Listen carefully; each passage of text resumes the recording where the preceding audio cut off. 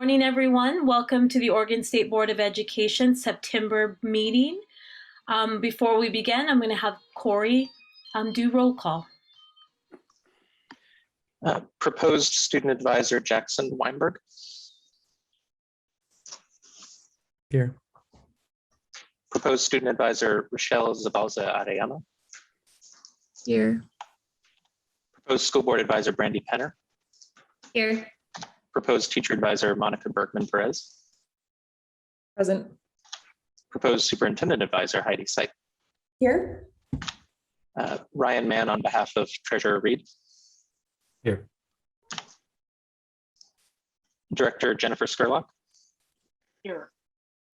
Director George Russell. Here. Director Jerry Colonna. Here. Second Vice Chair Bridget Wheeler. Here. Vice Chair Guadalupe Martinez Zapata. Here. Chair Howard. Here. Well, good morning, everyone, on this very sunny, at least on the west side, almost fall day, last few days of summer. Congratulations on all those who are back to school, especially those that are starting in a new place, whether that is kindergartners like we have in our home, new middle schoolers, new high schoolers, freshmen in high school or first year in high school, and those of you who are starting your senior year, your last year of this K-12 or PK-12 journey. Welcome to this school year. We also wanted to give a moment, as we often do, to hear our board and advisor reports. So we'll go ahead and get started. And in the spirit of welcoming our proposed student advisors, I'm going to go ahead and start with proposed student advisor Rochelle Zabalza Arellano. Did I say that correctly? Almost, not really. Almost.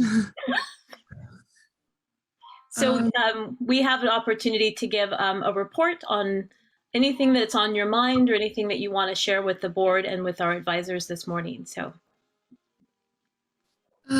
Overall, I'm just very excited to be here today, and I think I see some new faces. So hello, Rochelle Zabalza Arellano, and I'm really looking forward to discussing today about policies and getting to know you all. But that is all on my end. Great, thank you. Welcome. We look forward to voting you in. Proposed student advisor Jackson Weinberg. Hi, everyone. I just wanted to do a quick reflection as like a student on their first day of school.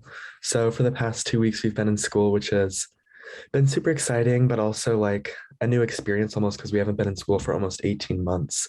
So going back to school 5 days a week for 6.5 hours is definitely a big switch for a lot of students, including myself.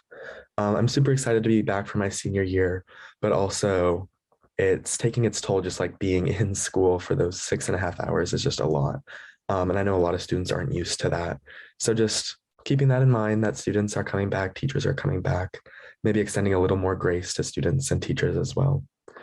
And also just with COVID guidelines, I know they're different across the state, but just recognizing that we're currently experiencing a surge in COVID cases. So making sure to stay masked in schools. It's our responsibility to keep everyone safe and healthy so we can keep on staying in school for the rest of the school year. Thank you. Thank you, proposed student advisor Weinberg. Let's hear from our proposed school board advisor, Brandy Penner. Good morning and welcome, Jackson and Rochelle. It's exciting to have you all here. Well, the life of a school board member in 2021 is anything but boring. With this start of in-person learning across the state, I feel like a long wished-for sense of normalcy is beginning to emerge for some of us. My own children were excited and exhausted after their first full week of in-person learning, and as a parent, my cup runneth over. The smiling faces of educators and students alike remind us that for the most kids, learning in person is the best way to support their academic growth and their emotional and mental health needs. So thank you to every educator and parent who has worked tirelessly to support our students for the last 18 months. While we celebrate students' return to buildings across the state, communities face numerous struggles and challenges.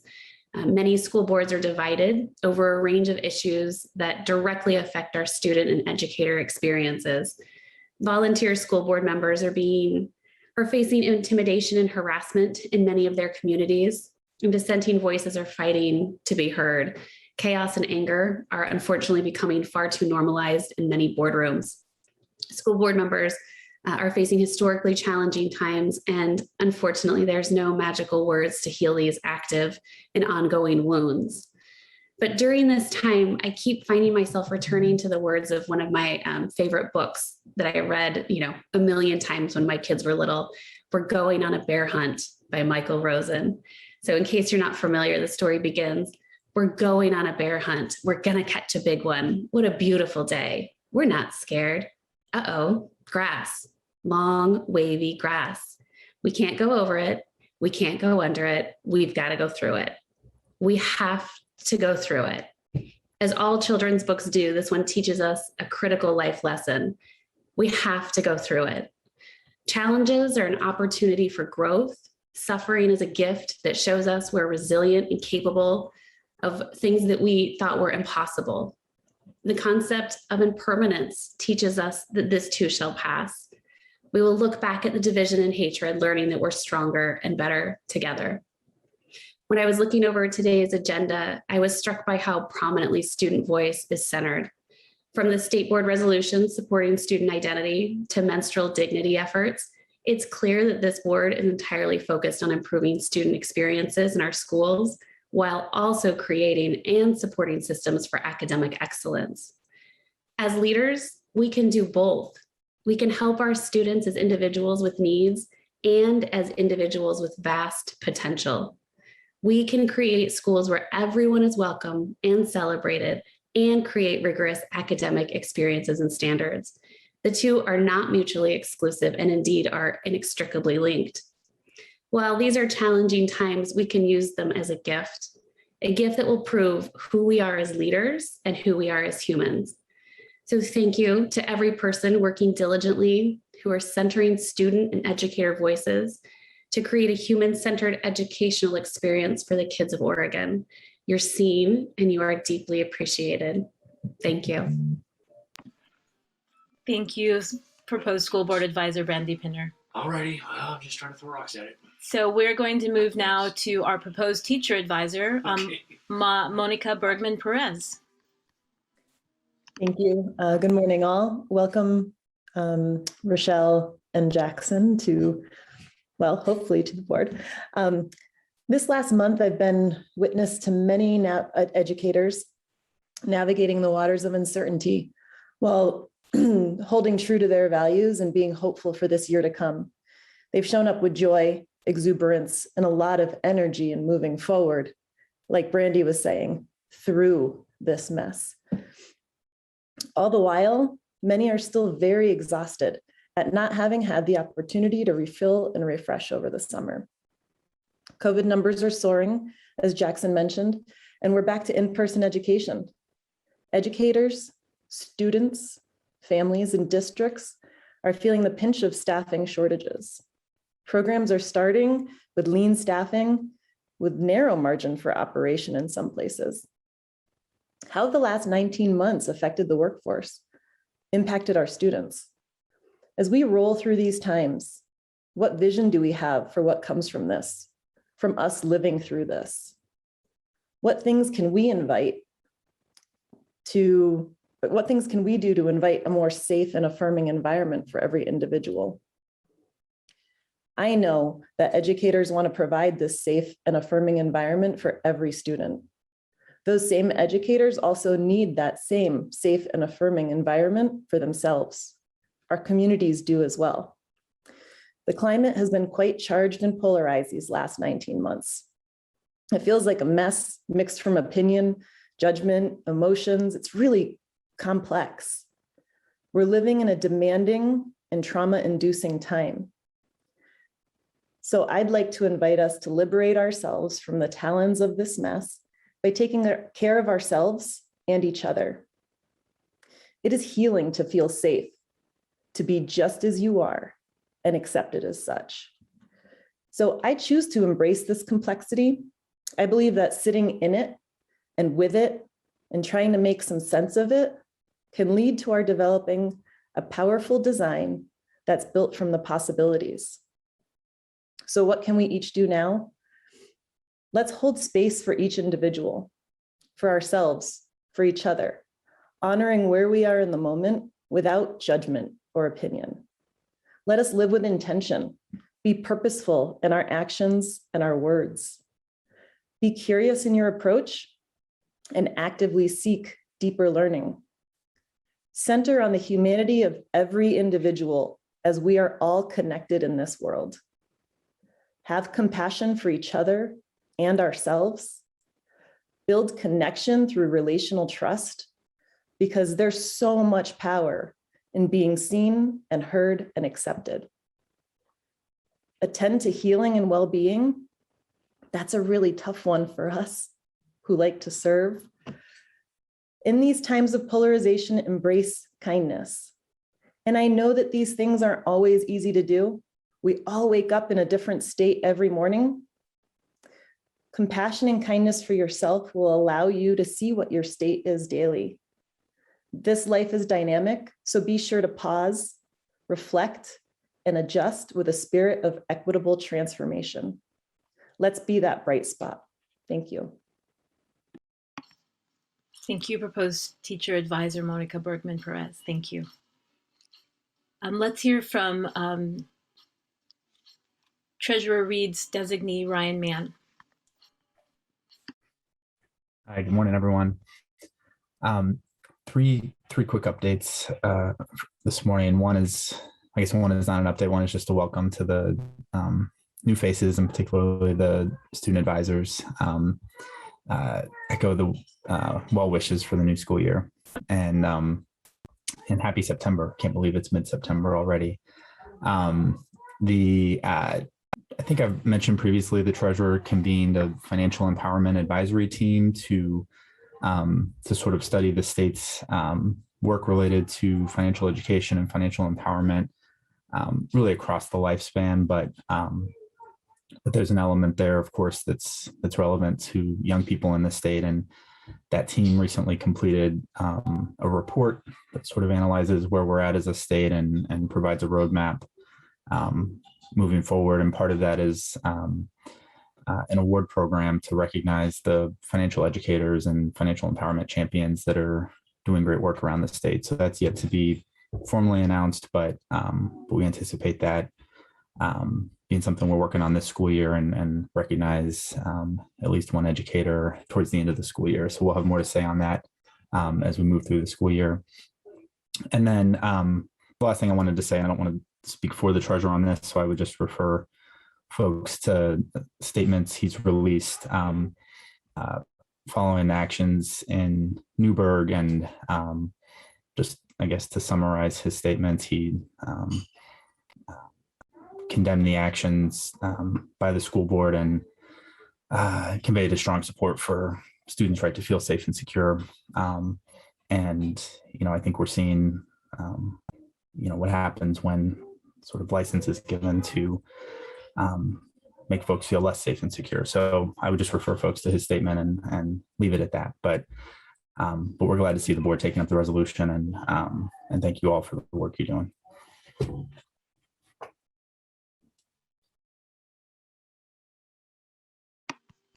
Thank you so much, Treasurer Reed designee Ryan.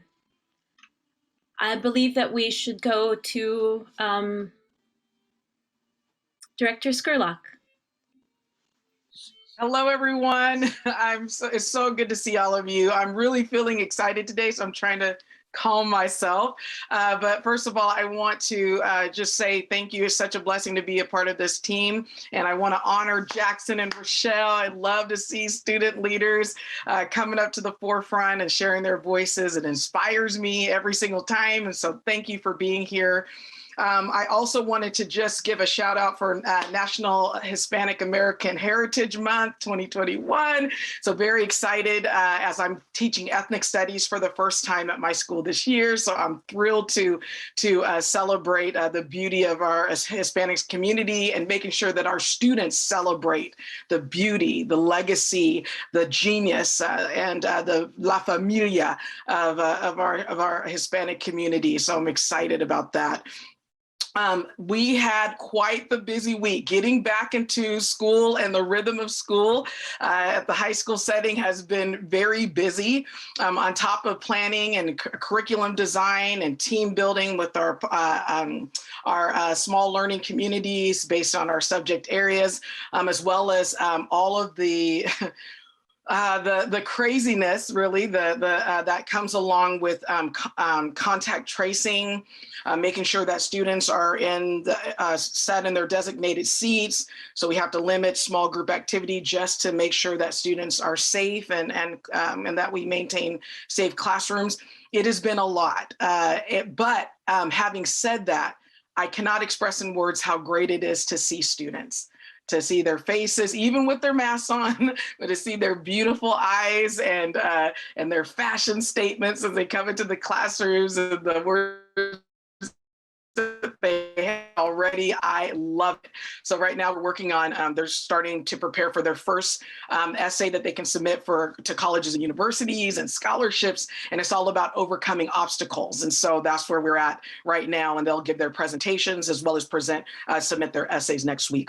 So I am excited. I'm excited to meet with students. I'm excited to meet their families. I'm really enjoying being back in school.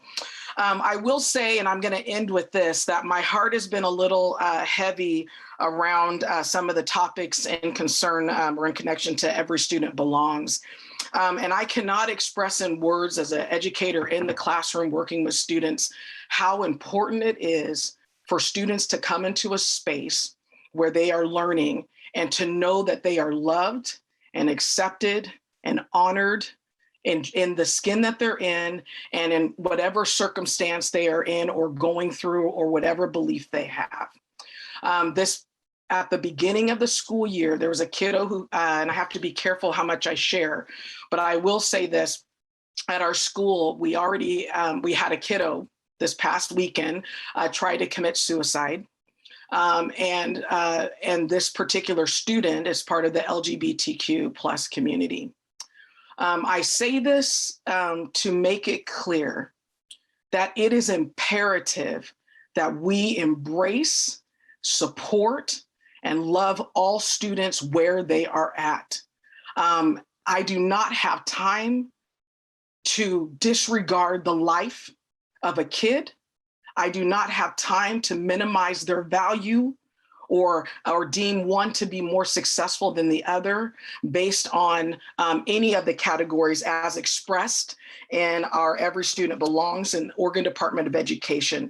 And I am so honored to be able to stand behind that in my classroom so that my students can learn, that they can learn what it is to be great global citizens, that they can learn what it is to stand in the gap for others, regardless of race, religion, color, socioeconomic status, ableism, ethnicity, all of the above. They come into our spaces and they are depending on us to lift them up, regardless of where they're at.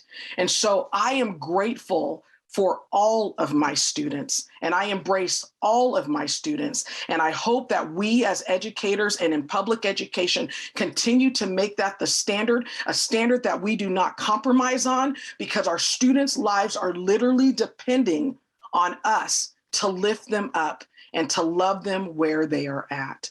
And so that's all I want to share. It's an honor to be here and to represent educators across the state. And it's an honor to represent my students this morning. So thank you so much for this time. Thank you, Chair Howard.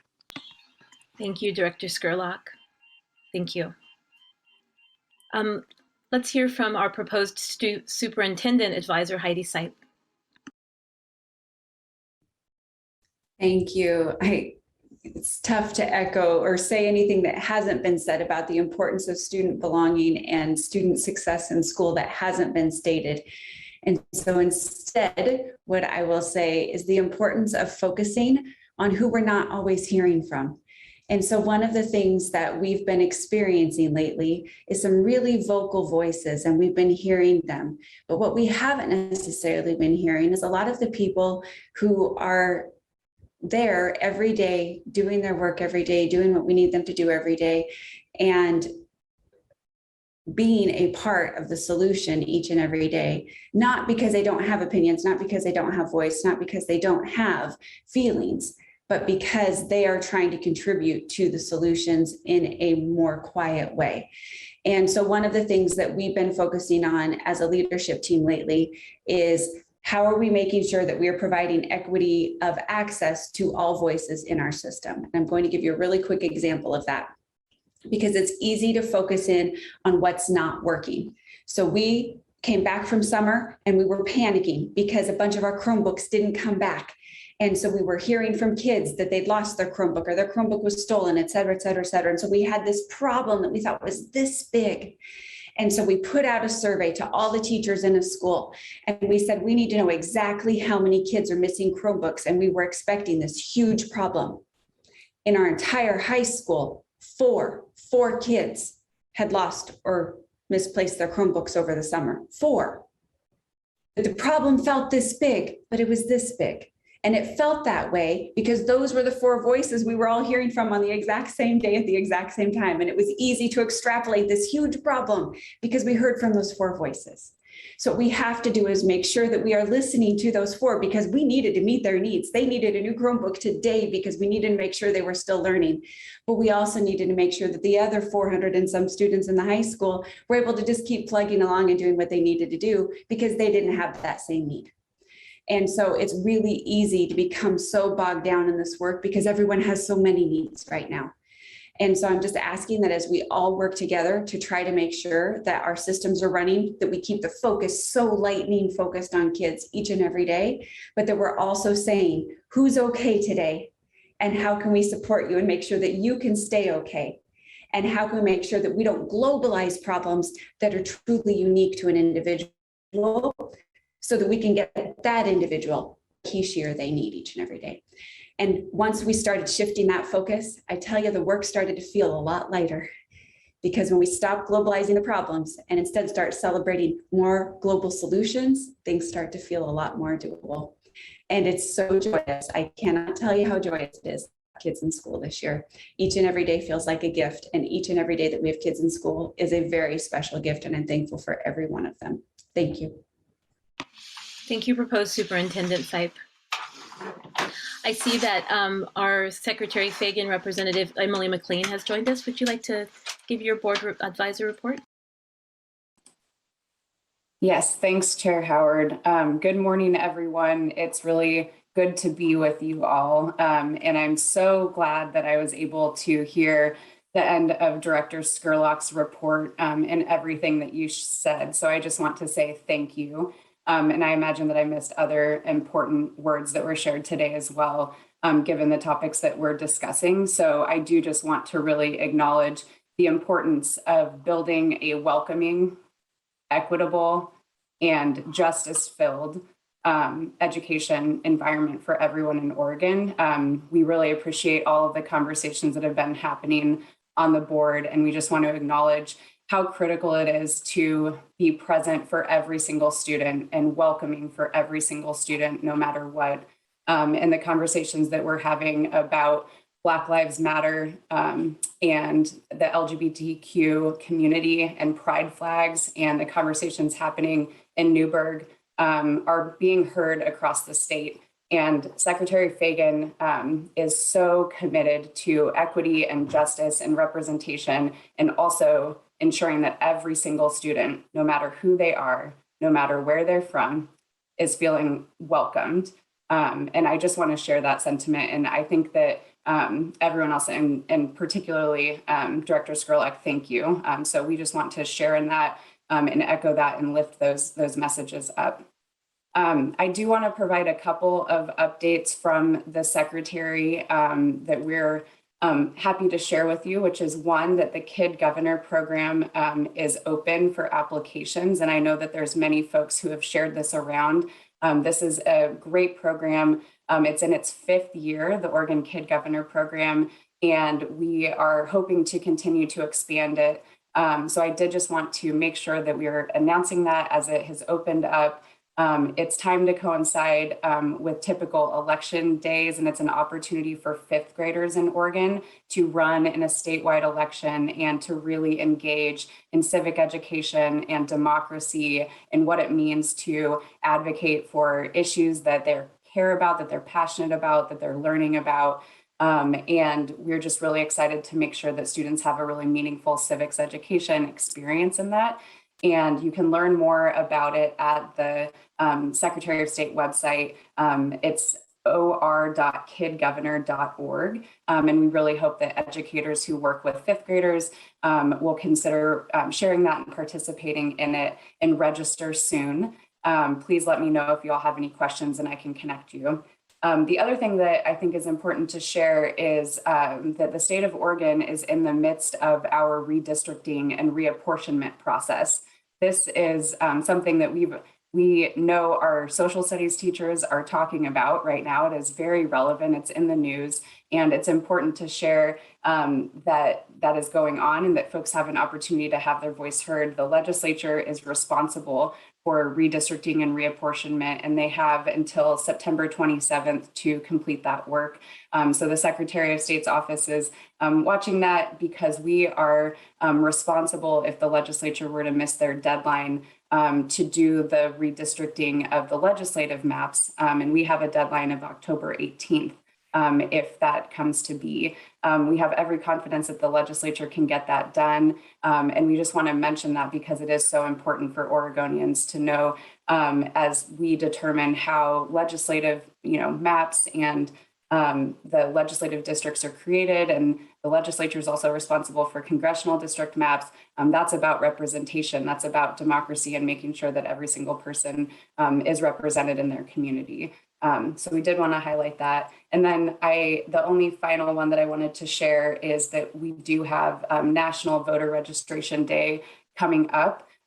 We in Oregon are leaders when it comes to civic engagement and democracy, being the first to do things like automatic voter registration and vote by mail. So we just hope that folks will join us in celebrating on September 28th, National Voter Registration Day, and particularly because so many students can register to vote and be ready to receive that ballot when you're eligible to vote. So please join us in celebrating that and sharing information about the importance of registering to vote on September 28th.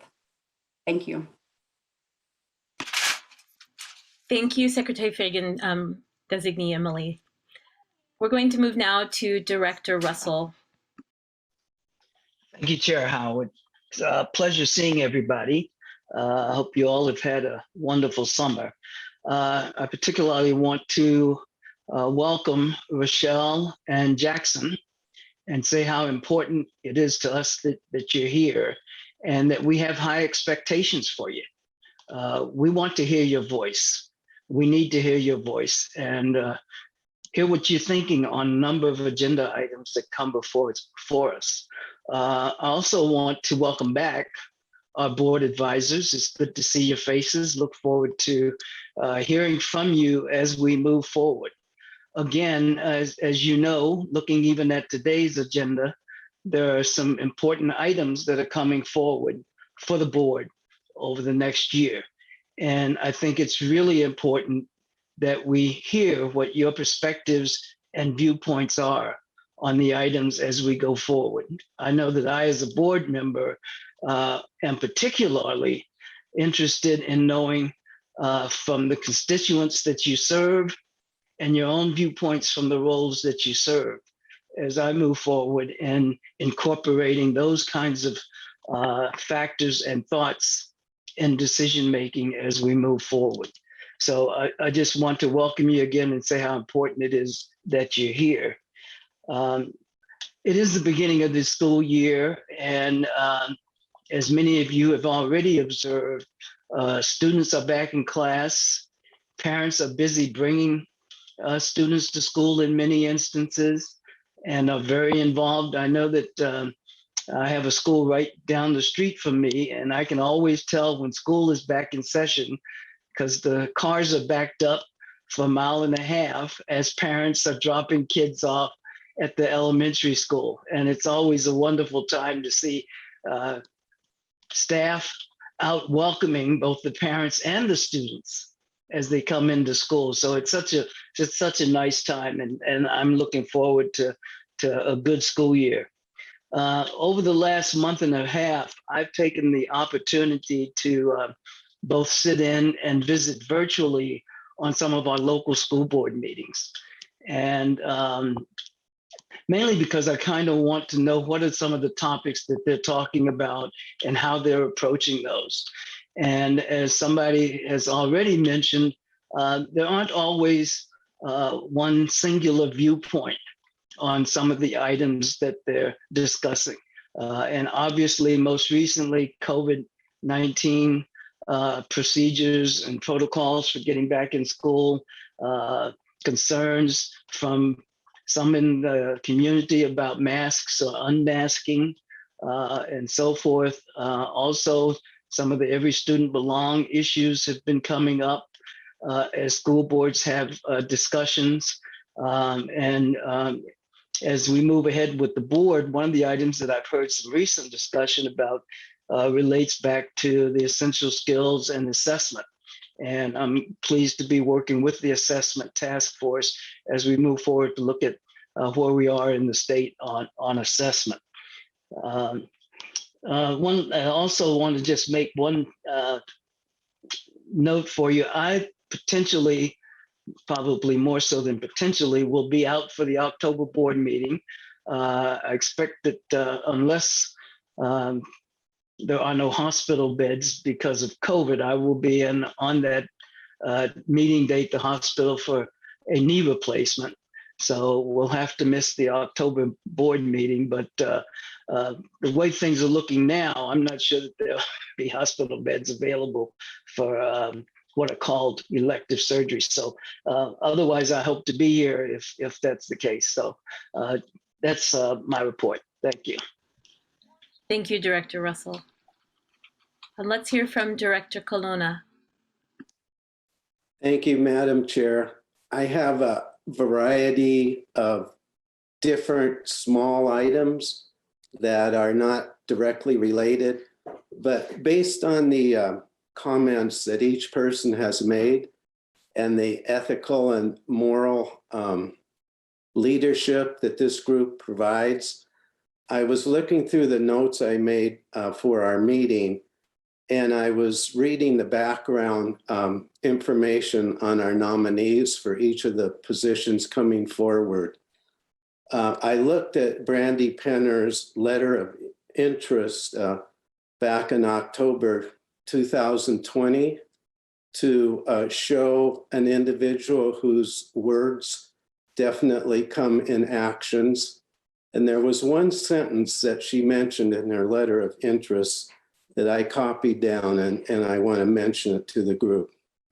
This is Brandy saying, and I'm going to get my cheaters on here, I offer an unwavering commitment to social justice and a dedication to creating an equitable education system for all Oregonians. And I feel that that sentence says so much about the action of the individuals on this board and this group, not only at our meetings, but also outside our meetings. And it's really an honor to be with you and spend this day with you. And so some of my unrelated items are, again, this morning, as I was shaving, getting ready for our meeting, I heard on Oregon Public Radio the welcome back ad that the Department of Education has, welcoming students and staff back to the new school year. And it's so delightful and very nice. And I hear it every morning right around 7 o'clock. And I hope after we're back and that's over for a bit, that the department will continue to say a few messages like that during the year. I think they're very effective, and I think they go out to a huge number of Oregonians. So thank you for that. Also on Oregon Public Broadcasting on Monday, Craig Hawkins, who is the executive director of the Coalition of Oregon School Administrators, had a fact that I think is quite interesting for us to keep in mind. And that is this year, there are 43 new superintendents in the 197 superintendencies in the state. And of those 43, 40 are in their very first year. In the most challenging times ever for superintendents to be involved with school boards in their communities. And I think that's an amazing fact that we need to track and keep in mind. I'd also like to mention to all those staff and board members and others who were involved in creating the resolution on encouraging solidarity and support for student identities, an outstanding piece of work, a great piece of writing, a very moral, ethical, and principled statement. I'm so glad that the work was done and it's come out extremely well, and look forward to our discussion on that. George and I represent you at the OSBA meetings, which are quarterly. The last meeting that I went to, I didn't get a chance to report back to the group because we didn't have a meeting in July, and also at August, there wasn't an opportunity. But there were a few important items there that I would just like to mention now very briefly. One is that the OSBA approved their budget for the 2021-2022 year at $9 million. They approved their 2021-22 strategic goals. There's 4 of them, and I'd like to mention them to you.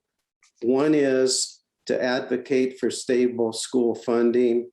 The second is to implement goals of the Student Success Act. The third is support board training on collaborative governance and data-driven decision-making. And the final one, combat racism by promoting the tenets of cultural diversity, equity, and inclusion. And I think as we hear those 4 goals, we realize how closely partnered we are to the Oregon School Boards Association, and what a great partner they are for us. And it is also something I really appreciate with George to help represent you at those particular meetings. The other thing I'd like to mention was from yesterday, and it is OSBA again. They did a 1-hour webinar seminar on the basic roles and responsibilities of school board members. And they went over public meeting law, board work and service, and current board issues. And even for a person like myself who have been involved in a whole lot of those meetings over the years, I mean school board meetings, not the webinars, I found that there was a great deal that I could learn from that. Right towards the end, they talked about the difference between effective school boards and those that were not effective. And I'd like to report that out to you. I just took a piece of this. High-performing school boards set clear expectations and specific goals. They create a vision for the future, and they commit to a vision of high expectation for students and set goals toward those visions. However, low-performing boards, individual members seek to pass their own personal agendas. They use anecdotes, and personal information to drive their decisions instead of data. Two very contrasting, very different ways of being a school board that is either successful or not successful. And finally, I would just like to comment on one of the items that I have a great deal of interest on our agenda, and that is the math standards moving forward, and give you a little piece of information as a kind of a setup to that meeting. This has come from a survey at Stanford University about what is taught in high school math, what is valued and what isn't. And it says, and I'm quoting, most of what is taught in high school mathematics is not used and is not preparing students for the current workforce or even college. 80% of the respondents say they never used calculus. 70% say they never use algebra. 50% say they never use geometry. When asked what is that they wish they would have learned more of that they were taught in high school, virtually all said nothing. When asked what they wish they could have learned more when they were in high school, they say data-related skills courses. And so when we listen to the presentation today on math standards, I think you'll find that we're absolutely moving in the direction that makes sense. And the basic information that we are working from now came from 1892 and is taught in 90% of the high schools today. So I think we're on the steps of a new change and a new era. Thank you very much, Madam Chair. Thank you, Director Colonna. Let's move to second Vice Chair Wheeler. Thank you. Good morning. As always, and it's an honor to be here. You know, it doesn't matter what age you are. It doesn't take much to take you back to that classroom and the feeling that perhaps you got the assignment wrong. And so I know that our board reports are not assignments, but I have been doing a lot of personal reflection and thinking about where we're at and what we're looking at today. And so I wrote something out for my report today that's a little more raw and probably a little more alarming. And so my head is saying, just take the bottom paragraph and read it. But my heart is saying, read the whole thing. So if you don't mind, I'm going to share some of my thoughts and reflections on some of our agenda items today. For the last 2 years, communities in Oregon have been fighting to claw their way out of this pandemic. A pandemic that has caused death, unemployment, setbacks in education for our youth, and compromised our families' ability to meet their basic needs. At the start of this pandemic, we were working together in our communities to slow the spread of COVID-19. Now it feels that our communities are at war due to the politicizing of strategies that are still needed to keep our most vulnerable neighbors and children safe. We should be focusing on keeping our neighbors alive, our children healthy, and our community connected. I would love to be sitting here today talking about how to further advance and embrace diversity of values and strengths that our communities bring to this table today. Instead, we're using our time to address the most alarming issue, an issue that I believe had been left in the past, and that as a person of Native descent makes me wonder what might be next. I'm worried that current actions taken by district school boards will lead to gateway policies that fundamentally dismantle the hard work that Native and BIPOC community members have advocated for in this state. The subtle chipping away of our collective responsibility and right to bring light to the atrocities of the past will lead us back to the 1950s, struggling for rights, protections, and equality for our BIPOC students and educators in our schools. We've come too far to reverse course and to watch certain individuals take action to compromise the foundation of safety and acceptance that we're striving to create for our students. Truthfully, this should be the easy work, the inspiring work, and the kind work. This is the work that every school board member, educator, and administrator should embrace. A policy that declares all students belong should be one of our core values. My message today is to all school board members. You're on your board because there's something that fills your heart and inspires you to step forward and do one of the most important jobs for our students. This is a position where you're setting the stage for growth and advancement of your students, school, and community. This is a time where you must stay your strongest and stay on course. You need to follow your empathetic, civic-minded heart and continue to sit inside the person that you are. As hard as it is to do and to turn off that outside noise and focus on the job at hand in this critical, politically charged time, remember that it's always a parent's job to share concerns with you because they are focusing on their most important person, their child. But also remember that it's your job to focus on all of the children, every single child that walks through that door. This entire school experience, sense of belonging, self-worth, and identity will be impacted by the policy decisions you make today. Please, please make sure that the most fundamental values of inclusion, experience, justice, and equity is included in that work. And that's my message today. Thank you. Thank you so much, Second Vice Chair Wheeler. And thanks for going ahead with your gut and saying the whole thing. Let's hear from Vice Chair Martina Zapata. Thank you, Chair Howard.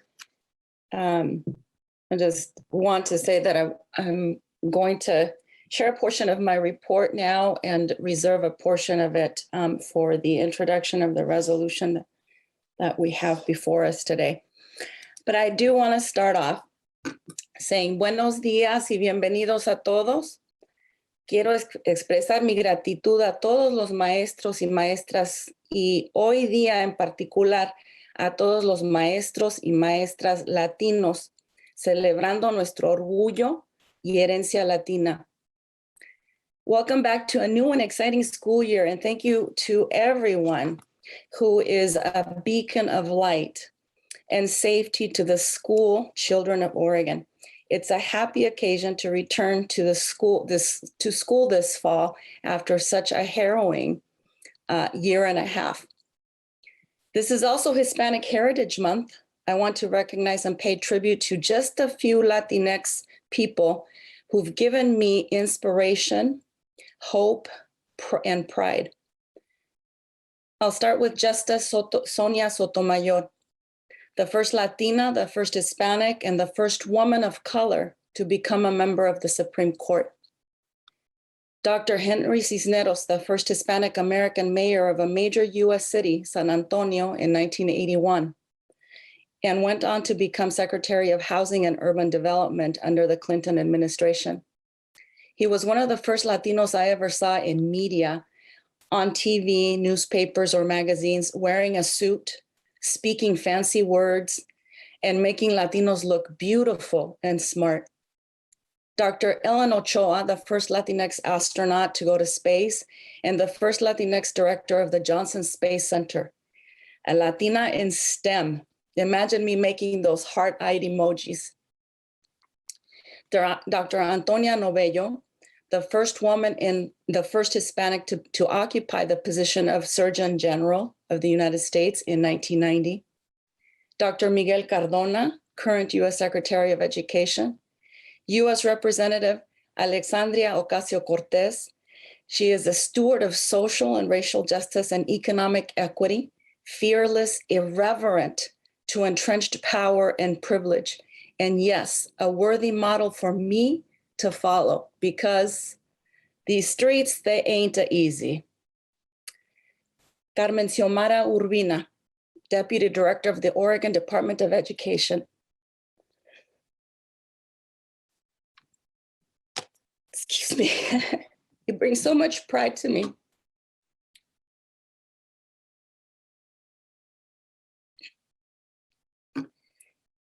She brings to education in Oregon so much heart, vision, and the conscience of Latinos and all other historically disenfranchised kids. There are so many, too many to mention, because we have filled, excuse me, the landscape of this nation as pioneers, laborers, trailblazers, and the genuine present backbone of the nation. But there is one pair that I have to mention, just one more. The two Latinos whom I admire, love, and wish to emulate the most are my mother and father.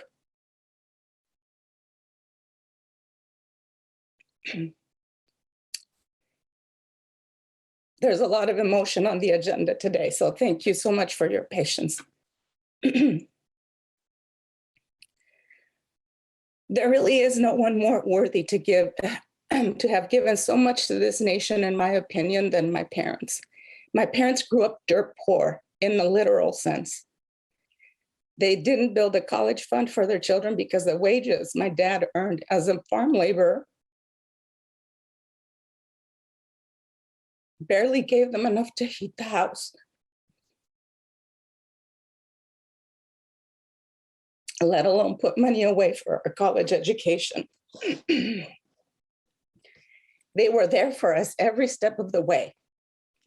All 6 of their children attended college. 2 have a bachelor's degree, and 3 of us completed graduate school. A retirement account was out of the question as well for them, but they bought a home where we could all return and feel safe, and they managed to pay for it all off before they both died. My father worked from the time he was in 3rd grade in the fields of California, Texas, Washington, Nebraska, Arkansas, and everywhere in between, until 2 years before he died at the age of 78. I learned the best lessons on justice, on civics, on work, on community, on love, on generosity from my mother and father. They too deserve public recognition for their contributions to Oregon and the United States. I hope you also spend time thinking of some of the most influential Latinos in your life during this month of tribute to Hispanic Americans. Thank you. Thank you, Vice Chair Martinez Zapata. Thank you for sharing. So everybody has said so much and so deeply and so thoughtfully. There's not much to add. I did want to reflect, as I often do, on how creative expression can be a guide for us as humans on how to build bridges, connect with one another, and most importantly, to be empathetic. And think about the fact that there's a shared human experience that we have, even if the ways in which we see that human experience or live that human experience are different or varied, I should say. The Atlantic published a really interesting interview about waiting for Godot. It is, I believe, in high school, one of those required readings, along with Albert Camus'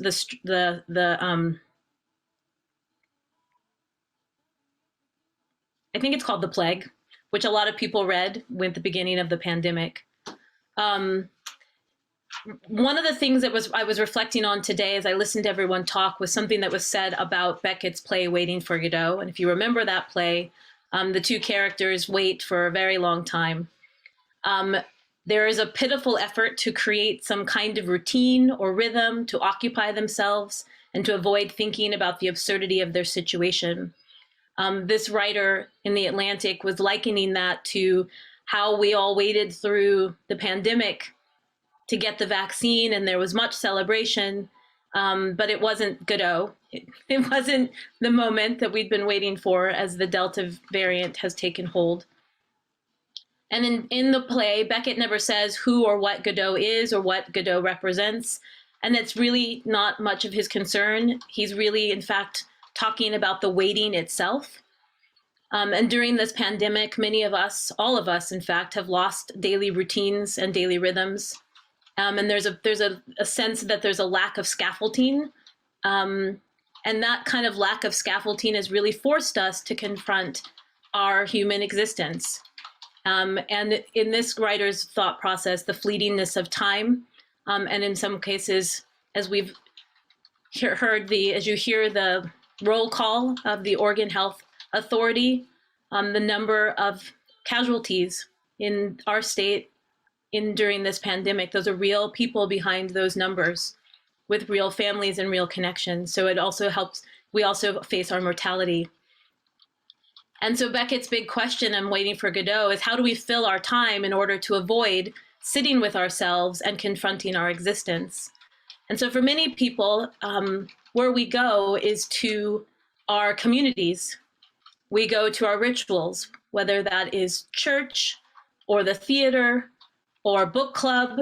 And I don't want to minimize church by likening it to book club, but if you read sociology reports and information, we as human beings gather and commune together in search of meaning. And that is what we do when we form sides within an ideological battle. We are seeking a community of like-minded people who share our values, and we seek that for comfort in an otherwise unmoored and untethered time. And so I was fascinated by this in the sense of the things that bring us together are the fact that we are all suffering through the pandemic, but it's also the feeling that we have of being trapped together in the pandemic. And we have seen one of the biggest results of that is the illumination of the disparities, the inequities, and the things that we fear that cause greater rifts between our communities. We lose track of time. And so we have to tether ourselves on things like the beginning of school, a holiday like that is coming up, Halloween or Thanksgiving, but we anchor ourselves in these events, in these rituals that feel comforting because they are known to us. And yet there's a sense of breaking down, there's a sense of fraying, there's a sense of things falling apart. And I'm remembering and reflecting on our time together during our retreat, when we were reminded to think about our role as leaders in the education space, in the education fabric that is Oregon schools and the Department of Education, on behalf of our number one, our only priority, which many of you have already said, but I want to reflect on it again, which is our students. Each and every, although some people say that each and every sounds redundant, but in fact, in this case, it does not. Each student and every student belonging and feeling a sense of strength and safety when they walk in the school doors, because we know that the biggest barrier to learning is when one is feeling that they need to protect oneself. Then we put up our walls to protect ourselves, and then we hear nothing. We don't hear about data analytics. We don't hear about the great literature. We don't hear world languages. We can't absorb and learn because we are protecting ourselves, our physiological selves, our amygdala, our reptilian brain is in a fight or flight mode. And so there's no way then to reach the top of Maslow's pyramid of self-actualization. So it is our job and our number one priority to make sure that our schools, our buildings are safe. And again, I'm just repeating what I've heard each and every one of you say in one way or another today. And I wanted to use Waiting for Godot as a way to reflect on that. So you can go read that play again or see it if you can find a YouTube video of it, and think about how art, creative expression, how many other subjects enable us to tether ourselves and anchor ourselves in our shared humanity, so that we can build bridges, but also so that we can reflect on what our number one priority is as this body of leaders, our students. So let us start the new year as we have done and as we continue to do, with a hopefulness and an excitement. Thank you, Proposed Superintendent Sipe, an excitement about why we are in the classroom, Thank you, Director Skurlock, for putting the student images of them writing their essays with hopefulness to their future. Thank you for the images of hope that we have today, that we start off this school year as this body of leaders on behalf of our students. And we will then take a quick break, stand up, reflect, pause for a moment, and then we'll hear our report from Director Gill. Welcome back from our short break. We're going to go straight into our report from Director Gill of the Oregon Department of Education. Thank you, Chair Howard Wade, and congratulations. I got to say that in a public meeting. Yes. Also wanted to, Director Russell, welcome Rochelle and Jackson, and just note everything Director Russell said is very true. This board not only expects you all to share and weigh in on the policies that they're considering, but they listen really carefully to students. So please feel welcome at any time to jump in and offer your input. I also just want to share with the board that at ODE, the leadership, the staff, we stand ready to do everything within our authority and responsibility to support all students, each and every student, as our chair said, and align with the comments that you made at the beginning of the meeting. And I won't make my own because you made them so well. I do want to take one more minute before I jump into my report, though, and ask our deputy director, if she's still in the room, to share her video with us.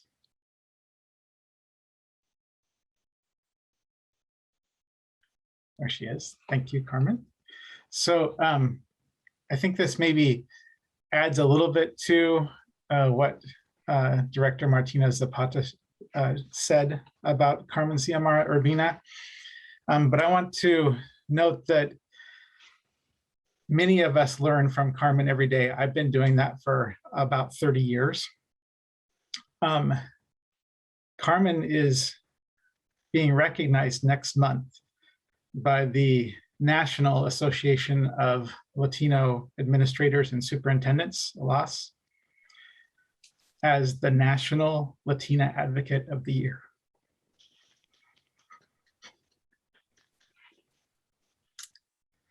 So it couldn't be more well-deserved. The things that Carmen does for students and for educators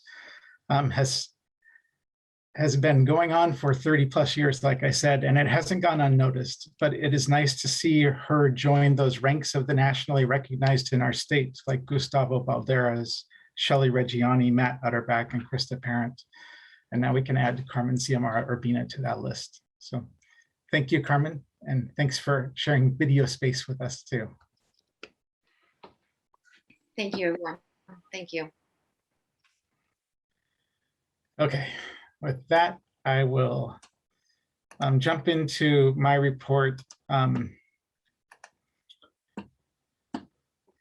hopefully you all can see that slide now.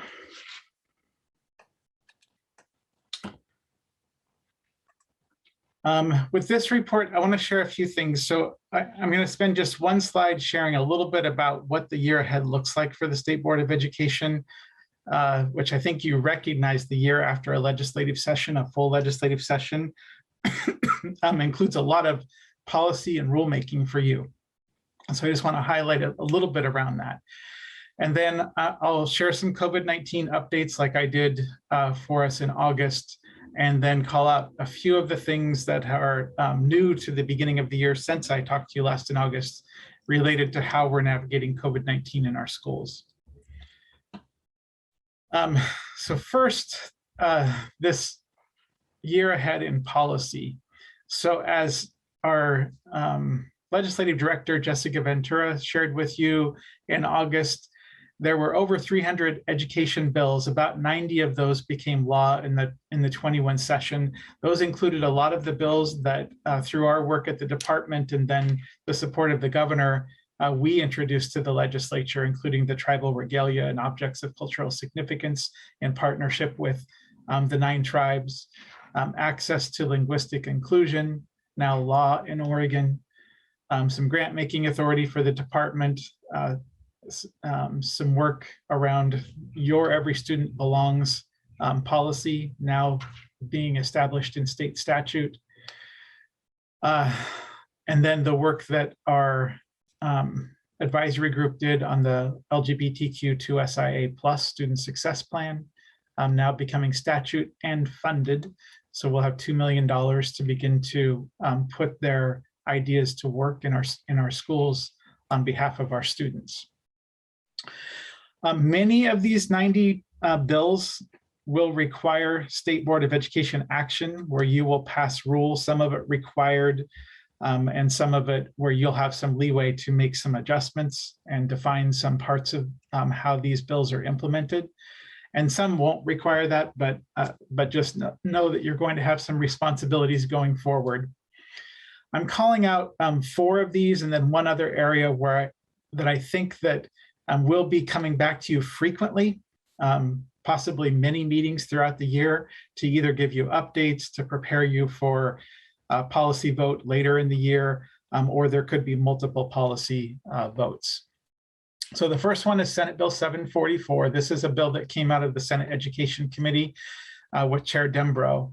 And what this does is create a transparent process that is inclusive of many community members in the state of Oregon, representative of Oregon student population, to review our state diploma requirement policies as they currently stand, both in statute and in your rule, and determine whether they are equitable and allow all students a strong pathway to graduation.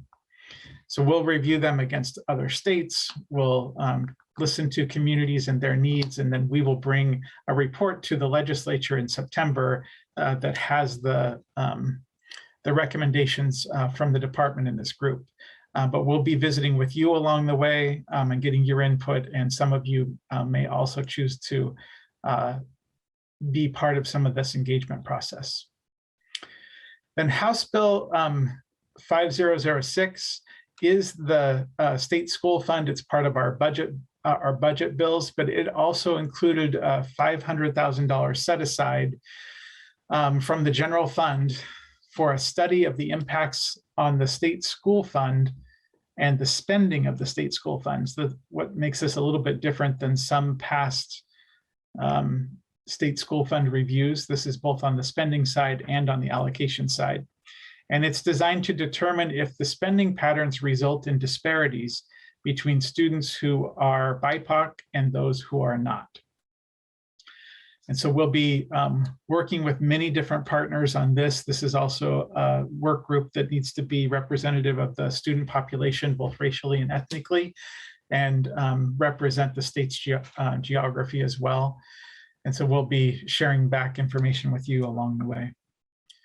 Then House Bill 2166, this is the Racial Justice Council's bill relating to education area. For the Department of Education, it hits 2 areas, and for the state board, 2 areas predominantly. So it is creating a process to develop culturally responsive social emotional learning standards that can build on the early learning and kindergarten guidelines that include social emotional learning, but can span K-12. And so we'll be eventually coming back to you to have an adoption of those standards. We'll also have more work between you and the Educator Advancement Council, as the State Board of Education was given significantly more authority and responsibility for rulemaking related to achieving the Educator Equity Act. The Educator Equity Act, for those that don't know, has a goal of ensuring that our educator workforce in Oregon is also reflective racially and ethnically of the student population. So we'll be coming to you with work around that in partnership with the Educator Advancement Council. And then Senate Bill 732, if you recall back to some of your goals, one of those was to ensure that school boards and superintendents had the direction and support of an equity committee at the local level And in our thinking, that equity committee was also representative of the student population in that district that could sit at and advise school board members as they make decisions on local policy. And so Senate Bill 732, again, through the Senate Education Committee, was passed and developed those. So we'll be coming to you to look at any possible rulemaking and give you some ideas around how that might be implemented locally. And then one that's not related to legislation, but will require your action and input is adopting quality standards for online schools. So one of the things that we learned over the last couple of years was that we don't have strong understanding in the state of the current rules that govern online school or remote learning in the number of different forms that it comes in Oregon. And we also know that more of our students will be participating in online schools going forward, as many discovered over the last year that that's a model that they prefer over in-person instruction. So we want to make sure that we can clarify our current policy. We can also develop and improve policies going forward so that remote learning has similar outcomes to what we experience in-person learning in Oregon. With that, I'm going to jump into the COVID-19 information. I'm going to quickly, because we've shared this before, walk through the values that we have in place for this school year. First and foremost is that we want to implement the protocols that are needed to safely and reliably hold school in person every school day for all students all year long. And we do have schools started in person across the state at this time. We did have some schools that needed to delay the start of school due to some outbreaks in their communities or due to transmission among staff members or quarantines among staff members. And we have some schools that have started and have experienced some significant quarantines of students, some that have started and as of today have moved back to, just a couple have moved back into an online learning model to rethink some of the protocols that they have in place and ensure that they have protocols in place that allow them to continue reliably in person. So they will all be reopening in person as soon as they're able. With that, I'm going to go to the next slide, which just reiterates that we have a shared model for local and state decision-making this year. School districts became very practiced last spring in implementing health and safety protocols. This year, most of the decision-making on how to implement those lives at the local level. There are a couple, and I'll walk through those right now, a couple of policies that still exist at the state level and apply statewide. So last year we had about 120 plus state requirements. This year there are 5 that are specific to COVID-19. One is that districts share what they're doing, so they name their local decisions in a plan that their communities can see and that are posted on our website as well.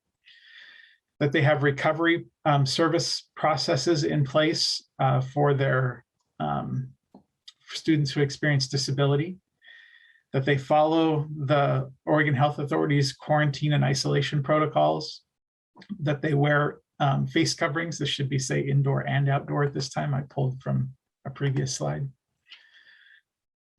And that they have vaccination for school staff and volunteers. So some of these existed previously, the quarantine rules, the face covering rules, and the operational plans, those all were in place last year, along with about 120 other requirements. The recovery services process and the vaccination requirement are new.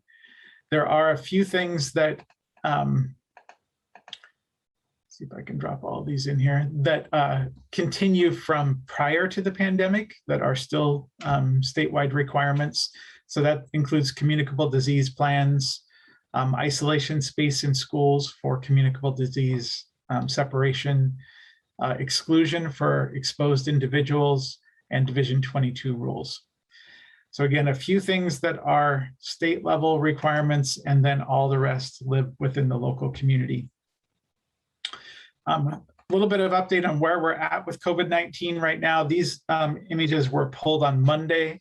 Most of them, that is still up to date. A few of these are updated daily, so there can be a little bit more information. But we still have high community transmission in nearly every county in the state of Oregon. In the state of Oregon, most of COVID-19 is still the Delta variant. So that's represented by this orange or yellowish color on this chart.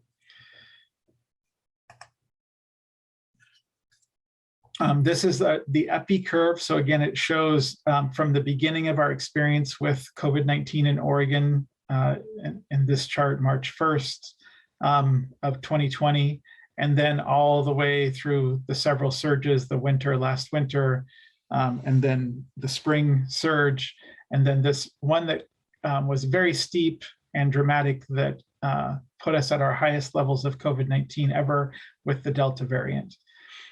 You can see that it appears that it is leveling off, and we may begin to see a downward trajectory. And I'll walk through in a minute here what the projection is. This is the experience for our hospitals and patients in those hospitals. So this again goes from the beginning of the pandemic, shows some of the surges and the hospitalizations that we had. Again, the Delta variant appears to be topping off at the moment and on a decline. But in our hospitals, we had far more people hospitalized than any of our previous surges.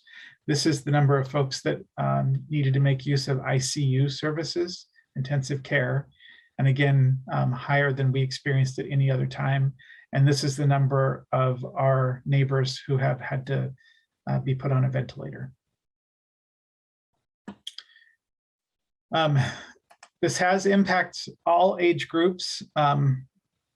The children, so we're, and for our schools focused on how they're experiencing this surge, are getting additional cases of COVID-19. They tend to make up a similar percentage of the total number of cases that they did previously. And they still tend not to get quite as serious of cases. But because more children are getting COVID-19, we do have some children who have been hospitalized and who have had very serious cases. But this dark red line here represents the number of 0 to 9-year-olds, and the lighter or brighter red line is the 10 to 19-year-olds. If we take a look a little bit more closely, this slide doesn't get updated quite as frequently, so it doesn't have September data in it yet. But we did begin to see a drop in the number of pediatric cases as we were starting school. So we'll watch to see what that does going into the school year. Again, schools tend to be very safe places where we don't see transmission because they have so many protocols in place that are pretty strictly followed, and they have quarantine processes in place. Quarantines help us make sure that students don't get COVID-19 and then spread it to others in that setting. They're also very challenging to maintain reliable day after day education for our students with any kind of continuity. Like the adult population, COVID-19 does impact communities differently. So we're seeing disparities in the impacts of COVID-19. So our Latino children, Pacific Islander children, American Indian, Alaska Native children, and African American Black children do receive COVID-19 at higher rates than other race and ethnicities in Oregon. When we look at the projection, so this projection was dropped on Monday, and it's the one that shows us beginning to hit the apex of the Delta variant in Oregon. Most likely it is this orange line that's in the middle of this big orange band that they think that Oregon will follow. So we had a dramatic, steep increase in cases. They think that the decrease in cases after we come down from this will be slower and will put us out towards the end of October, where we hope to be back in the same level of cases that we were seeing in the early summer at the end of May and into June.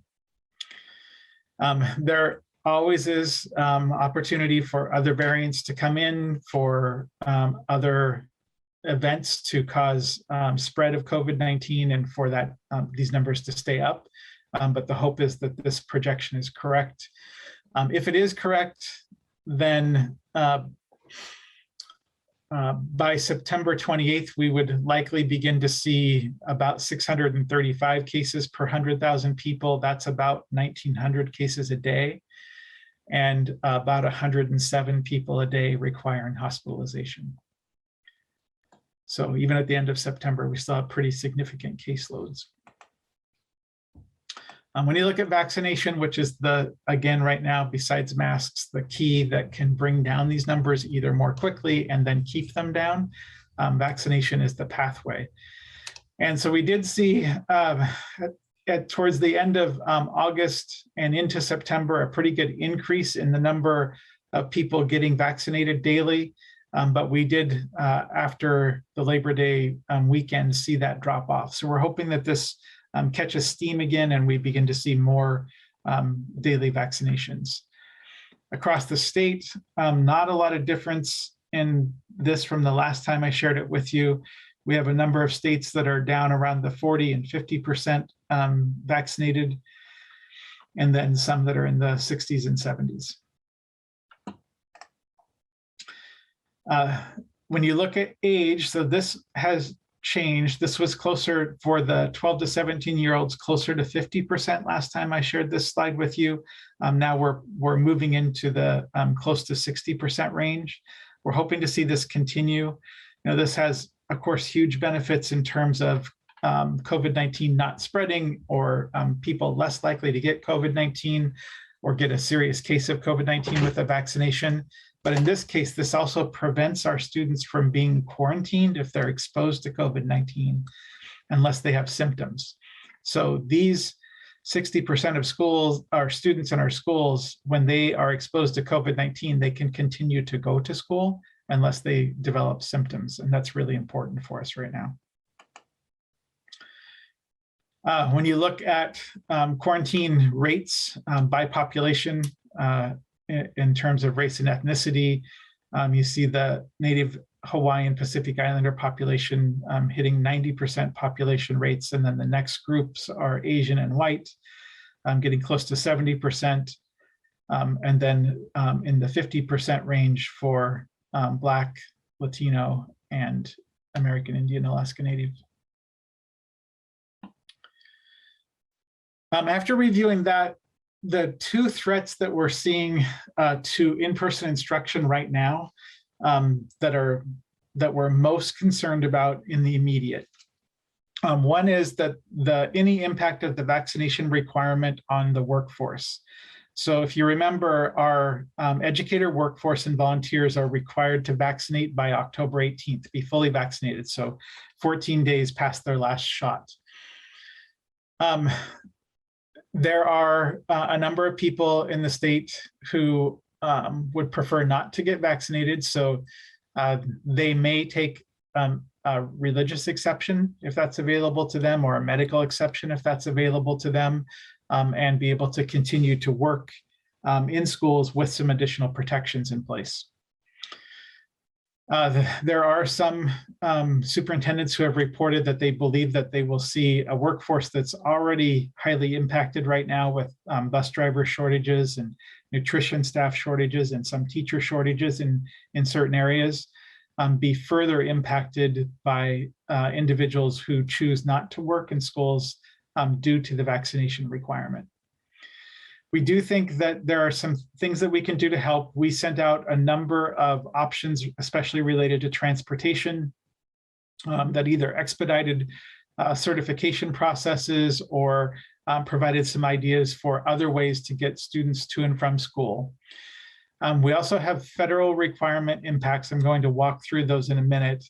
But one of those federal requirements is that other employers, private and public, with 100 or more employees also work to vaccinate their staff, which means that folks who leave the educator workforce may not have another place to enter the workforce that doesn't also require vaccination. So that may encourage some folks to stay with the with education.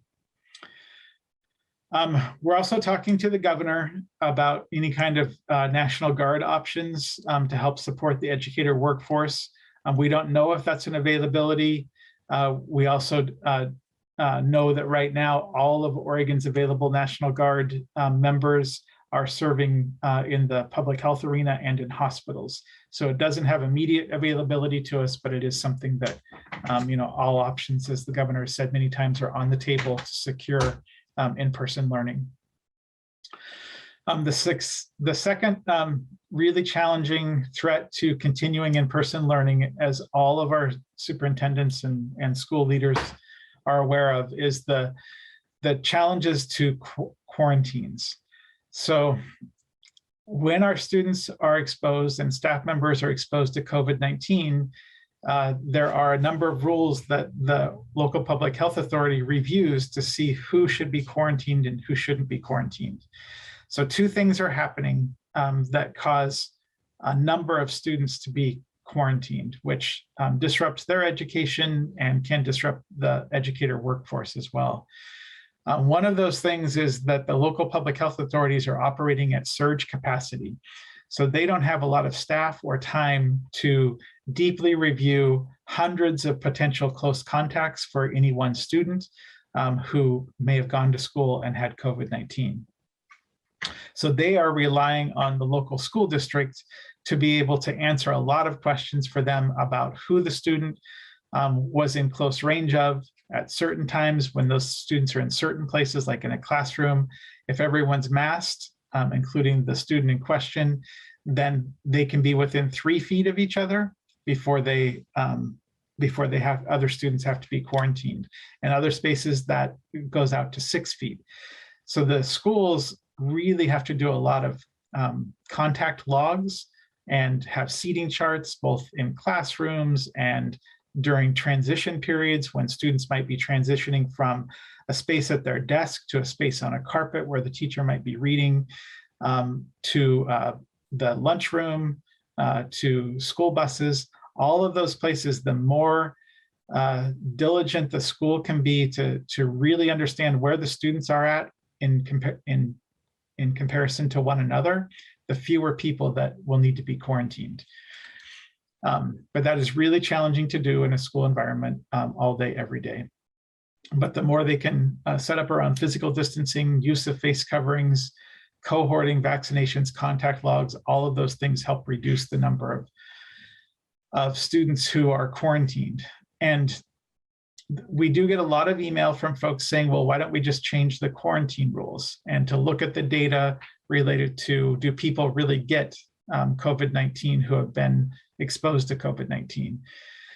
And the data is mixed based on situation, but one of the key studies that we've had that's been reviewed around the country and was relayed by the CDC is a school case in Marin County in California. And here they were in a school where they were following all the rules. They were wearing masks correctly in indoor spaces. They had vaccinated people eligible, or people who were eligible were vaccinated. And they were testing students and staff routinely, and they had other physical distancing protocols in place. However, in this case, a teacher who was typically wearing a mask had students up at a carpet and read to them and brought her mask down, or brought their mask down when they were reading to the class.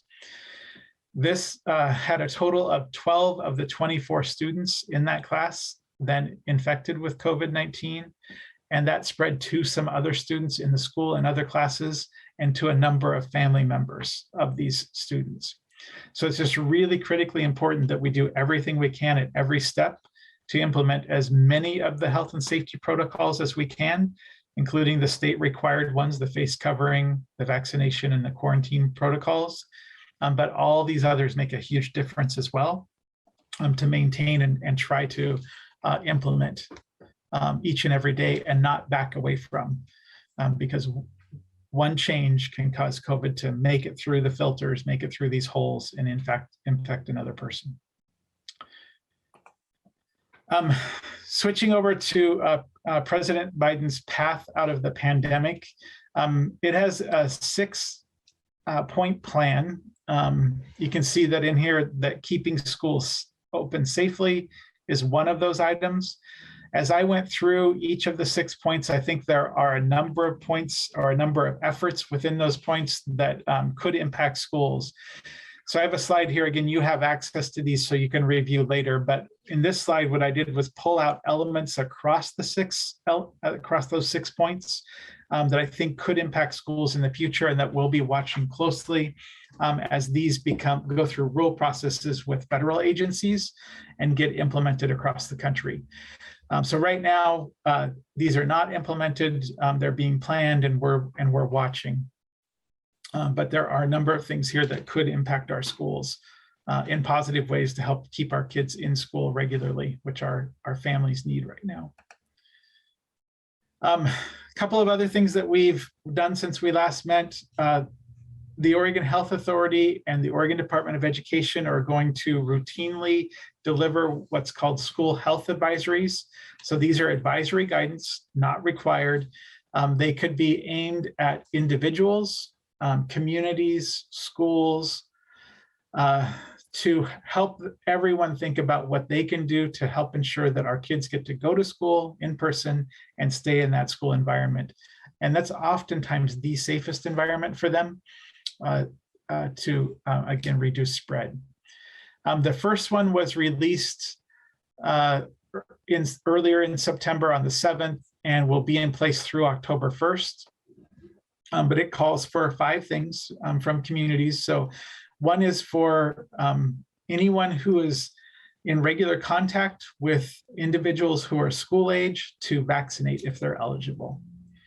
This protects them, but more importantly, it protects their family members and their children so that they don't bring COVID-19 into the home and reduces, when there is breakthrough cases, typically reduces the impact of that disease. Second is to limit their gatherings and non-essential activities with people from other households. And when they do get together, to do that outdoors. At the schools, we ask the schools to do a couple of things. One is to reduce extracurricular activities or hold them to the same kinds of standards that you have in your school for reducing mitigation of or reducing spread of COVID-19. And second, September is a month full of activities where we typically welcome families into the school as well. We're asking our schools to hold those events virtually when they can. If they can't, to hold them outdoors while our weather is holding. And then have all the mitigation efforts in place, like masking and physical distancing. And then so families get to understand what their schools are doing to support in-person learning and make it safe as possible, to check their school's website for that safety plan. We also have a family tip sheet out. I'll walk through the 5 things that includes in a minute, but it's a very simple, straightforward tool for families who have kids going back to school. And then really the idea of Representative Alonzo Leon, who's the chair of the House Education Committee, came to us with the idea for us to create a resource for families to plan how to support their children. And so this has a number of sort of questions that a family can sit down and answer together about who's vaccinated in their family and would be a good caregiver for a child who's quarantined from school, how they can think about their work schedule and make sure the school knows who they can call if a child has to be quarantined, how they can think about people who in their family might be more vulnerable to COVID-19 so that they would want to set up protocols in their home to ensure that there's different spaces for a child who's quarantined or isolated with the illness from that more vulnerable family member, especially in multi-generational homes. So this family plan is in multiple languages, I think 8 at the moment, and offers families a way to think about having a plan if their child is quarantined or isolated. The health and safety tips are really simple. Make a plan to vaccinate all eligible household members, mask up in public, including carpools to and from school. Where we do see spread typically this year, It has been in and around, or sorry, around schools, not in schools. So it's been in those activities that happen around having school in session. Limit gatherings with other households for now, and if you do have them, move them outside, and then make a plan in case your child needs to miss school. As local districts are making many decisions, we've also offered some tools for them. We put together, with the help of a great team here at ODE led by Scott Nine, and a team at the Oregon Health Authority and a team at Willamette ESD, a decision guide for using data to make decisions, and having that be transparent and open to staff and community, so that they can walk through the data and what they're thinking about in their decision making, whether that's with the superintendent or a school board. That varies from district to district, but this will help them think through all the data points as they consider decisions that might cause them to implement more health and safety protocols, might cause them to reduce the number as Delta cases go down, could also cause them to make a decision to go temporarily to short-term distance learning, and determine how and when they would come back to in-person. So this is the guide of how to use some data that we're providing to them. It also points them to the equity decision tool that we've had in place for over a year now. But the data that they'll actually use comes on a new dashboard that we developed, again, in partnership with Willamette ESD and the Oregon Health Authority. It offers 4 pages of data that are more local for schools to consider. So it has county COVID information all on one page. Much of the charts that I showed you are sort of simplified county by county and updated weekly and placed on this page as well for schools to use. District information that includes student characteristics, race and ethnicity data, medical support staff numbers and counseling numbers, so they can consider mental health and well-being as well as the populations that they're serving. There's student academic impact data as well, and there's a county snapshot that includes some census data so they understand what housing looks like, where there are multi-generational homes in their community, and kind of what the impacts would be of any kind of transition in the learning model. We also provided them with a planning guide for short-term distance learning. This was led by Jennifer Patterson, and her team really crosses over the need to do this because of COVID-19, but also for another disaster like an earthquake or a wildfire, when a school may need to very quickly shift into short-term distance learning for students, but then move back within a few weeks back into the building, back for in-person learning. So it has a number of tools and decision points to help districts through that thinking, again, to respond to an emergency for a short period and then move back into in-person learning. And then final item, and I can take questions, Chair Howard-Wade. We have put a lot of effort into our Care and Connection program. So this is designed to get a little bit after what Jackson talked about at the beginning of the meeting, to give our students and our staff members, our educators, some grace at the beginning of the year, to ensure that they all know that they are welcome in that school and that it belongs to them, and that their voices are heard there, and to give them different ways through art, music, literature, writing, to process their experience over the last 18 months, and to set those relationships between peers and between students and educators, to build those relationships before we jump right back into all the regular academics. Like Jackson talked about, it can be a little bit of a shock from being away for 18 months and then jumping back into a 6-hour learning day. And we really want to establish relationships and care and connection for our students and for the educators. So with that, I will stop and answer questions if there are any.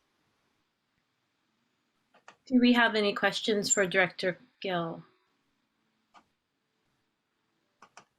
Yes, I just proposed Student Advisor Weinberg. I believe Director Sherlock had her hand up first, but I can go. It's thank you. You go and then Director Okay. Skirlock. Thank you, though. Sounds good. They went. Yeah. My question was, after Los Angeles Unified passed their vaccine mandate for 12 and up, I know a lot of districts have been looking at that or considering how that would work in Oregon. Yeah. What is your, I guess, like opinion on how that could be implemented, or if there is an option for a statewide mandate for 12 and up? That is a really good question. So just a little bit of background on that. So everybody in the room knows about this. So Los Angeles Unified School District set a vaccination requirement for students that are eligible for the vaccine. So 12 students 12 and up right now are eligible for the vaccine. The vaccine, Pfizer vaccine for adolescents 16 and up has full FDA approval. For 12 through 15-year-olds, it's still that conditional emergency approval. And so most likely in Oregon, I don't think we'll see the Oregon Health Authority, who has the authority over vaccination and immunization rules for youth in Oregon, take action until there is full FDA approval. That's my guess right now. However, like I said, vaccines prevent both spread and quarantine and help make school more stable for all students. So that will be explored for sure. And Oregon Health Authority is reviewing all the rules and policies right now. The governor has been very interested in understanding how that might work and how it would support school. Mostly, we want people on their own to make a decision to go get a vaccine because of the benefits it brings both to them and their family and for kids in school. We do have a few school districts that are considering action. They are allowed under Oregon law to add immunizations locally at the school district level.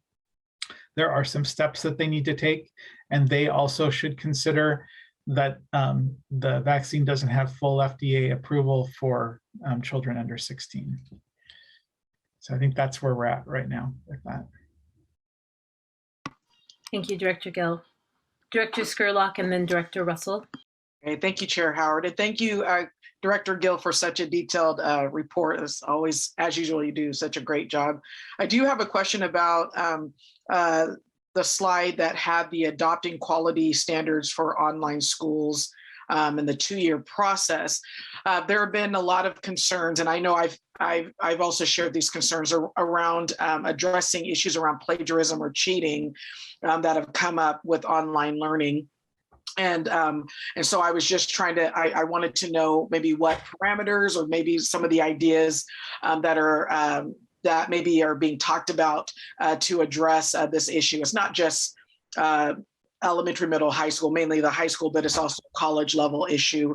And so I was just curious about some of those conversations and if you could add any input from that. Thank you so much. Yeah, that is, that's important for us to bring that into that conversation. So I did say 2-year process. I do think that the first set of quality standard rules that are draft rules that would be brought to you will likely show up in December or January.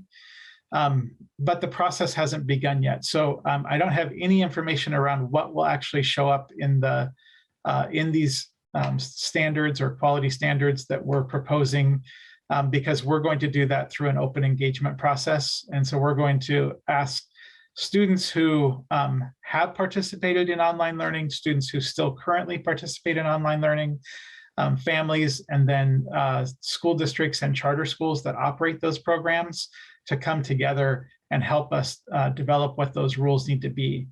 So I think that they will be broad. So they could include things like you're talking about, Director Skirlock. They could also include information about how and when students transfer, how they are served by actually by a qualified licensed teacher, and the number of students that teacher is serving, whether that direction would be teaching would be in real time, or whether it would be self-directed and to what levels. So I think it'll cover a broad array of topics, but yours could definitely be included. Thank you so much, Director Gill. And I just wanted to briefly add, I went to an AP kind of review training for this year. It was on Tuesday, and they did mention that because of some of the concerns, the AP English Language and Composition online exam will not be offered for students. They're only going to allow them to do the paper essay for the synthesis essay, rhetorical analysis, and the argument essay, but they are allowing it for AP English literature. So just to put that out there, I don't know, they didn't talk about all the research or data around that and the reason why they completely said no to the AP English Language and Comp exam, but it may be something, it may be a great voice to include in the conversation around this topic. All right, thank you so much. Thank you. That's good to know. Thank you. Director Russell, and then proposed teacher advisor Bergman Perez. Thank you, Chair Howard. Director Gill, I know that you've been working hand in hand with OHA and others around the directions and so forth, and that at this point, at least ODE and I think the Oregon Health Authority support local decision-making around reactions to flare-ups in districts or local areas. But I'm curious whether or not, and I just was reading about the second largest high school in the state having to go to online and shut down in-person learning for the next week or so as a result of flare up there and having to quarantine a number of students. So I'm wondering if you foresee any potentiality where the state, meaning ODE or Oregon Health Authority or the governor or somebody, might see a point where they may have to intervene on either a statewide or regional basis with a little more direction. So I guess, yeah, Director Russell, I think the short answer is yes. And that's also not where the state wants to go. The state wants to have those decisions made at the local level. It's one of the reasons we put out all the information in the past 2 weeks, was to ensure that local leaders have all the data and information they need to make local decisions. We have been in contact with Reynolds School District.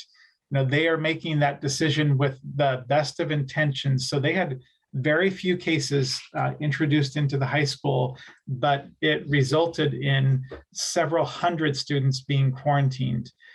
And so what they are going to do during this short time that they are not going to be open in person, much due to that high level of quarantine, is going to review all of their operational protocols so that they can have a much better understanding when they're working with their local public health authority to be able to say which students were actually in close contact with the one infected student.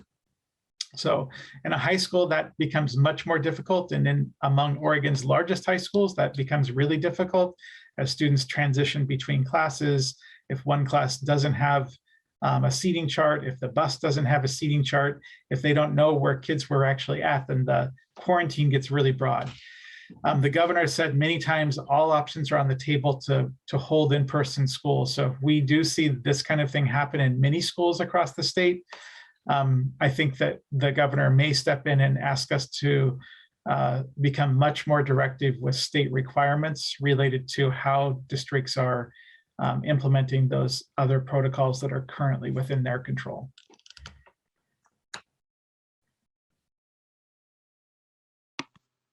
Any follow-up, Director Russell? Oh, I guess not. Okay. Proposed teacher advisor Bergman Perez. Thank you, Director Howard Wade. On slide 7, I see that there is the new requirement that the board voted on in June regarding recovery service processes. I know that it's not on the agenda for today, but I've received correspondence and heard a lot of chit chat since June across the special ed community in Oregon, most specifically the OEA Special Education Committee. And there are concerns regarding the COVID recovery services, as well as mask requirements for students who are not medically able to wear masks. Can you tell us what the plan is to discuss this a little bit more in the future? Sure. So there is a plan to have further discussion around those recovery services. I'm going to reiterate, though, that even as we enter those discussions, we're open to engagement and to improve that process.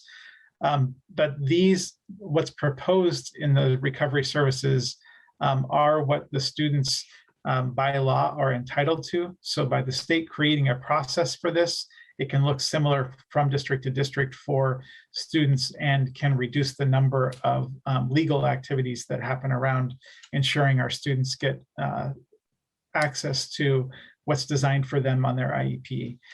So we will, carefully review with everyone and see if there are ways to make improvements, but this really is a requirement under federal law in protection of those students.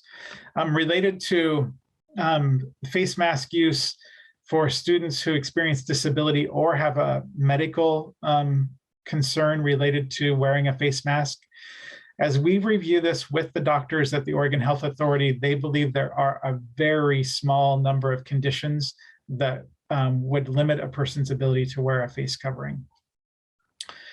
Now, we have a pretty extensive process. There is information that's gone out to all school districts and charter schools and private schools that explains the process for a student who may experience a disability and needs certain accommodations around a face mask.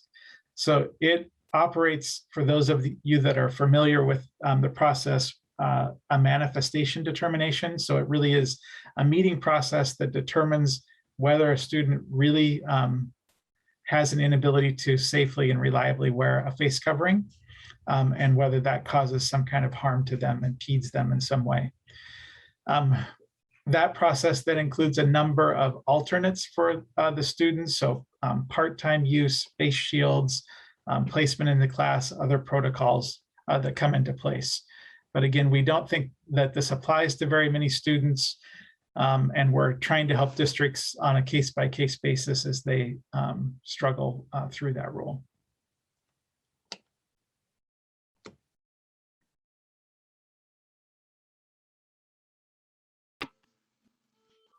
So School Board Advisor, or proposed School Board Advisor Pinner, and then Director Colonna. Thank you, Director Gill. Thank you. Thank you, Director Gill, for your report. As always, incredibly informative. And timely. As I was listening to it, I received a message from one of my children's schools that he has been exposed in a period class, but because protocols were followed, there's no need to quarantine. So I kind of have two questions to this. One is sort of from a parent side and one is more from a systemic side. We've all seen pictures of crowded hallways. Passing times seem to be a really difficult time to enforce the spacing and things like that. And I understand, districts and individual schools and administrators are doing amazing things, but it's difficult to say protocol has been followed. There's no need, to worry or quarantine when you see packed hallways. So I'm kind of wondering, it makes me kind of transition naturally into a report that I heard from our own head of HR in my local school board meeting earlier this week. And we have roughly 10% of employees who are seeking, now I'm spacing on the word, they're seeking some sort of exception ability to not have to be vaccinated. And our district is approaching this with an incredibly compassionate, educator-centered and student-centered approach, which I'm very thankful for, and working diligently with these employees to find ways that they can still be contributing and still following their medical and religious needs.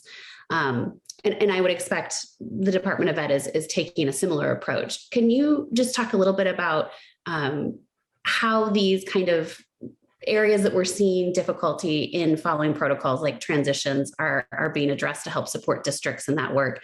And then also a little bit about the compliance that you're finding among districts to a lot of these basically core requirements. Mm-hmm. Yeah, I think so. So the following the protocols across areas is a real challenge. And so there's another school in Oregon that closed in-person instruction for today. It was an elementary school. And in this case, it was a single staff member who has contact with nearly all the students in the school across the span of a week. The individual was vaccinated and had great protocols in the classroom that included seating charts and even a seating chart when they brought the students up to the carpet. But it was the transition time and recognizing that the number of feet that a student has to be apart from an adult is greater than student to student. And so this ended up causing a number of students to need to fall into quarantine. And so it really is about going back and constantly problem solving about how can we develop routines that allow our students, so in an elementary setting, when they are moving from one space to another, not to have all students do that at the same time, but to have groups of 3 or 4 students do that at a time and transition from their table spot to their carpet spot. So they're maintaining that physical distancing in every space that they can. And then at the high school level, many schools in Oregon and middle schools and high schools, a lot of this depends on the size of the population and the size of the building and what that allows. But last spring, they implemented really creative scheduling ideas that helped with the transition. The other part to remember is the amount of time that they spend in transition. And that can be the answer in and of itself. So if they reduce the transition times, then students won't hit that 15-minute mark of being within 6 feet of another individual throughout the entire contact day.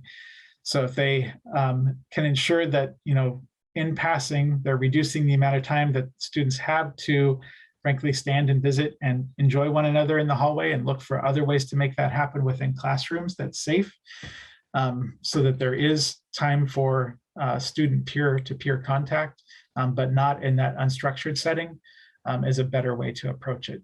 So they can do it by reducing times and by altering schedules, and it's just really challenging to do. Thank you. Director Colonna, and then proposed Superintendent Sipe. Did that answer your question as well? Is that why your hand went down? Okay, great. Thank you. Director Colonna. Thank you, Madam Chair. And Director Gill, as always, thank you for your comprehensive report. I have a comment and then a question for you. If this continues to flare up during the winter time, as it has in the past because of us being inside more, I'm wondering about what I see in terms of individuals not wearing the mask over their nose at most times. It seems common that that happens. And I'm not talking about schools right now. I'm just talking about going around the community. And then individuals wearing things like bandanas that we don't believe really work very well in this regard.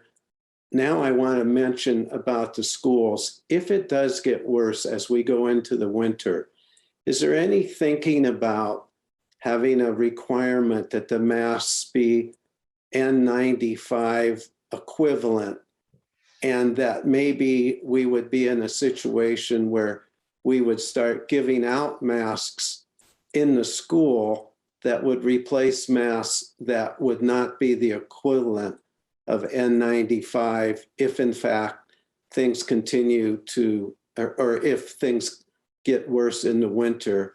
And I do realize cost and also how difficult that might be, but I'm wondering if there's been any talk about that, and maybe that's actually happening and I'm not aware of it. Thank you. Yeah, thank you. Good question. Sorry, I was looking while you were talking, I was looking for a slide on the side. We do have a definition that defines what a mask needs to be in our context within the rule that covers masks in schools. And so we've shared that with the school leaders and district leaders. So they have that, and it's helpful to them because they are constantly having to share with families, what exactly is a mask and what isn't a mask. And as you walk through schools, you'll see a lot of signs that, say this counts as a mask, this doesn't count as a mask, and they have pictures or actual examples of these different kinds of masks. So a bandana does not count. Some of the gaiters, if they are 2 layers and fit snugly and stay up and are over the nose, then they do count. And where, this matters, of course, in terms of reducing transmission between 2 people. And it really matters in terms of maintaining continuity of learning for kids. Because when the local public health authority connects with the school district, when they do have a case of COVID-19 that shows up in a school, their question isn't just, was there anybody within 3 feet in classroom setting or 6 feet in other settings wearing a mask, but they'll also say wearing a mask appropriately. So the under the nose thing means that those students would be quarantined because that's not wearing it appropriately. So they are teaching that. It's challenging across communities, but more and more we're hearing from schools, and Superintendent Seid might want to comment on this, but we're hearing from schools that as they get into the routines, like most students do tend to follow all the school rules on a pretty regular basis, most students are tending to follow all the mask routines on a regular basis. So they do get used to it over time, and it just becomes kind of natural.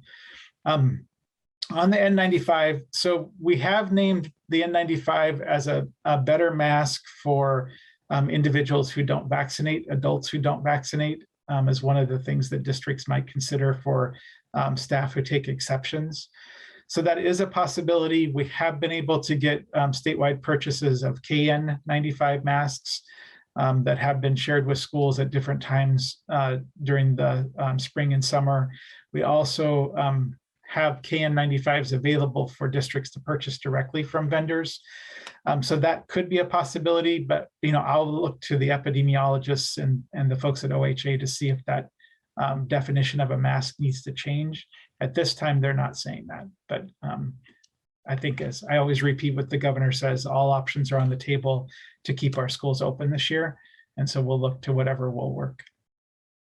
Thank you very much. Thank you.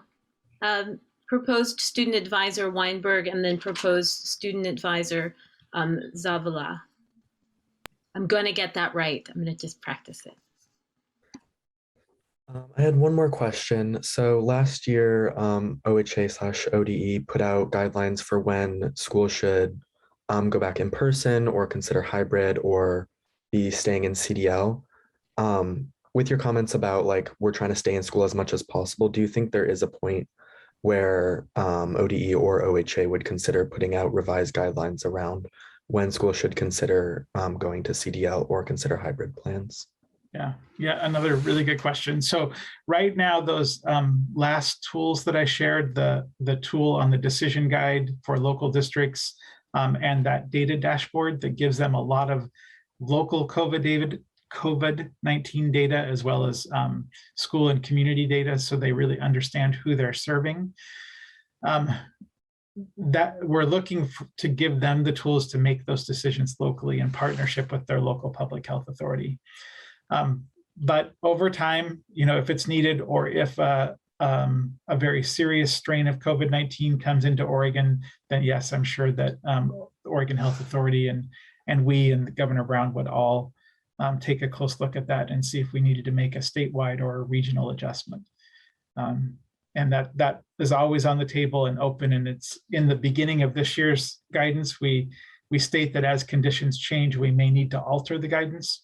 But we're hoping that this will take us through the year and we can do it safely. Thank you, Director Gill. Proposed student advisor Zavalza. Hello, yes. So I wanted to add on to, I don't know why my camera turned off, to Director Paniers and Colonna. I have noticed the amount of students who, are in very close contacts when we are going through passing time, but I also wanted to add on to an incident, or not really an incident, but an event that happened last week. And that was a discussion in classrooms at my school. Recently, there was an event at another high school in our district, and through a publication in the Statesman Journal, it was a football game. And there were many students who attended and weren't wearing their mask correctly. And through the pictures, you could see that, students were very close. And, with all the commotion and screaming from a football game, obviously there could be transmission there. And it was interesting for us to discuss this in classrooms, as, some teachers are willing to discuss and others are not. But I think mostly it was students who felt more, I guess, they didn't appreciate that certain school did not discuss the issue or acknowledge that they weren't following the guidelines. And I don't know if it's just a comment or maybe just a question, when is the breaking point, I guess, are schools ever going to acknowledge these faults? And Director Colonna said, with the mask, it will work when it's worn correctly. And if we don't enforce it, then will that mean that we will have to go back to schools or either just cancel other events? Mm-hmm. Yeah, that's a really good question and a dilemma. And it is the kind of things that, as that looks like it could be prevalent across communities in Oregon, that we would see, I'm sure the governor and the two agencies take action to say it looks like local support for these rules is not taking effect. So we have to come in with a different set of statewide rules to more closely govern it. Right now, there are a few things in place and those pieces of evidence that are pictures and are, in some cases, school board actions that are contrary to following what are currently the statewide requirements around masks and vaccinations and quarantines and things like that.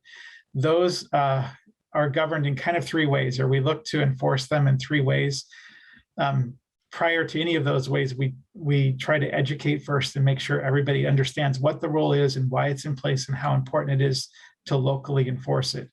And then through complaint processes, Oregon OSHA is a third agency that comes in to protect workers in these places and can fine local school districts or private schools if they're not following the mask requirements, for example.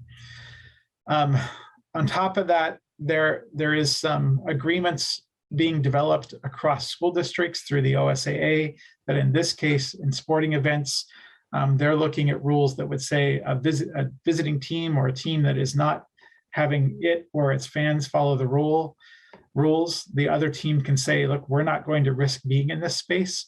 And then that other team that isn't following the rules automatically forfeits. I don't know whether that has been finally decided yet, but that's been under consideration with the OSAA. And then the final part is our schools have access to $1 billion that's available right now for them to implement all of these extra procedures and buy masks and do all of the extra work to operate under COVID-19. It's $1 billion from the federal government. And it required an assurance from each district that said that they would follow all state and federal laws, guidelines, and rules. So we cannot distribute those funds to the districts when we are seeing pictures like that of folks not following or locally enforcing the rules. So that's another piece that will hopefully encourage schools and districts to step into local compliance with them. Thank you. Very, very informative, lots of information. Thank you for thorough report and really great questions from the board and advisors. Are there any other questions or comments before we round up and finish the director report? All right, seeing no hands. Director Gill, thank you so much. If you are, is there anything that you would like to add? Or I'm good, right. Thank you very much. Thank you. So as has been our practice as we shifted to virtual meetings, the board is accepting public comment via email. And all the comments that were received prior to this meeting have been made available to board members and advisors and have been posted to the board book. So I wanted to note that for public record. We are now moving into our consent agenda. And as our practice also for virtual meetings, we will call for a motion and a second. And Vice Chair Martina Zapata will make the motion and to be seconded by second Vice Chair Wheeler Corey. What? Wheeler Corey. Excuse me. Good morning. By second Vice Chair Wheeler. And then Corey will do a roll call, and all those in favor during the roll call will say aye, and all those opposed will say nay. And that is how we will run our votes. So the consent agenda, as publicized in the board book and also on record, is student advisor nominations for 2021-22, the 2021-22 teacher advisor nomination, the 2021-22 school board advisor nomination, and our 2021 school superintendent advisor nomination. So if we can get a motion for these nominations. Yes, Chair Howard Wade, right? Howard Wade, the names are the challenge today. Yes, Chair Howard Wade. I move the items on the consent agenda. Seconded. So I hear we have a motion and a second to move the items on the consent agenda. All those in favor of consent say aye, and all those opposed during roll call. Corey, will you take us through roll call, please? Thank you. Director Skurlock, Aye. Director Russell, Aye.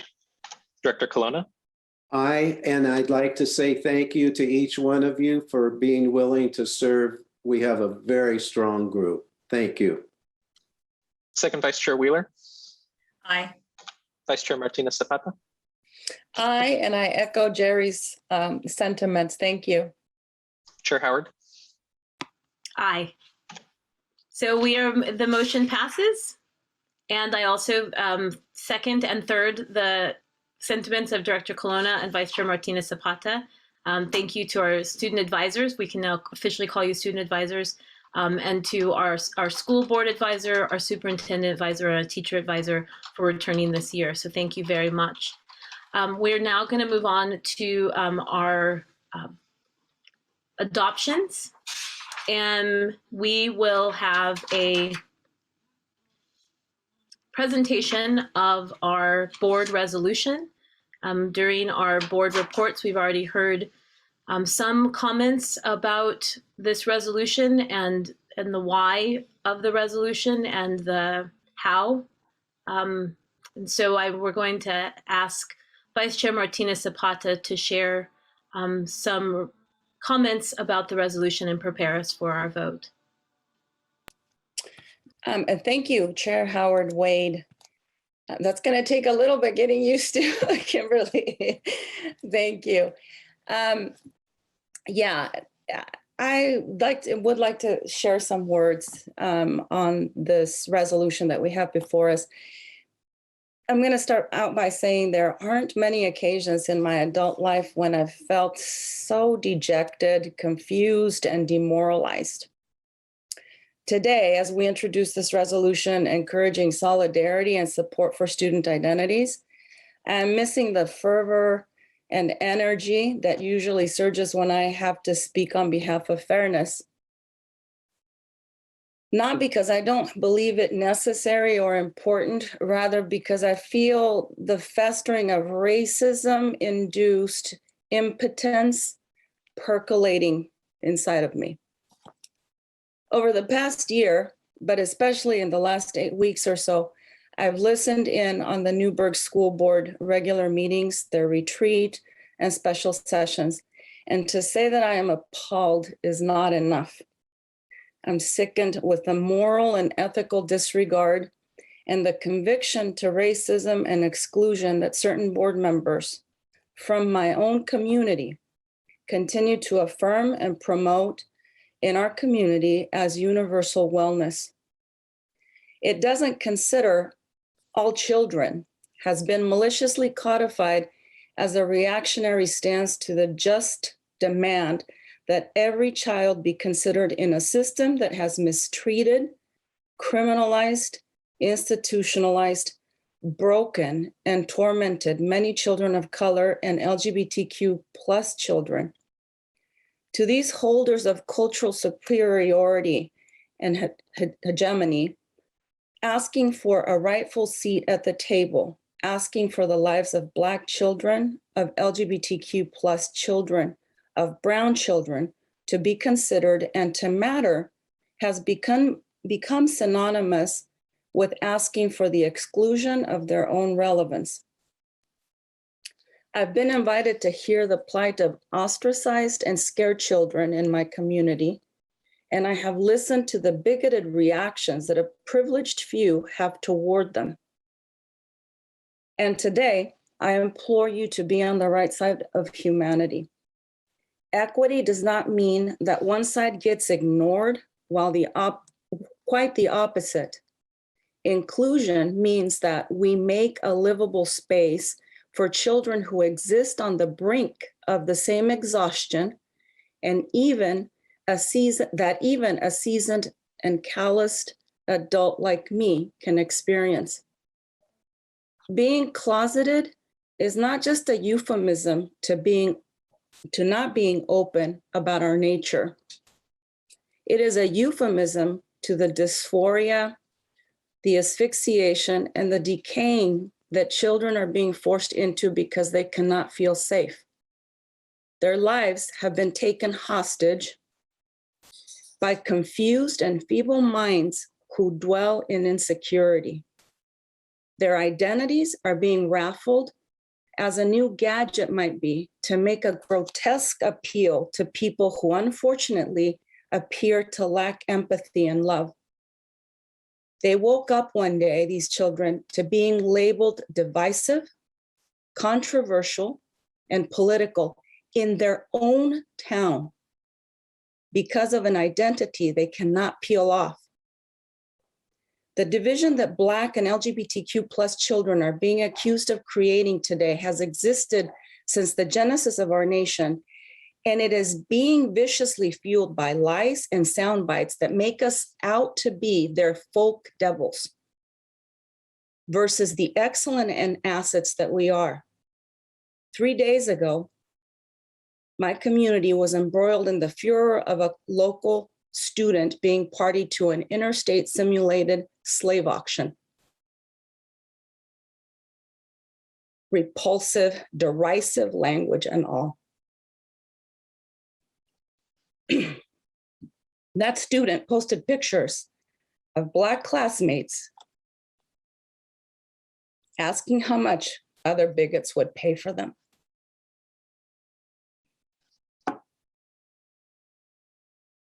Was our plea that Black Lives Matter to blame for this? Was a gay child's appeal for inclusion the foundation of that ill will and hatred? No. Asking to be considered is not the cause of division, and that appeal for inclusion and love is not the threshold of politics.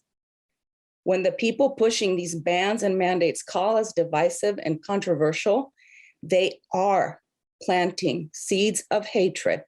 They are fostering the belief that the slave trade simulation is okay. Our identities stopped being political and economic chattel with the passage of the 14th Amendment. Give us our place and our right to thrive is what we're still asking 150 years later. For us as a board, ethnic studies has never appeared more crucial. With this resolution, I am asking that you condemn the actions of 4 Newburgh School Board directors who decidedly refuse to learn and change. That we continue to innovate and create systems and standards that work to eradicate systemic oppression, and that you fight alongside the children in our state who are begging for your advocacy and protection. Speak for us, they asked at a gathering 2 days ago. Show up, listen to us, don't stop. Thank you, members of the board, the public, and Chair Howard. Thank you so much, Vice Chair Martinez Zapata. I want to give space for any other comments or questions before we move to a motion. Director Scurlock, and then Student Advisor Weinberg. Thank you so much, Chair Howard Wade. And thank you, Director Guadalupe Martinez Zapata, for reading your statement.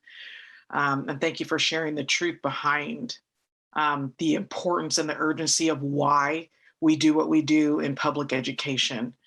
I cannot emphasize enough in words how important it is to stand behind our students and for them to know that we care about them, whether they represent the majority or the minority, whether they represent the mass or very little. They need to know that we stand with them. And when I tell you that life and death is a part of this conversation, life and death are a part of this conversation. We're talking about the individual and collective lives of many children, however they identify. We, as the forefront of public education, need to stand with our students and to not apologize for that. In my classroom, I have a wide spectrum of students, different religions, different racial groups, different ethnicities, different abilities, all many different types of students.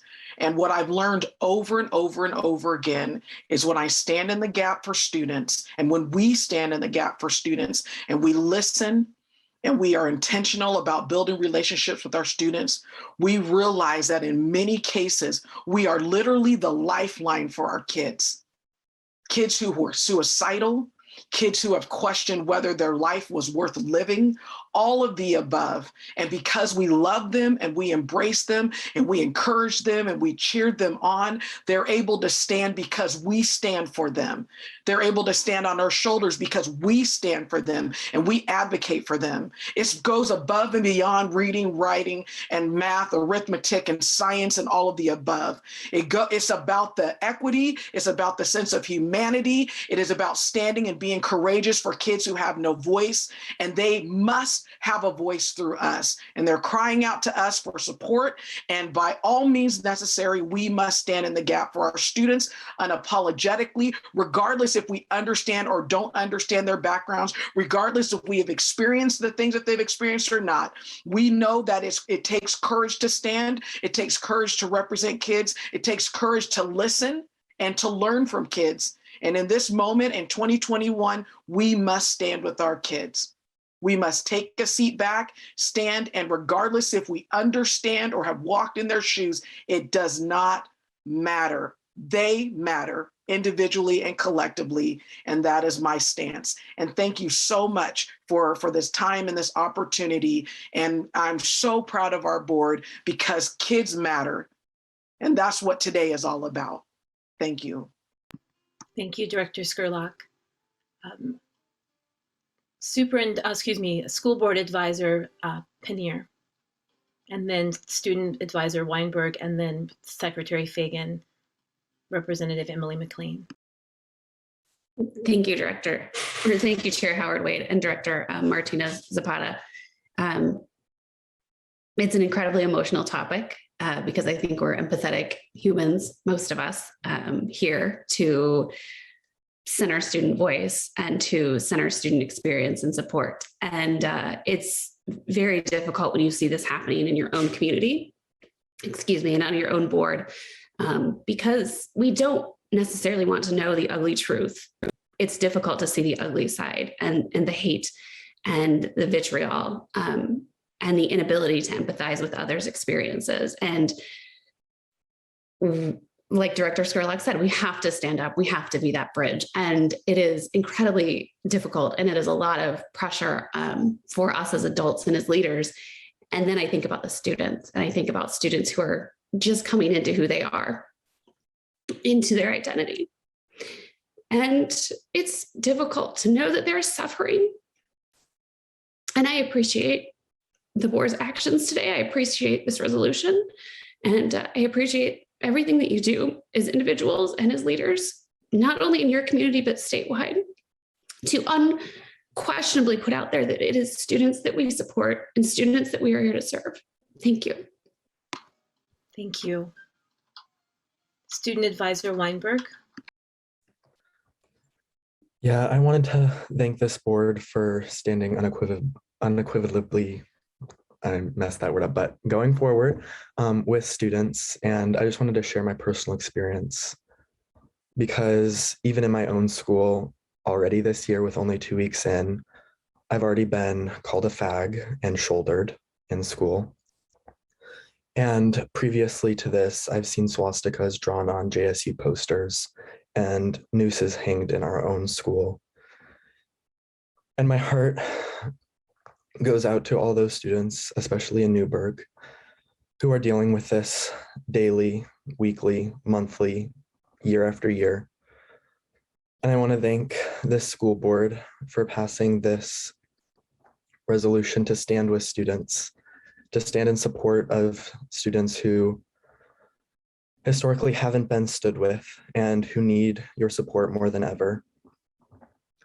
And to encourage all school boards to take this stance is a huge step, and I thank all of you. Thank you, Student Advisor Weinberg. So Secretary Fagan's Representative Emily McLean, and then Superintendent Advisor Sipe. Thank you, Chair Howard. Thank you, Director Weinberg, for sharing your story with us just now. Today in our Secretary of State update, I shared that the Secretary of State's Oregon Kid Governor statewide civics program for fifth graders is accepting registration for the 5th year of the program. And it is an unwelcome coincidence that our current Kid Governor, Tanish Garg, a 5th grade student at Beaverton Springfield K-8, was sworn in last year and won his election on the platform of eliminating racism. This contrasted with the board discussing the actions being taken in Newburgh to consider taking action to limit staff from displaying symbols and signs celebrating student identity and fostering safe and welcoming spaces that considers limiting symbols and signs conveying that Black Lives Matter and showing solidarity and safety for LGBTQ2 SIA plus students, families, and employees. We had hoped to have Tanish join this board in a meeting at some point this fall to share his experience in this program, and I still hope that we can make that happen. And again, in the vein of centering student stories, I'd like to share some words from Tanish from his inauguration. I hope you can hear directly from him too soon. Governor Tanish Garg said, "During my 1-year term, I will be focusing on implementing my 3-point plan for the community issue of racism. I chose this topic because being treated differently because of your skin color or culture is hurtful. One day I was imagining if all kids were the same, we all looked the same, did the same things, talked the same way, the world would be very boring," he said. "Our differences in culture, language, customs, and festivals enriches the world." I wanted to share that. And as we discuss this resolution and call on the Newburgh School Board to reverse course and instead validate that student identities are not inherently political or controversial, but welcomed and affirmed, we also hold the pain and fear and frustration being experienced in Newburgh and across our state. I want to invite other white, cisgender, straight folks to sit and consider your role in this. Secretary Fagan often speaks of being on a lifelong journey of allyship and working to be an ally and accomplice to Black, Indigenous, and people of color and the LGBTQ community. This journey is one of directly naming and combating white supremacy and oppression. That is a road that all of us are walking down, one that we must commit to and spend intentional time on. In her work, White Privilege, Unpacking the Invisible Knapsack by Peggy McIntosh, she says, "I was taught to see racism only in individual acts of meanness, not in individual systems conferring dominance on my group." This critical piece has helped so many of us consider our own white privilege and unearned privileges and conditions related to gender, sexuality, class, ability. And Peggy McIntosh also writes, "Having described white privilege, what will I do to end it?" Thank you so much, Director Martinez Zapata, for your incredible leadership and words in this moment. Director Skurlock, thank you so much for your leadership and words in this moment, and to all of you. And we just want to say that Secretary Fagan applauds this resolution and supports it fully. Thank you very much. Superintendent Advisor Sipe. When I saw this agenda item, I was reminded of last year, I guess a little bit before this time, but close, when the original All Students Belong board action was taken. And I remember reading all of the student testimony that came in during that time, the hard student stories that we were reading. And I remember doing the same thing on the OSAA board when we were doing equity work for setting up the STAR initiative and hearing from kids horrific stories that adults sometimes have a hard time remembering, that the kids' experience today is not necessarily what our experience is when we were in kids in high school, however many years ago. And it's really easy to assume that we know what kids are thinking or feeling or experiencing because we were once kids, but that's not fair. Kids are their own kids today. And so for anyone that's watching this, trying to understand this, not understanding this, I really ask you to go back through the board agendas and read the student comments through the All Students Belong testimony from a year ago, because the kids were speaking and they're still speaking and their voices matter a lot. And the adults are noisy. Oh my goodness, the adults are so noisy, but the kids are really genuine. And I really hope that you'll take a second to listen to them, because the adults speaking on behalf of kids here are doing so because they've read a lot of testimony. And I really am thankful for every student who continues to share their voice, because they're being so brave. And we're only hearing from a handful of them, but they're brave enough to share their stories, and I really appreciate it. And we're just trying our best to make sure that each and every student feels welcome and safe in school each and every day. Thank you. Director Gill. Thank you.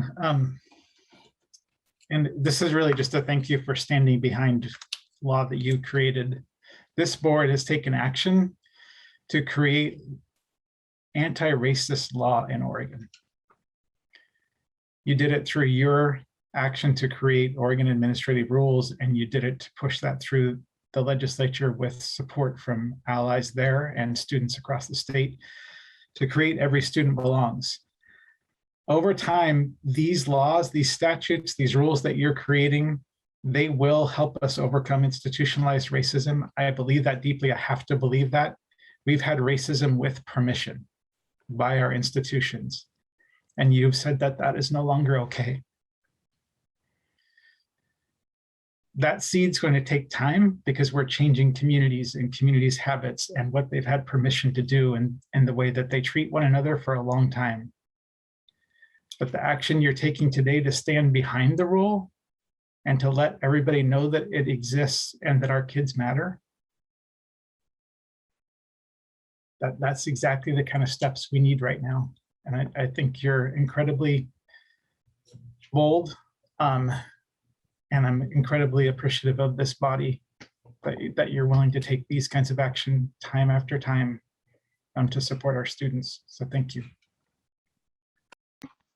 Thank you. Director Russell. Thank you, Chair. And I especially want to thank Vice Chair Martinez Zapata and all of you who have spoken so far. I am typically one who is pragmatic and want to understand the consequences of actions and what potential unintended actions may come about as a result of something. And listening to all of you, and including Jackson, helps me think about the perspective that is so much invested. And I'm one who wants to think, okay, we have state law, we have rules. When somebody goes in contravention to those, what are going to be the consequences? How can we make folks understand that there are consequences to going against laws and rules and so forth? And so I have to say that initially, my first response to Corey was, so what are we going to do about it? What are going to be the consequences? How are we going to hold folks accountable? Because I have this pragmatic kind of view. Well, we've been here before and we've talked about this before. And are there folks out there who see this as really more of one community's having different values, cultural perspectives, and so forth, and it's as simple as that, and that the board saying that's not right may in fact cause other folks to think, well, wait a minute, this is local. This is a decision that ought to be made locally and so forth. But it's very clear from where we've come that this is in direct contravention to the board's values, to the state's values, to the legislature's values. And it's important to speak out and say that when it comes forward. And so I appreciate all of you helping clarify and help me understand even better why it's so important to make this statement and to make it loud and proud. So thank you. Thank you. Thank you, everyone, for your comments, your support, for your leadership in this moment on behalf of our students. Thank you very much, Student Advisor Weinberg, for sharing your story. It's one of the main reasons why we have student advisors to the State Board of Education, so that we have student voice at the forefront of the work and the decision making that we do. So thank you so much for your service as well and your leadership on behalf of students in Oregon. Thank you, Vice Chairs Martina Zapata, for your leadership in bringing this forward, for your comments this morning, as well as your support, both on behalf of your local community and then for students across the state. And thank you all for your comments today. There's not anything I want to add or can add to all the powerful voices we've already heard. And I sit in front of you, representative, visually, of the community of students that have been called out in this moment. And so I feel I need not say anything. I live it, and I'm sitting here with you. And I stand with the students who share my heritage and my race. I stand with the parents and families who share that. And I fear if I say anything more, it will take away from the resonation of everything, the collective energy here today. So thank you, everyone. It is time to get a motion, or may I get a motion? Yes, Chair Howard Wade. I move the adoption of the proposed board resolution. Second that motion. So we have a motion from Vice Chair Martina Zapata and a second from Second Vice Chair Wheeler to adopt the proposed resolution. All those in favor of moving the consent agenda or this proposed resolution say aye, and all those opposed will say no, and Corey will call the roll. Director Skurlock, Aye, and thank you.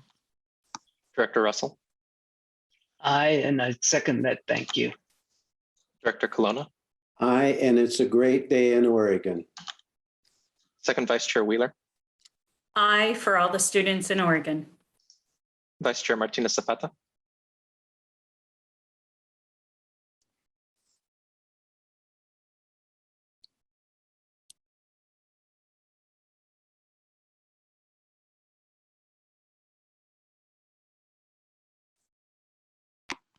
Vice Chair Martina Zapata, you cut off, so we didn't.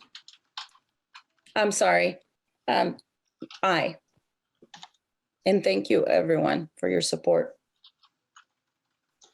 Chair Howard, Aye. So moved. Thank you, everyone, for the students of Oregon, each and every one. So we are now going to break for lunch. Please return at 12:30. Is that correct? Yes. Okay, we will return at 12:30. Thank you, everyone. Welcome back, everyone. We will now continue with our adoptions. And our first item is Division 22 waiver request from Mount Angel School District. Presenting will be Susan Payne from the Office of Teaching, Learning, and Assessment. And then visiting with us, in case there are any questions, is Superintendent Rachel Stuckey from the Mount Angel School District. Thank you, Chair Howard Wade and members of the board and Director Gill. My name is Susan Payne. I'm the Division 22 Standards Specialist in the Office of Teaching, Learning, and Assessment. And I'm here today to introduce a Division 22 standard waiver request from the Mount Angel School District. As many of you are aware, districts may apply for a waiver of a specific Division 22 standard under OAR 581-002-3035. First, the district sends a request to the director of the department specifying the reasons the district is seeking the waiver and any other relevant information. If it is determined that the request conforms with the intent of the standards, the director can recommend the waiver to the state board. And the state board has the authority to grant a waiver for up to 1 year. The Mount Angel School District is requesting a waiver of the media program standard, and Director Gill has reviewed the waiver request and determined that the waiver is one that this board has the authority to grant. Superintendent Stuckey's letter is attached to the docket, and she is here to answer any questions you may have. I have been involved in conducting outreach and providing technical assistance to the districts on this standard, and so I can answer any questions you may have about ODE's role. Thank you, Susan. Do we have any questions or comments?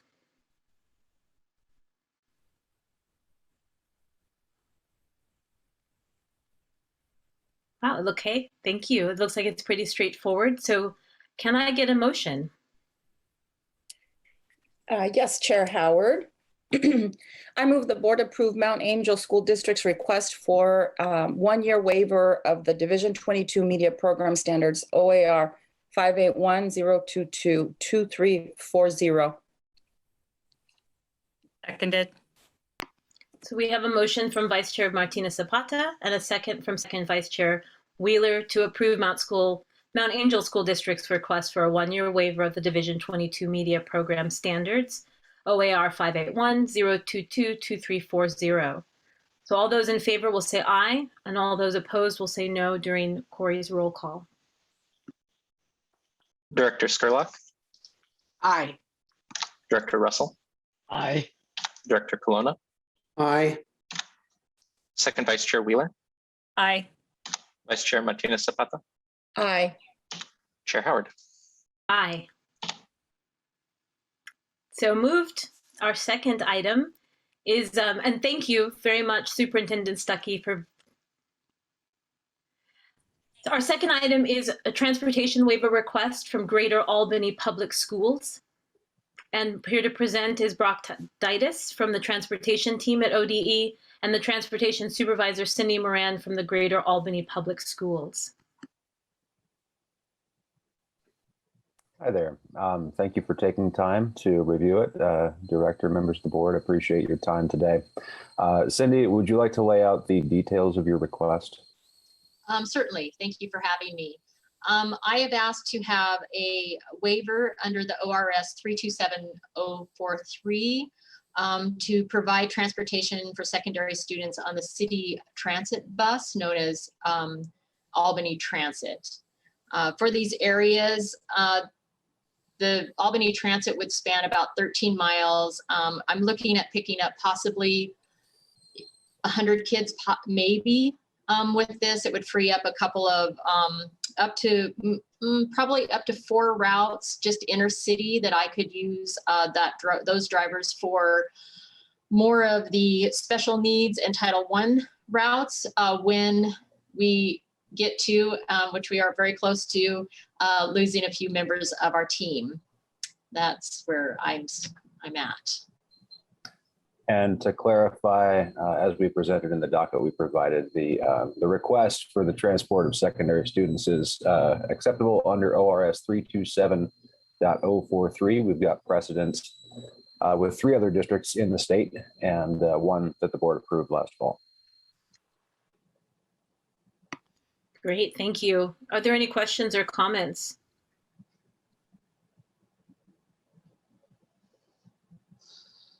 I'd like to add that this is a temporary solution for just 1 year. This is not something we want to continue when we're able to fully staff again with our bus drivers. Great, thank you for that addition. So seeing no questions or comments, can I get a motion? Yes, Chair Howard Wade, I move the board approve the transportation waiver request for the Greater Albany Public Schools. Thank you, Vice Chair Martinez Zapata. I just saw a hand go up at the same time as you were speaking. Is that Director Russell? Is that correct? Did you have a question or a comment? Yes, I did have a question for Superintendent Moran. I couldn't tell from the document that we saw what kind of feedback and reaction you got from the high school students or parents related to this request. So this request hasn't gone out in front of the public yet. It was brought to district office as a possible solution to losing some of our drivers due to the mandate. So we were trying to find solutions before we hit that. If it is approved, then we will present it to the public and go forward from there. I know that it won't be well received by some, but most of the areas that we do intercity are so close within walking already. Most of the intercity kids live just outside the 1.5 mile walking zones. So it isn't a large population that will be transporting with the Albany Transit, but it will just be enough that it will relieve a little bit of pressure from us. So I'm hoping it goes well. Thank you. Any counter question or clarification, Director Russell? No, I will probably be voting no, just because it is something that hasn't been previously shared with the community or the persons who will be affected by it. Thank you, Director Russell, for your comment. For the sake of order, I'm going to ask for the motion again, or a motion.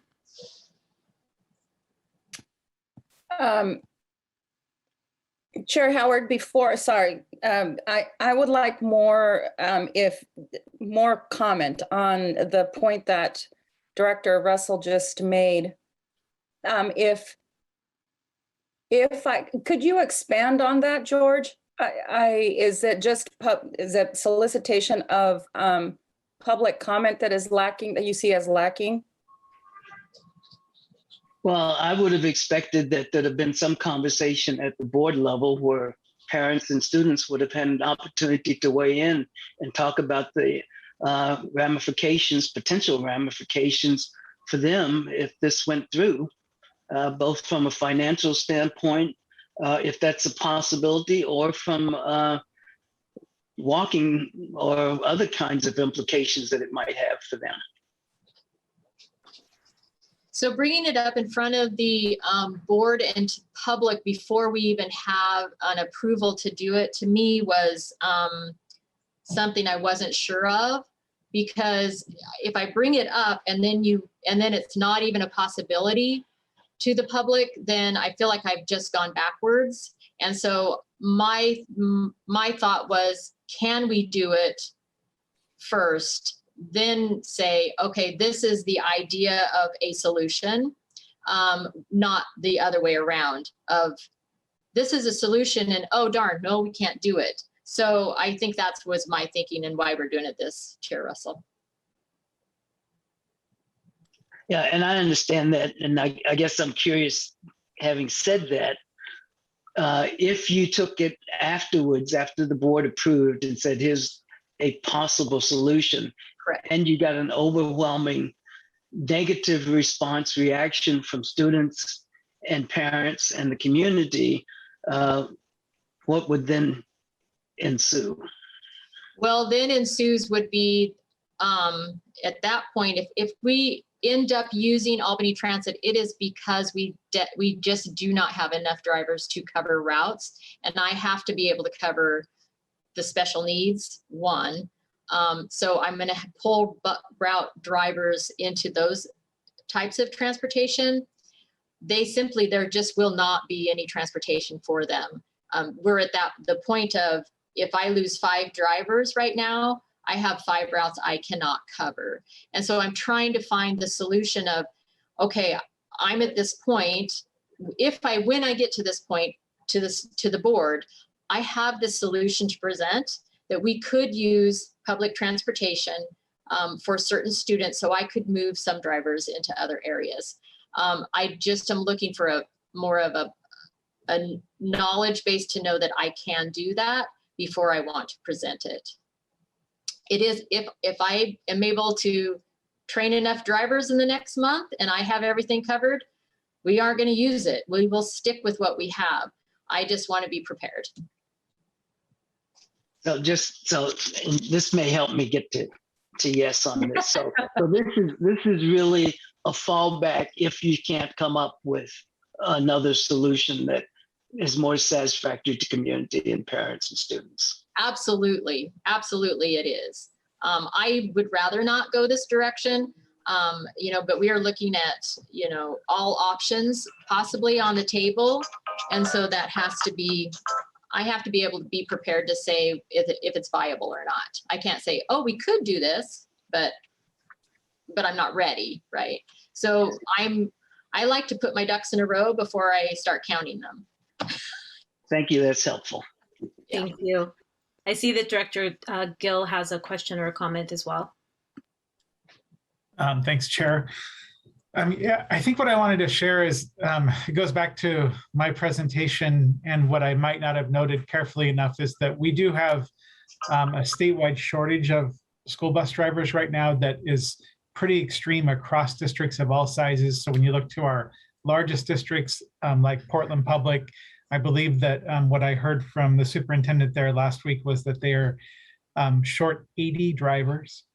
Other, our metro area districts are reporting being short anywhere from 10 to 30 drivers.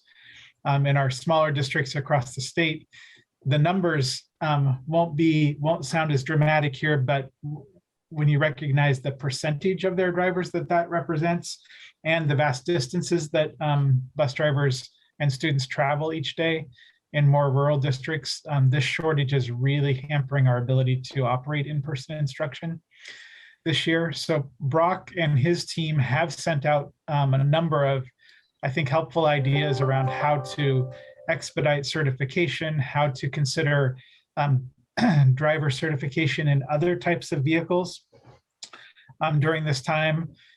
We have also, as a board, at the end of last year, we did a short-term solution for Phoenix Talent School District so that they could use commercial buses for school pickup, home to school pickup and drop off.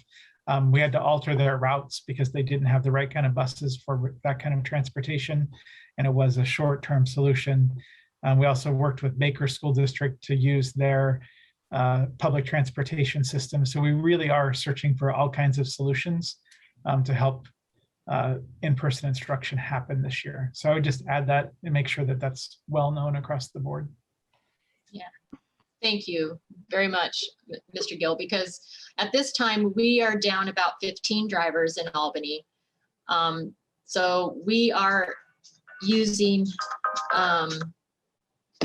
right now, every relief driver, which is our extras that we have for call-ins and subs on routes.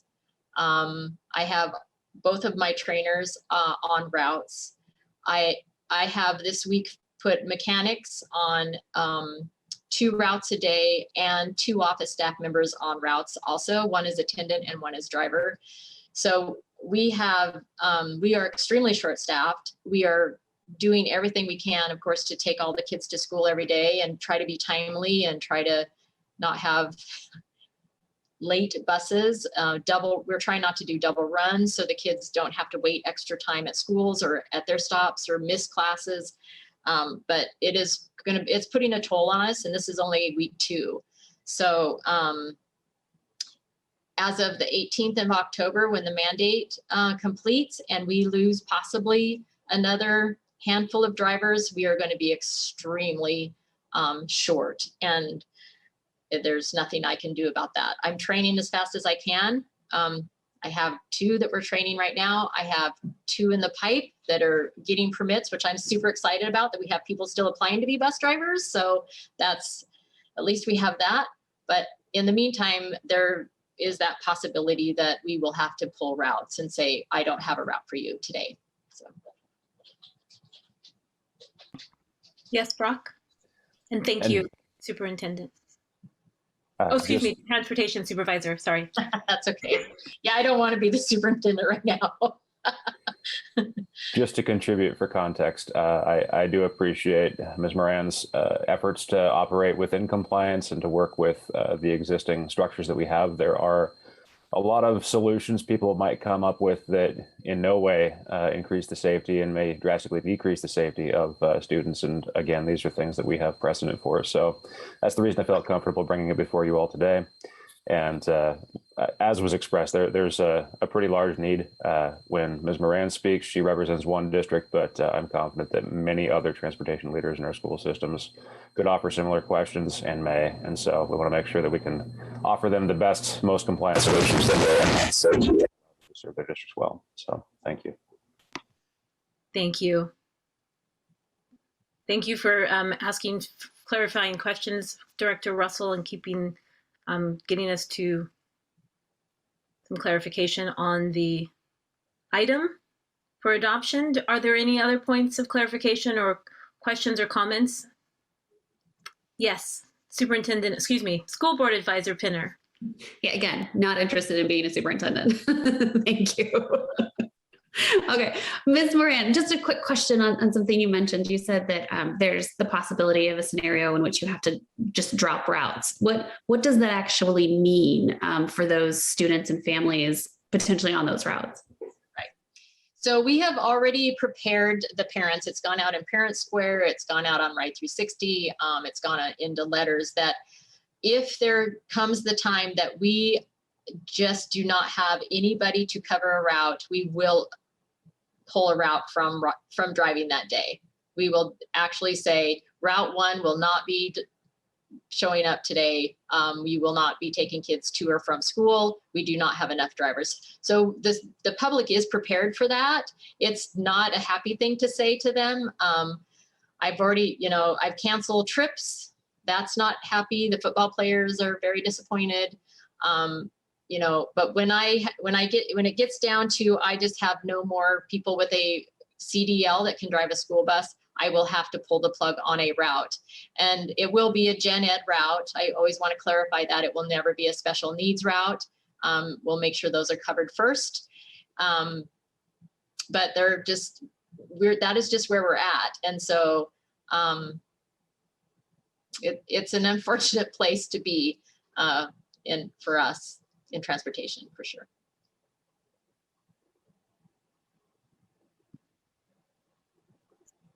Anyone else? All right, seeing no further questions or comments, can I get a motion?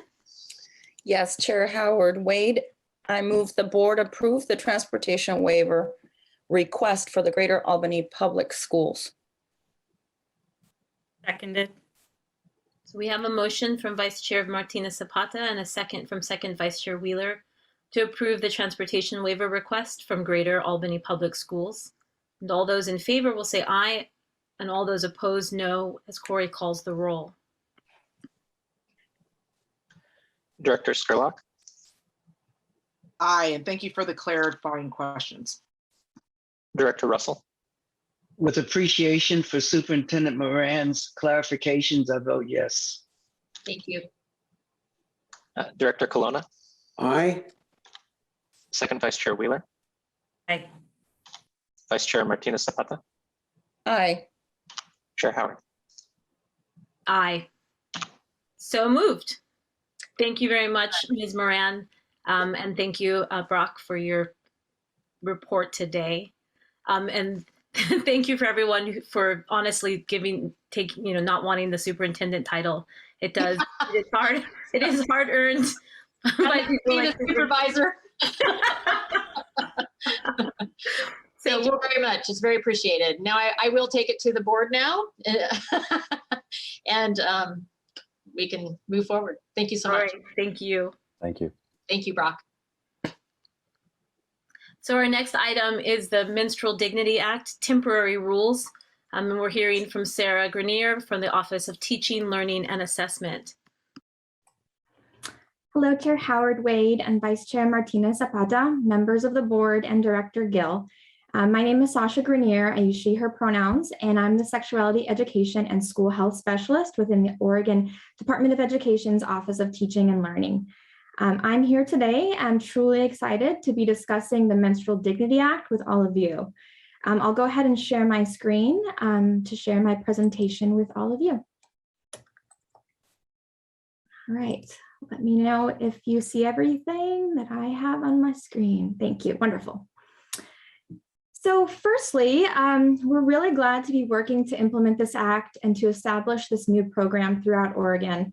We've been hearing from students, education stakeholders, and community members across the state about how grateful they are that this passed during the last legislative session.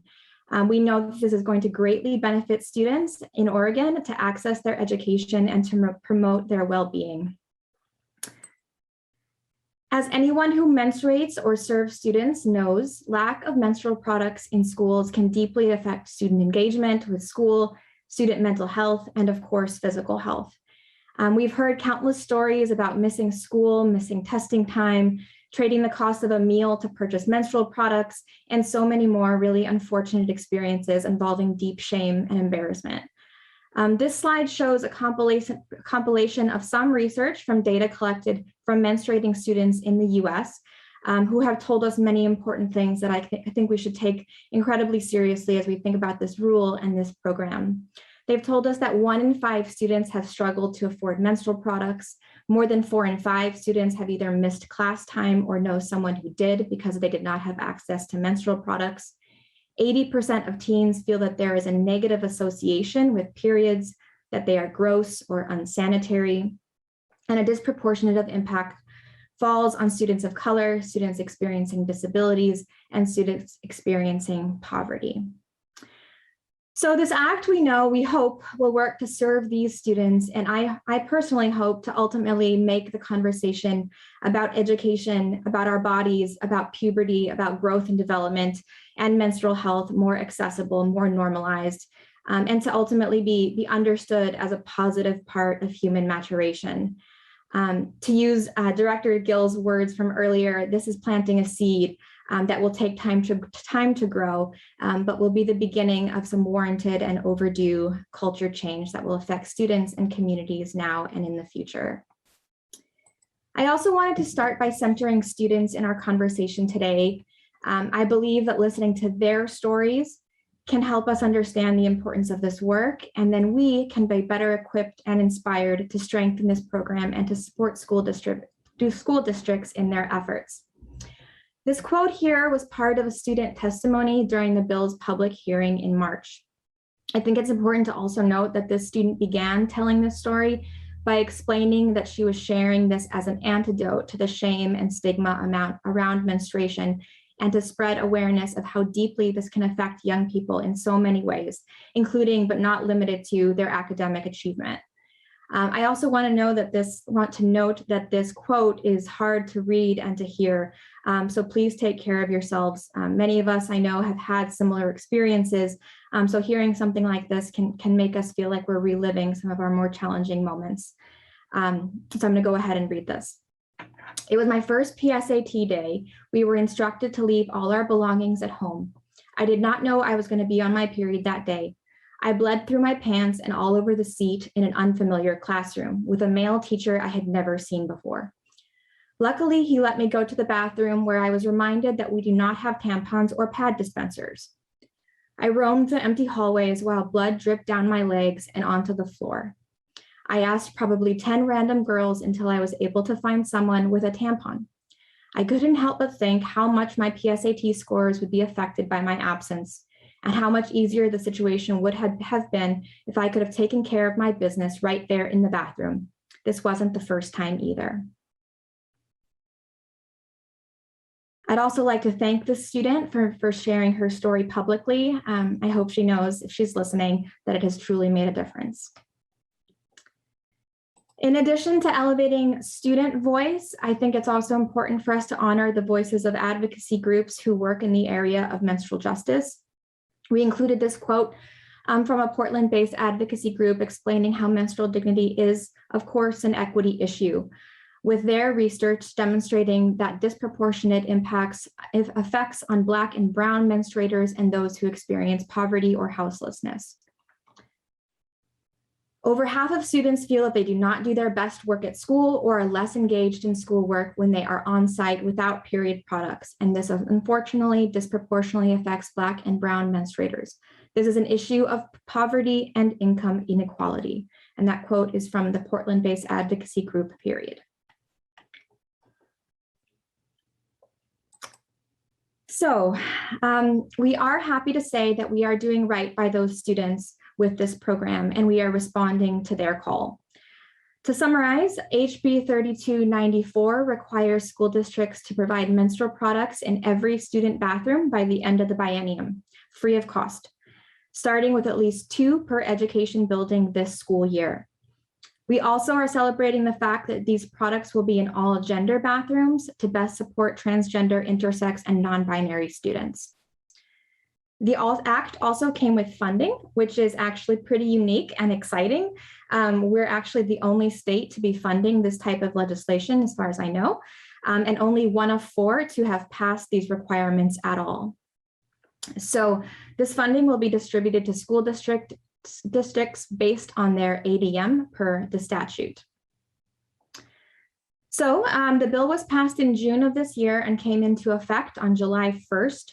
This means that we've been working quickly to develop temporary rules that has been shared with you all, and have been planning for how implementation will look and what supports districts will need in their compliance. So in this process, we've drawn these central pillars from the statute to frame our rulemaking and work. Menstrual dignity for students is built upon privacy, inclusivity, access, and education. Privacy includes having safe, private spaces where they can access products, instructions on how to use them, and trash receptacles for private disposal. The next pillar is inclusivity, centering how differences in how communities learn about, access, and make decisions about health need to be included, and transgender, intersex, and non-binary students need to be affirmed in their access to products as well. Another pillar is access, pointing to that all students need to exercise their own choice and autonomy in accessing a variety of products and choosing between them at their own terms. This means that products, education, dispensers need to be equitably available for all students, including those with disabilities. And our last pillar is education. Students need to understand how bodies work, celebrate changes and growth, and learn without shame or stigma about the processes that make them all who they are.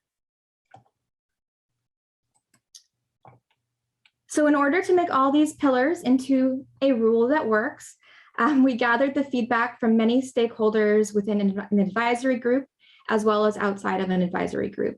Members came from a variety of backgrounds, including students, representatives of community-based organizations, state and county agencies, education providers, and many more. You can see many of them listed here.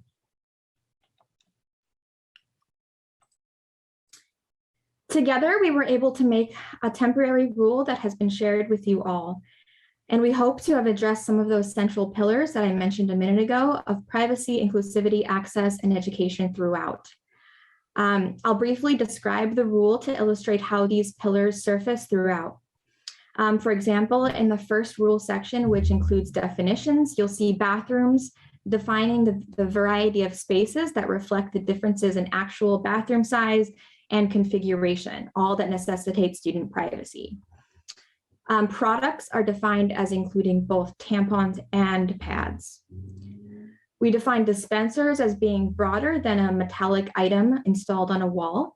So to include bins, envelopes on walls, etc. We've already seen really wonderful variety of what this can look like throughout the state. And the point is that schools know their spaces best and can be creative about what works for them.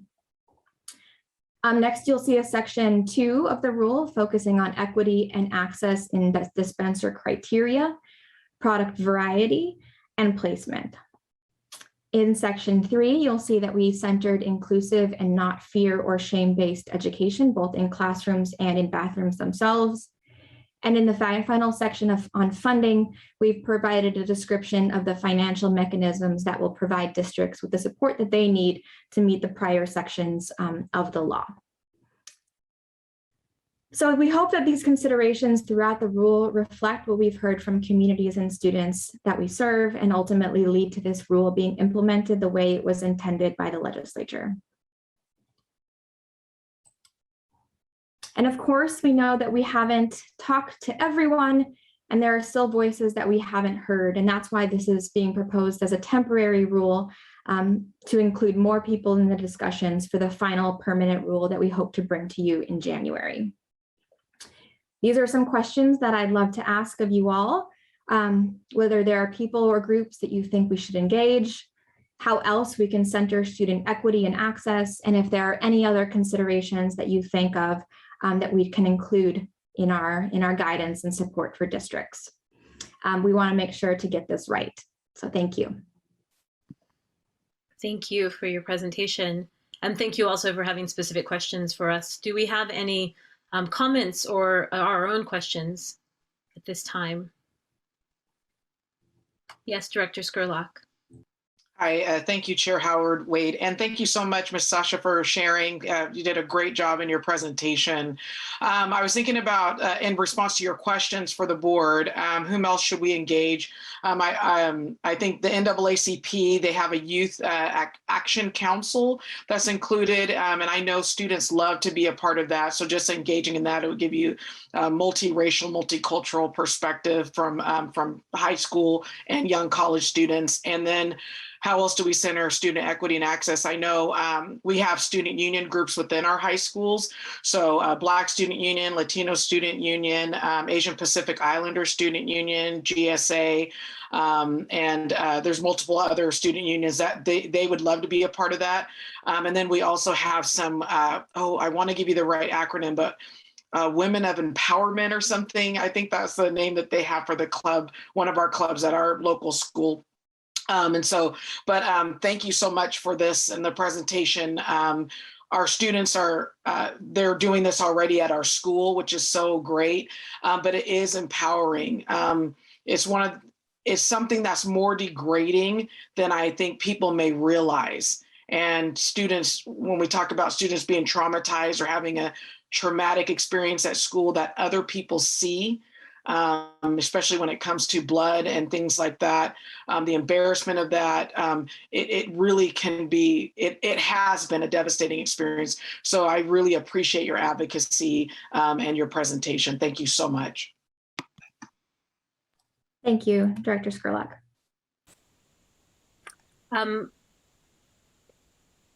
Yes, there you are. So School Board Advisor Pinner. Thank you, Chair Howard Wade. And thank you, Sasha, for your presentation. It was really exciting to see these materials in the packet and to learn more about this.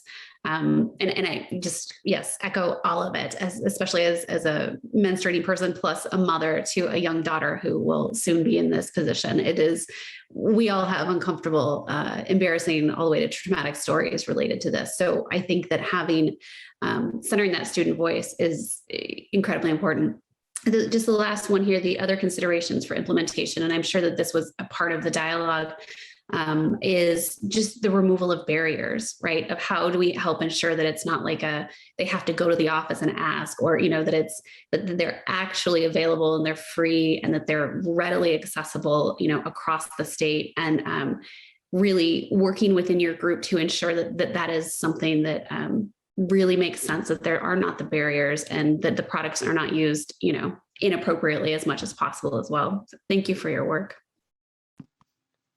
Thank Thank you. you. Director Gill, and then second Vice Chair Wheeler, and then Teacher Advisor Bergman Perez. Thank you. And thanks, Sasha, for the great presentation. A couple of things I wanted to share. One is that, again, this is a temporary rule, which means it is only in effect for 6 months. The reason we have to have a temporary rule is because this goes into effect right away. This law does. But we do have many partners who want to engage on the permanent rules. Representative Ruiz, who championed this bill through the legislature, has a pretty large coalition that worked to move this through the legislature. And I know they have reached out to us and would like to engage in the permanent rulemaking as well. So we want to make sure that we're inclusive of Representative Ruiz and his partners. And then the other group that I'll just mention is we do have our Standing Rules Advisory Committee for ODE and the State Board of Education, who are really representative of our student body across the state of Oregon, and will bring a lot of really good insight into the permanent rulemaking. So thanks, though, again, Sasha, for the great presentation, and the board for their action today on this to get it underway. Thank you, Director Gill. If I can also add, that is something I should have said. We did bring this to the Rules Advisory Committee last week, and they had some comments that we've included in the rule as well. Thank you. Thanks for that added point of clarification. Second Vice Chair Wheeler, and then Teacher Advisor Bergman Perez. Yes, thank you for the great presentation. As I was sitting thinking about this the last couple of days, it's just amazed that it's 2021 and we're just now getting to this, right? This has been an ongoing issue, and I'm so glad we're talking about it. Completely support it. It's been a long time in coming. In terms of engagement, I would recommend a couple of groups, well, quite a few groups across the state.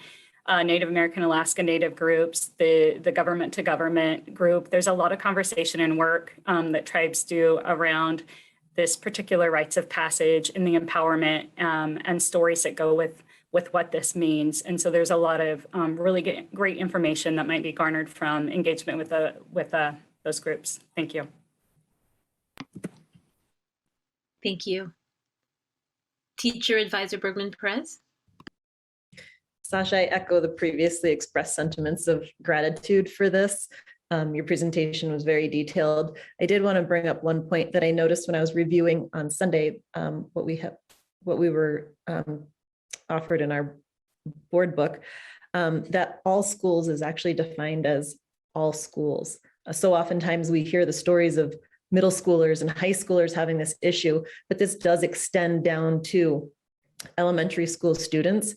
And I very much appreciated including those students and those schools in this. So thank you. Thank you. Thank you, everyone, for your comments, your questions, your answers to Sasha's questions. If there are no other, I see no other comments or questions. Can I get a motion? Yes, excuse me. Yes, Chair Howard Wade. I move the adoption of the Menstrual Dignity Act temporary rules. Seconded.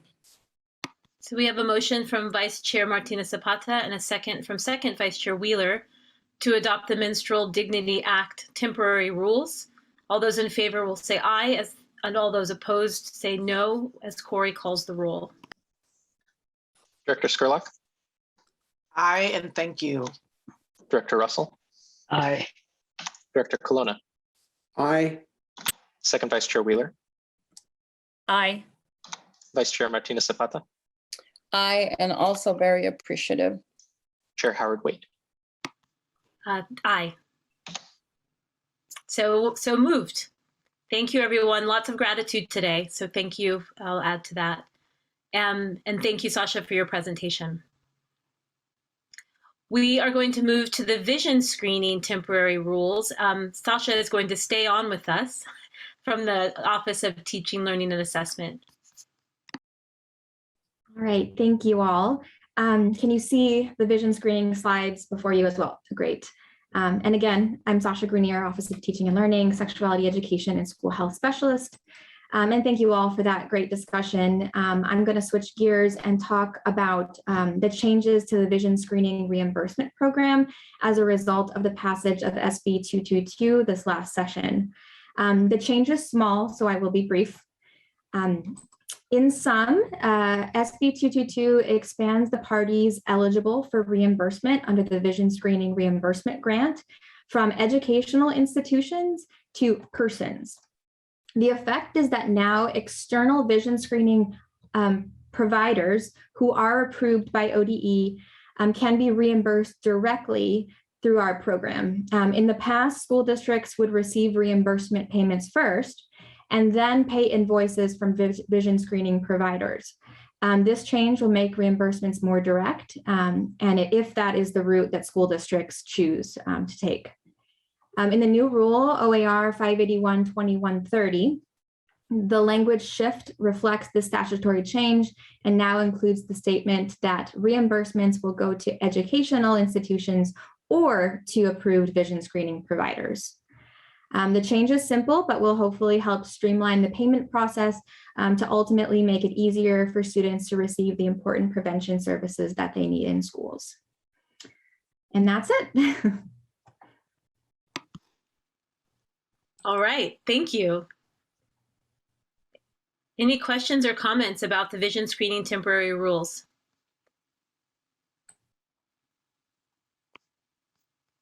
All right, seeing no questions or comments, can I get a motion?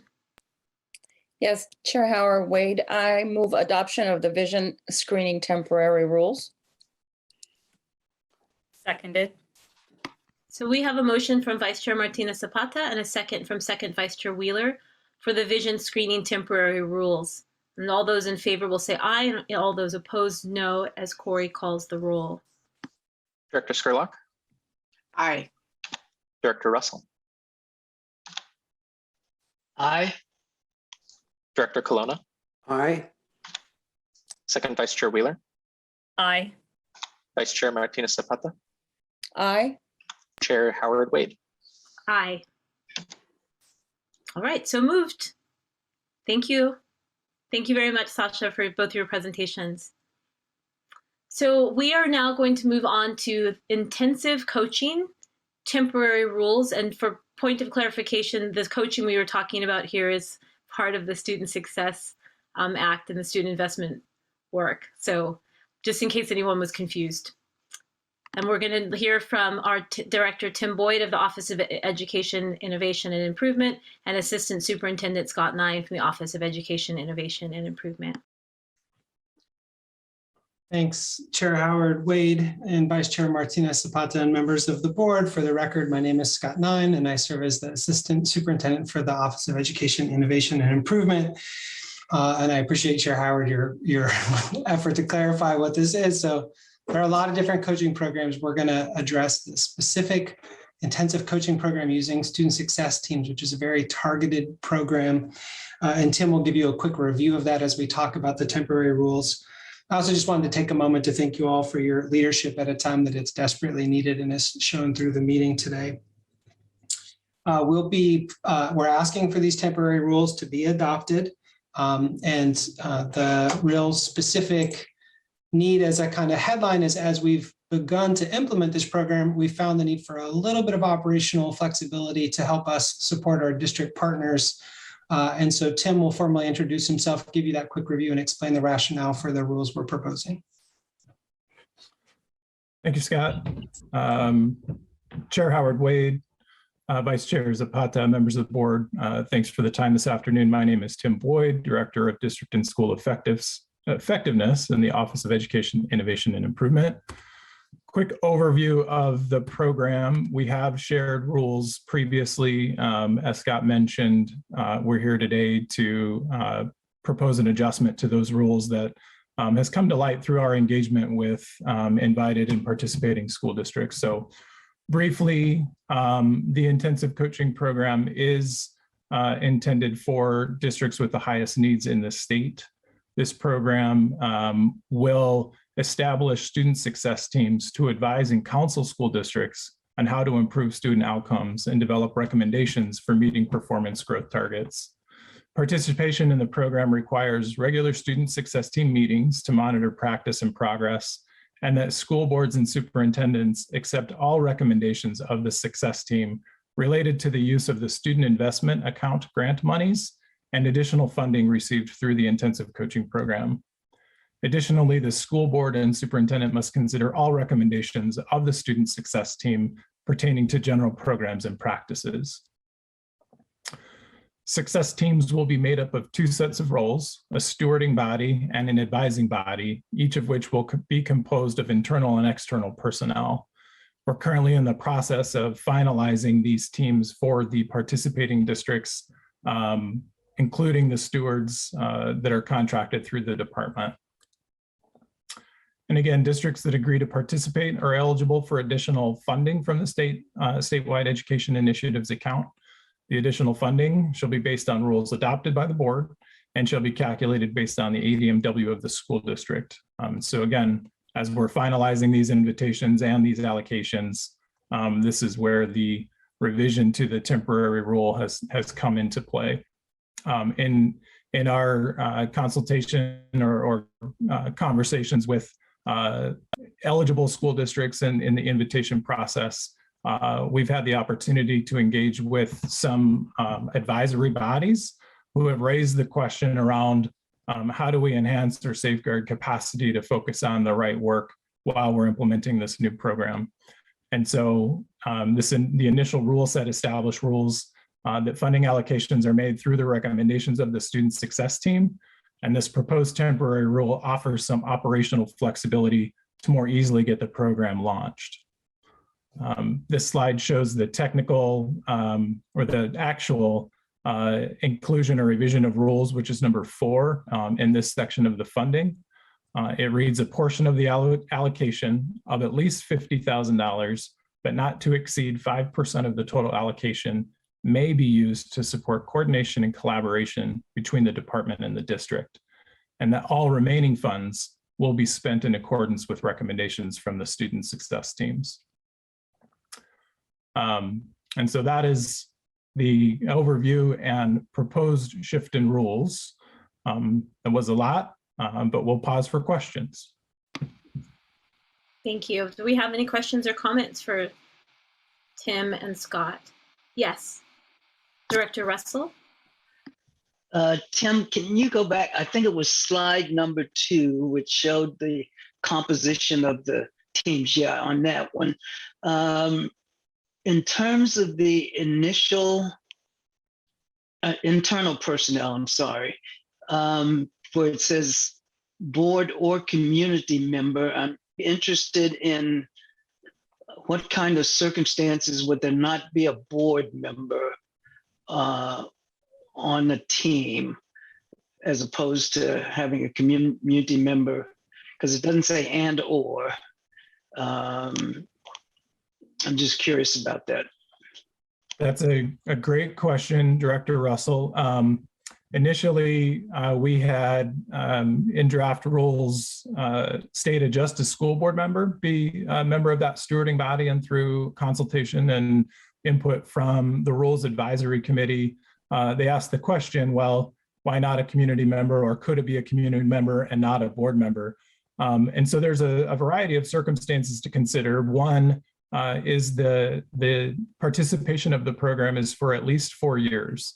And so knowing that different school districts and boards have folks that are serving as a school board member and may not choose to renew that board seat, there's opportunity for continuity by maintaining that.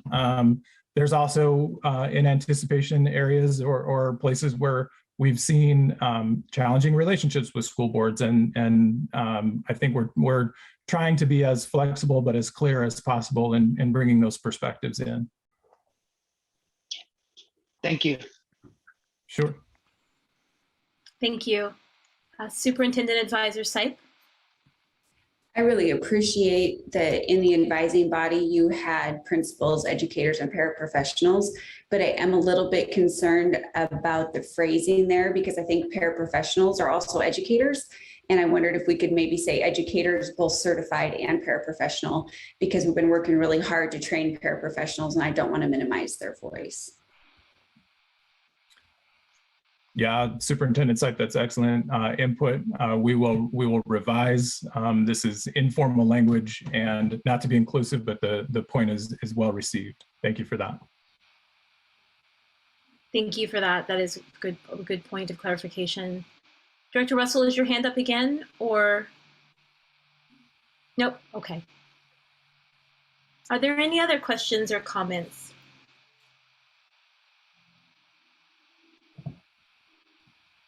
Awesome. So in seeing no further questions or comments, I'd like to call for a motion. Yes, Chair Howard Wade, I'm getting better at it. I move the adoption of the intensive coaching temporary rules. Seconded. So we have a motion from Vice Chair Martinez Zapata and a second from Second Vice Chair Wheeler to the intensive coaching temporary rules. All those in favor will say aye. All those opposed, no, when Corey calls the roll. Director Scurlock. Aye. Director Russell. Aye. Director Colonna. Aye. Second Vice Chair Wheeler. Aye. Vice Chair Martinez Zapata. Aye. Chair Kimberly Howard. Wade. Aye. Thank you. So moved. Thank you, everyone. Thanks for the presentation, Tim and Scott. And thank you for the good questions and reflections. And thank you, everyone, for struggling with my new name. It happens. So we're going to now move to an informational report. And that is coming from, so that is all of our motions and adoptions for the day. Thank you, everyone. We are going to hear from Director Dan Farley, Office of Teaching, Learning, and Assessment, and Assistant Superintendent Jennifer Patterson, Office of Teaching, Learning, and Assessment, about the implementation of Senate Bill 744, which was just this legislative session, which are modifications to assessment of essential skills. We heard a little bit about this from Director Gill earlier this morning, so this is a full informational report. Thank you. Good afternoon, Chair Howard Wade, Vice Chair Martinez Zapata, Director Gill, directors and student members. My name is Dan Farley. I'm the Director of Assessment at ODE, and I'm joined by Jennifer Patterson, who is the Assistant Superintendent of the Office of Teaching, Learning, and Assessment this afternoon. We want to extend a personal welcome to Rochelle and Jackson, the board's student representatives, to this conversation, as has been clear all morning, centering student voice and perspective on the state board is critical and will be central to the presentation and likely the discussion that we'll have about Senate Bill 744 today. I also want to echo some things that were said earlier in the conversation this morning. Director Spurlock, Vice Chair Martinez Zapata, in the celebration of National Hispanic American Heritage Month, which goes from September 15th through October 15th. Our hearts were soaring as you discussed your acknowledgement of Carmen Jamara Urbina's and Alexandria Ocasio-Cortez's strong advocacy and strength. And we're also humbled by your story about your parents and your family. I want to thank you, and we'll try to honor the stories that we all bring here today. We hope that we get more time together to share our stories and learn from each other. Also wanted to repeat something that you said earlier, Vice Chair, which is that asking to be included is not cause for division. Thought that was incredibly powerful.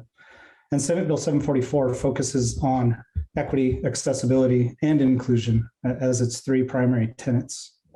So Jennifer Patterson is going to provide a preview of the discussion and describe the importance of this opportunity to review our graduation policies and practices, which presents an opportunity to be more inclusive for Oregon students. Thank you, Dan, and greeting Chair Howard Wade and Vice Chair Martinez Zapata. Director Gill and the board. I am Jennifer Patterson, and an honor to be here with you today and to every day represent the agency as the Assistant Superintendent of the Office of Teaching, Learning, and Assessment. I can't help but share, literally just minutes ago, I was texted, I had the privilege of serving a community as a school principal in Wilsonville, Oregon, and just actually received a text from a parent saying, look at your kiddo. He says his first year of school. And this same family was at the open house after graduation. And it's a really incredible privilege, as any of you know, who have journeyed alongside a child in that threshold and beautiful celebration of what graduation represents. It's also true, living in the same community where I was principal, that I encounter children in their path as they age, and I recognize their eyes. It's like, I'll be at Fred Meyer, I'll say, I know you, I recognize you. And we don't stay in the story with our children. We don't hold all of them in the same way. And they don't all get to that graduation threshold. And sorry to be emotional, but I think that when we really talk about graduation, what we need to bring is our heart space and like our deepest commitment to children in our care, and a very real willingness, as Margaret Wheatley says, to be disturbed about who has access to graduation and who does not, and what are the system designs that we can influence and that we control to guarantee that every children in our care reaches graduation and has rich opportunity beyond in their post-secondary lives. So it's a deep commitment that lives like in my being to think about our promise to children in our care, pre-K through 12th grade and beyond. And graduation is a central part of a reflection of what children, every child deserves to celebrate, as an incredible reflection of 13 years of beautiful, deep, rich learning that reflects their truest identity and helps deepen and grow possibility of who they could become. It's no surprise to me that Senate Bill 744 is a really charged conversation, and that there's a lot of misconception about what it represents and what it's really about. And I want to say very clearly that it is about a promise to every child in our care, and it is about system redesign with equity at the center, in an effort to ensure that children achieve at the highest levels, that they can touch in to their futures in any way that they would design or choose or select, and that we remove barriers that would cause a student not to reach this important threshold and milestone in their education. And it will require real conversations and honest discourse. It will require hard examination and lots of listening. And at the core, what also is true is that we must stay deeply committed to high aspirations and high vision of learning for every student. So today we're going to talk about why this matters. I'm going to get in my emotional center. And we will also provide an overview of the Senate Bill 744. We're going to get pretty technical, I'll be honest, because we need to talk about a rule change. And we'll overview the implementation and then create space for your questions, concerns, and recommendations. When we think about why this matters, it's absolutely true that there is space between opportunities for students in Oregon. And that space of opportunity is systemic, and it's absolutely connected to how our system is designed and for who our system is designed. So we really have an opportunity to get clear about ways that we can create opportunities for deep learning, for meaningful access, and experiences that ensure that every student gets charged with rich learning and access to identity affirming spaces that really connects them in deep ways to not only their community and their peers and their teachers, but their actual lived learning experiences. And we know that currently there are gaps between who graduates in Oregon and who doesn't. We know that there are gaps between who receives modified diplomas and who does not. And we know that there are spaces between the way in which students demonstrate proficiency and have demonstrated proficiency with around the 9 essential skills. So there is tremendous opportunity to get clear about how our values for equity show up and are reflected through our graduation practices and policy. Dan?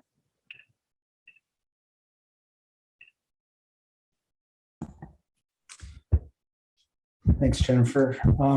So I'm going to provide an overview of what Senate Bill 744 requires the Oregon Department of Education to do, kind of in response to the concerns named by Jennifer. So Senate Bill 744, one of the really critical points to emphasize is that it maintains Oregon's credit requirements for graduation, which are rigorous. In fact, no states require more credits to graduate than Oregon. And in order to earn these credits, of course, students must successfully demonstrate knowledge and skill in reading, writing, and mathematics in relation to Oregon's high school content standards. So the bill really does present an opportunity to connect with Oregon students, tribal members, and communities of color, to review existing requirements for earning a standard diploma, a modified diploma, an extended diploma, or an alternative certificate, and identify the disparities that may have resulted from those requirements, and also whether the requirements have been implemented to different student populations inequitably. ODE is also charged with identifying the causes of those disparities. And as Jennifer spoke beautifully about, the causes of those disparities are not isolated to graduation practices, they're systemic. Graduation is really a community indicator, and it's going to be a really difficult conversation to identify causes because there are so many, but we'll be narrowly focused on the graduation process in that conversation, but knowing that it has multiple social and economic and systemic influences. So ODE is asked to and will research other state graduation models and engage with Oregon's diverse communities, educators, and business and industry partners to help define what values should be present in graduation requirements related to the Oregon diploma. The bill temporarily suspends the requirement that students demonstrate proficiency in the essential skills through the 2023-24 school year, while graduation practices are reviewed as shared here. ODE is required to submit a final report to the legislature and to the state board by September 1st of 2022. And that report has to include a summary of the current practices and district implementation of them, relevant research of models from other states, the engagement process and public comments received during those engagement procedures, as well as recommendations regarding graduation policy for the legislature and state board to consider. So the engagement requirements within the bill are substantial, and I wanted to point to how much they really do center students in the conversation.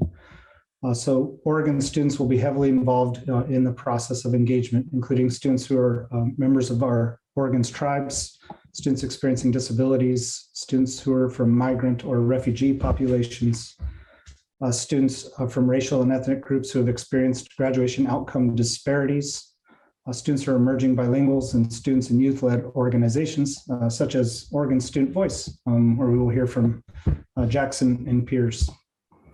ODE will engage in government-to-government discussions with our 9 federally recognized tribes, as well as our communities of color and communities across Oregon in our engagement process.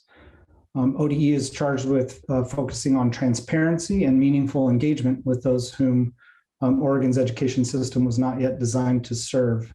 So another point to add is that these engagement requirements that you see on this slide don't cover all of the expected engagements that we will conduct in relation to Senate Bill 744. These are just the required engagements.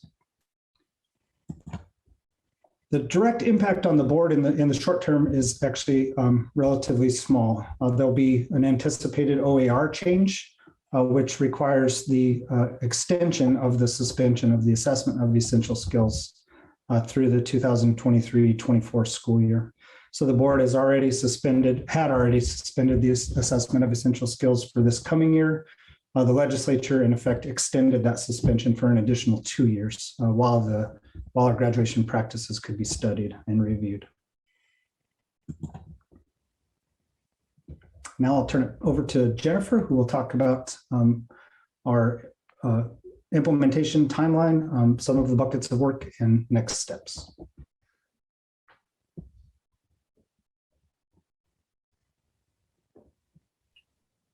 Thank you, Dan.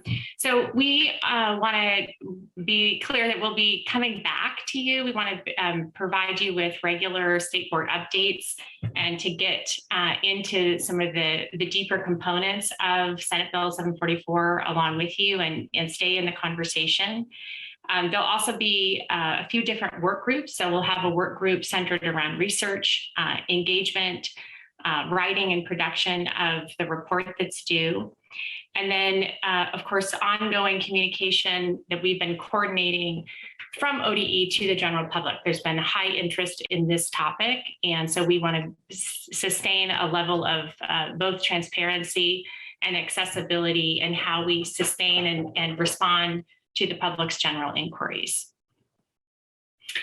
And with that, we want to conclude our time with you today. We know there was a lot of information, and so just want to open up and create space for any comments, any questions that we can address.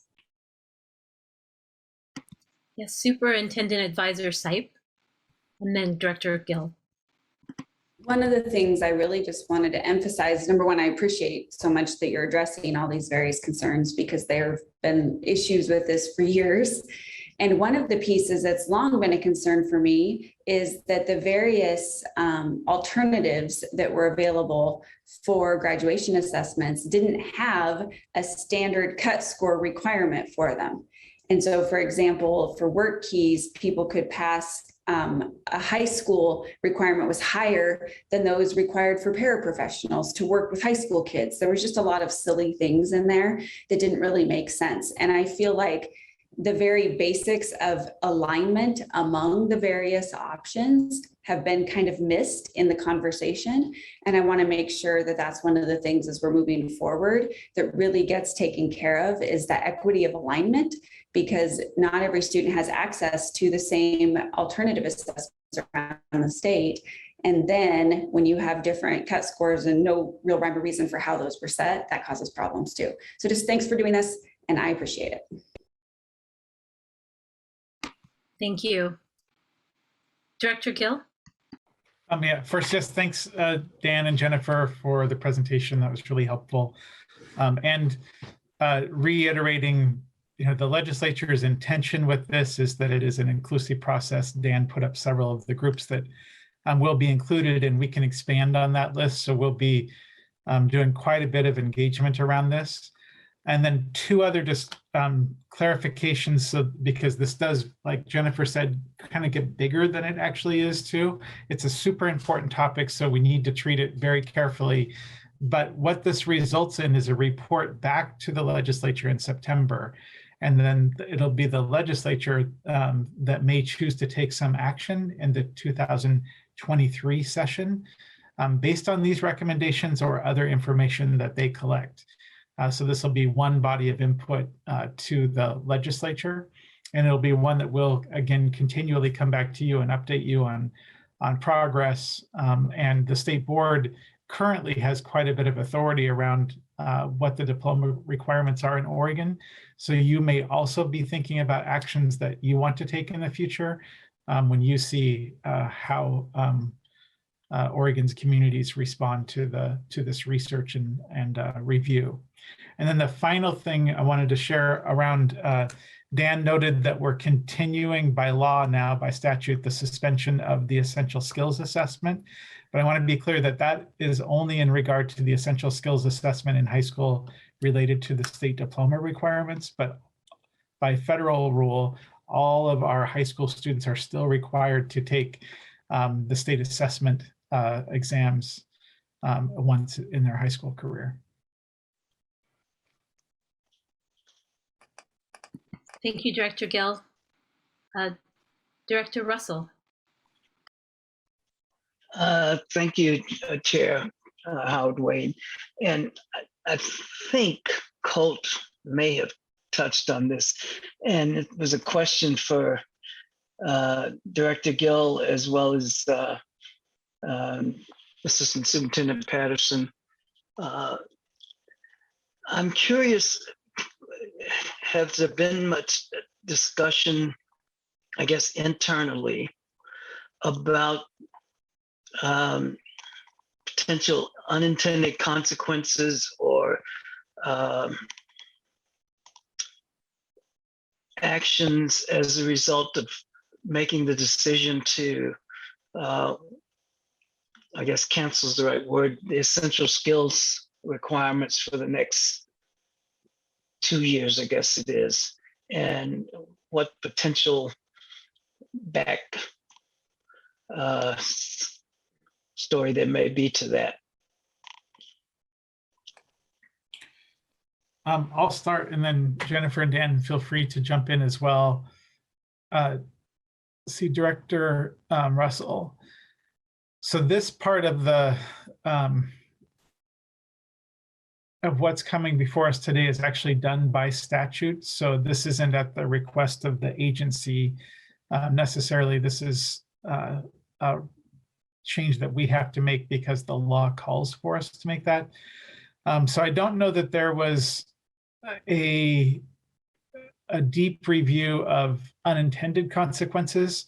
My understanding of the intent behind the continued suspension is that because all of the diploma requirements will be under review for the next 2 years as they come before the legislature in 23, that they did not want to create confusion and a back and forth for those students who are in 8th grade or in high school currently, so that they didn't understand what their requirements were to graduate from high school, that they wanted to maintain what the current model is in Oregon, which right now does not include essential skills as a part of diploma requirements. So I think that that is the reason behind it. And just to have a really clear process as students move through high school so they know what they need to do to attain their diploma.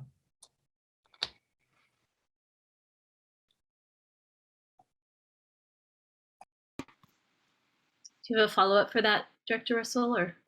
Well, I understand. And I just wonder if our partners in higher ed have had or raised any concerns about that from a standpoint of those who graduated last year and before, at least have some indication of having met certain requirements and having certain skills, as opposed to those coming out the next 3 years, maybe not having as much of an indicator.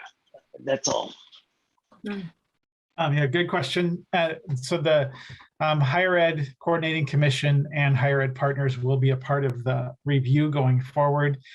In relation to the essential skills right now, what I'll share is that Oregon is one of the very few states left that still has any kind of exit exam for diploma requirements, and none of our standards have changed, neither have any of our credit requirements. So our students are participating in more credits than any other state. There are some that match us in the number of credits, but not many. And the standards for those courses that the teachers are teaching to are unchanged. So we don't think that there will be a change in coursework. We don't think that there will be a change in the expectations of what it takes to pass a course and earn that credit in the state of Oregon. So we think the rigor is still very much there. Oregon also has a pretty definitive set of what needs to be included among those 24 credits. So we have a lot of specificity around what credits students need to earn, including in math, that some math credits don't even count towards graduation unless they're at a certain level. So all of that stays in place. And when other states do, the few other states that do still have exit exams, very few are as comprehensive as ours. Typically, they are related to social studies content around citizenship. That's the typical exit exam that still exists in the United States. Many states have stopped exit exams long ago and even retroactively provided diplomas to students who met all other requirements except the exit exam. A single high stakes test is part of what the legislature wants us to review the equity around, that there is an idea that a student at one time can take a test that encapsulates their entire 13 years of learning in K-12 instruction and says that they've actually accomplished that and earned their diploma. So they're asking us to look for better ways to show that our students are meeting the diploma requirements. Thank you. I also wanted to note that for those who may not remember or need to know, that it was, correct me if I'm wrong, it was the State Board of Education that added the essential skills part of the Oregon diploma some time ago, probably 10, 15 years ago. Yes, 2007. Thank you. Yes, Director Scurlock. Thank you, Chair Howard-Wade, and thank you for the presentation, Dan and Jennifer. My question is tied into what George Russell said about unintended consequences. So I just wanted to check. I know there's always concerns or questions or things that come up around state funding versus federal funding, and if federal funding, if we don't I guess complete certain assessments or things like that, that we could possibly lose any type of some type of federal funding or anything, something in that vein. So I just wanted to check and see, is that a possible ripple effect, or could that be an unintended consequence that maybe is possible, or are we okay? Thanks. Great question. I'll start on this one too, and again invite Dan and Jennifer to jump in if they have additional thoughts to add. So this is part of one of the things that we'll need to go through during our engagement is kind of the history of how we got to this place in Oregon. So you're right, Director Scurlock. So we are required by the federal government to have statewide summative assessments, and those happen in 3rd through 8th grade, and then once again during a student's high school career. That will still happen. So that test will continue to occur and students will continue to participate. And Oregon has a unique parent opt-out that does allow families to opt their children out of that state assessment if they choose. Now the challenge, or kind of the history in Oregon, is that as that was being developed back under the previous version of the Elementary and Secondary Education Act, we also were developing in Oregon our state standards for diploma requirements. And along that pathway, they said, well, we have a statewide summative assessment. Let's also use that to cover 3 of these 9 essential skills that are required for graduation. And so it's now used for the reading, writing, and mathematics part of essential skills for a diploma. So they use the same assessment for these 2 purposes.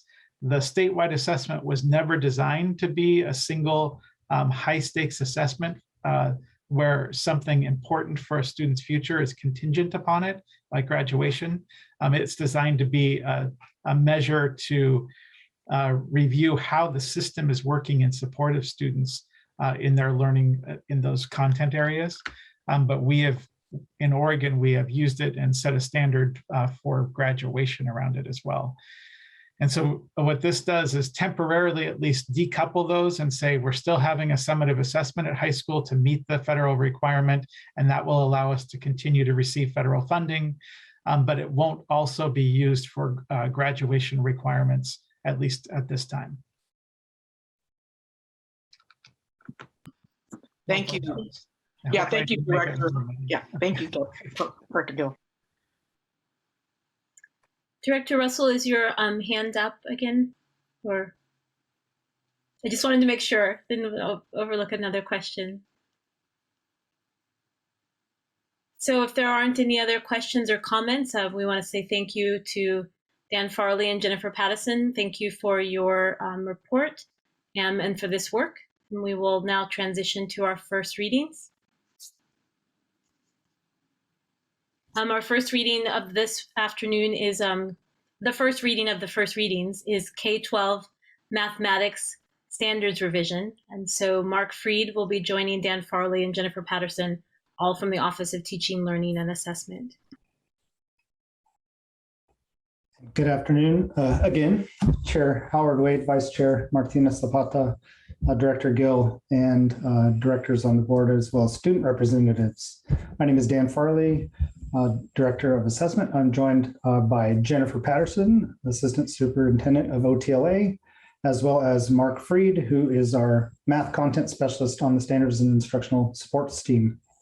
I'm excited to turn the mic over soon to Mark here, but before I do, I wanted to call some attention to Director Colonna's comments earlier today about the student named importance of data science and how strongly that is showing up in a lot of the work that Mark is doing.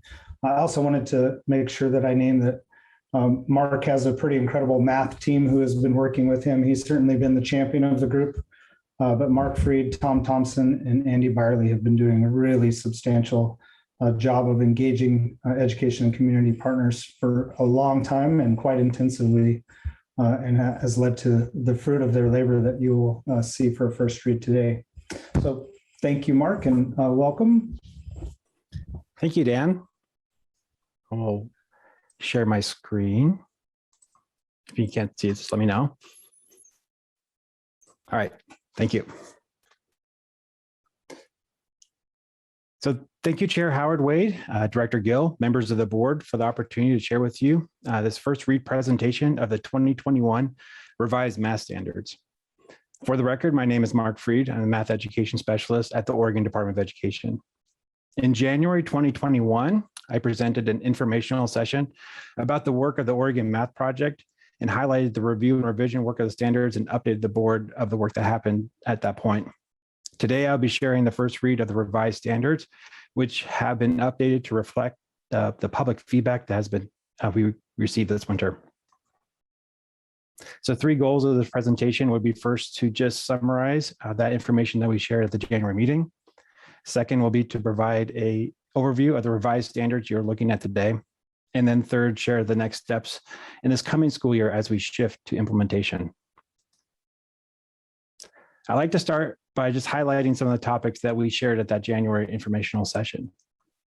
At that presentation, I shared this idea of humanizing mathematics. That is, seeing mathematics as a human endeavor to understand the world around us.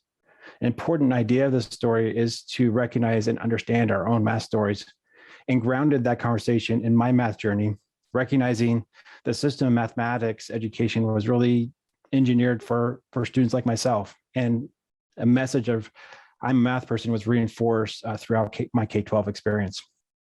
I also recognize a number of stories of students, adults who did not have that same experience and desire to engineer an equitable system for all students to succeed and to solve problems they are interested in.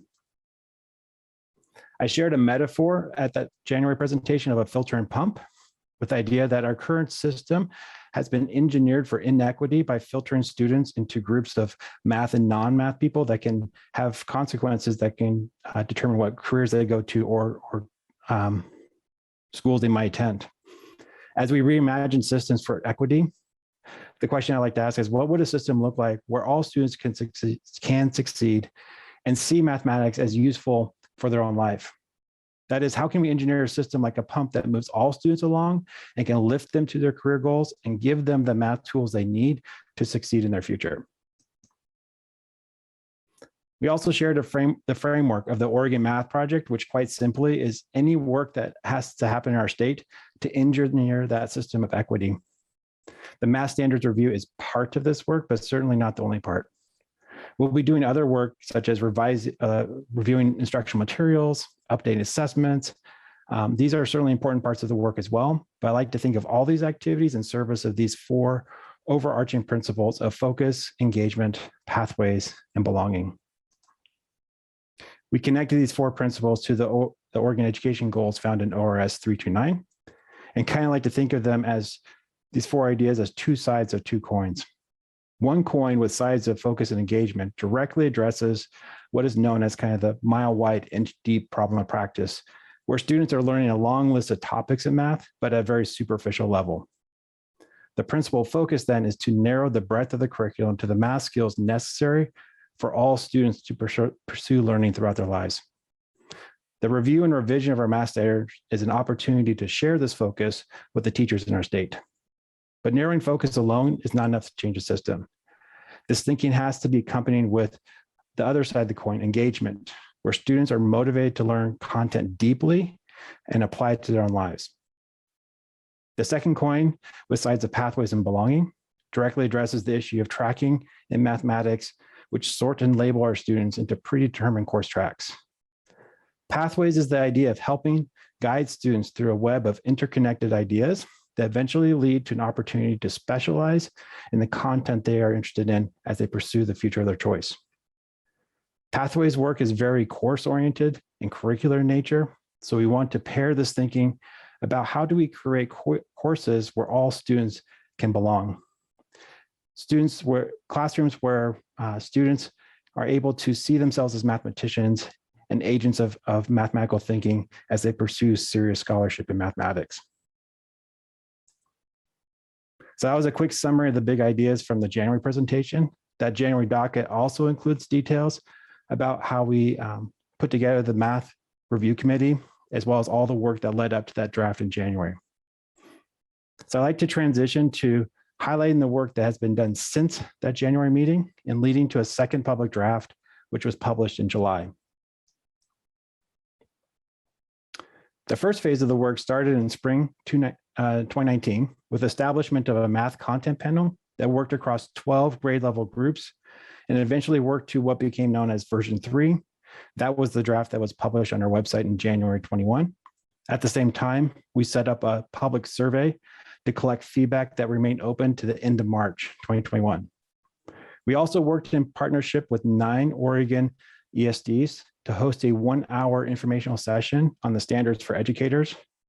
Each ESD hosted 1 K-8 and 1 high school session for a total of 18 webinars in February, involving over 400 educators from across the state.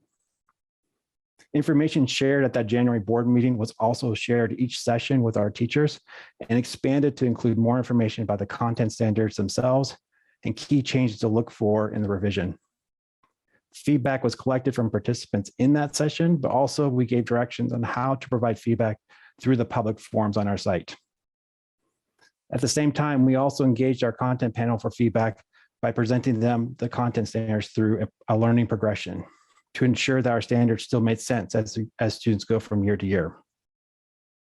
All the feedback forums were closed on April 1st, and the content panel was engaged again to review all the feedback received and make final decision in terms of what changes would be made to standards. At this time, a subcommittee of panelists worked with facilitators from the American Statistical Association, ASA, to revise our statistics standards to reflect the data reasoning framework adopted by ASA in November 2020.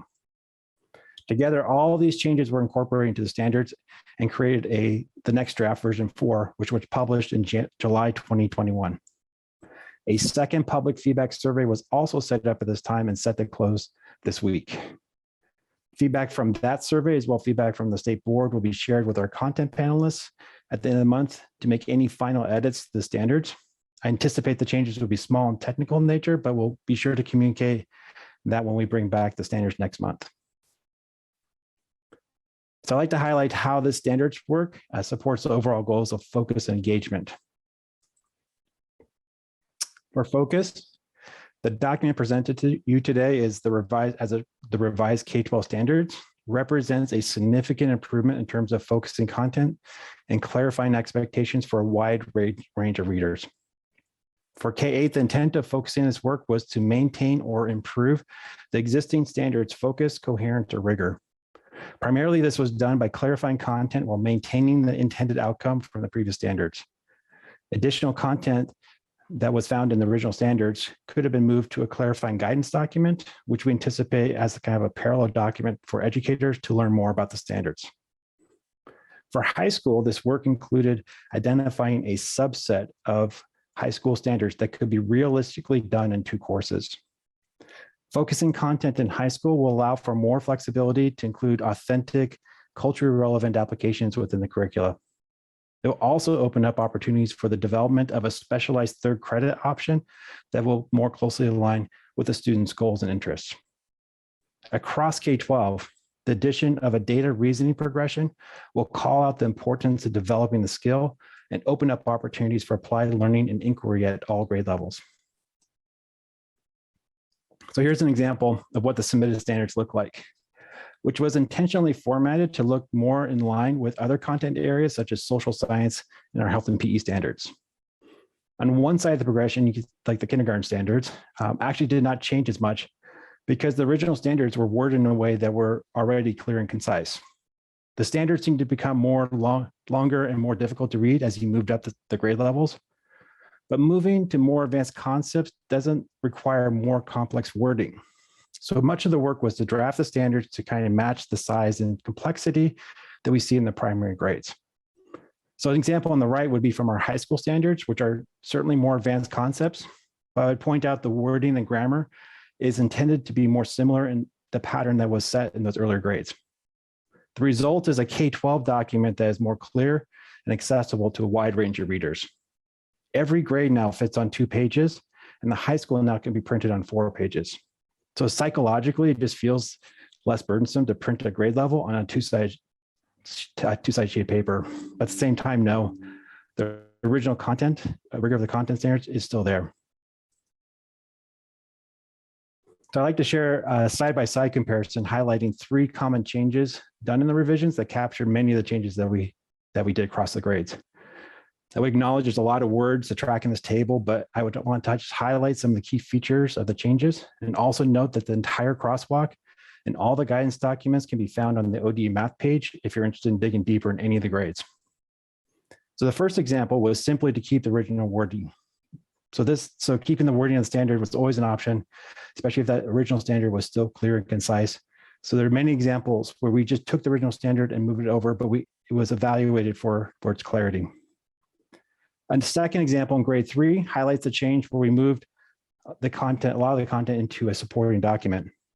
The heart of the standard in this case would be interpreting whole number quotients, which is maintained in the revised standard. So what has changed is a combination of summarizing the examples of the standard or simply moving the examples into the guidance document for teachers to refer to. Here's a third example from grade 7, is an exemplar of a common change that we did.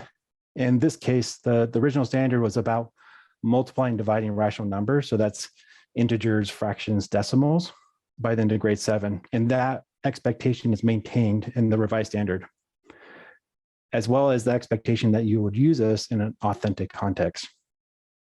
I would note the wording change from real world to authentic context was made intentionally to signal the importance of culturally relevant pedagogy and wanted to be careful on how we use terms as real, like real in our standards, because oftentimes Western examples are privileged to be more real world over context that can be more authentic, such as problems students might be interested in solving in a local community.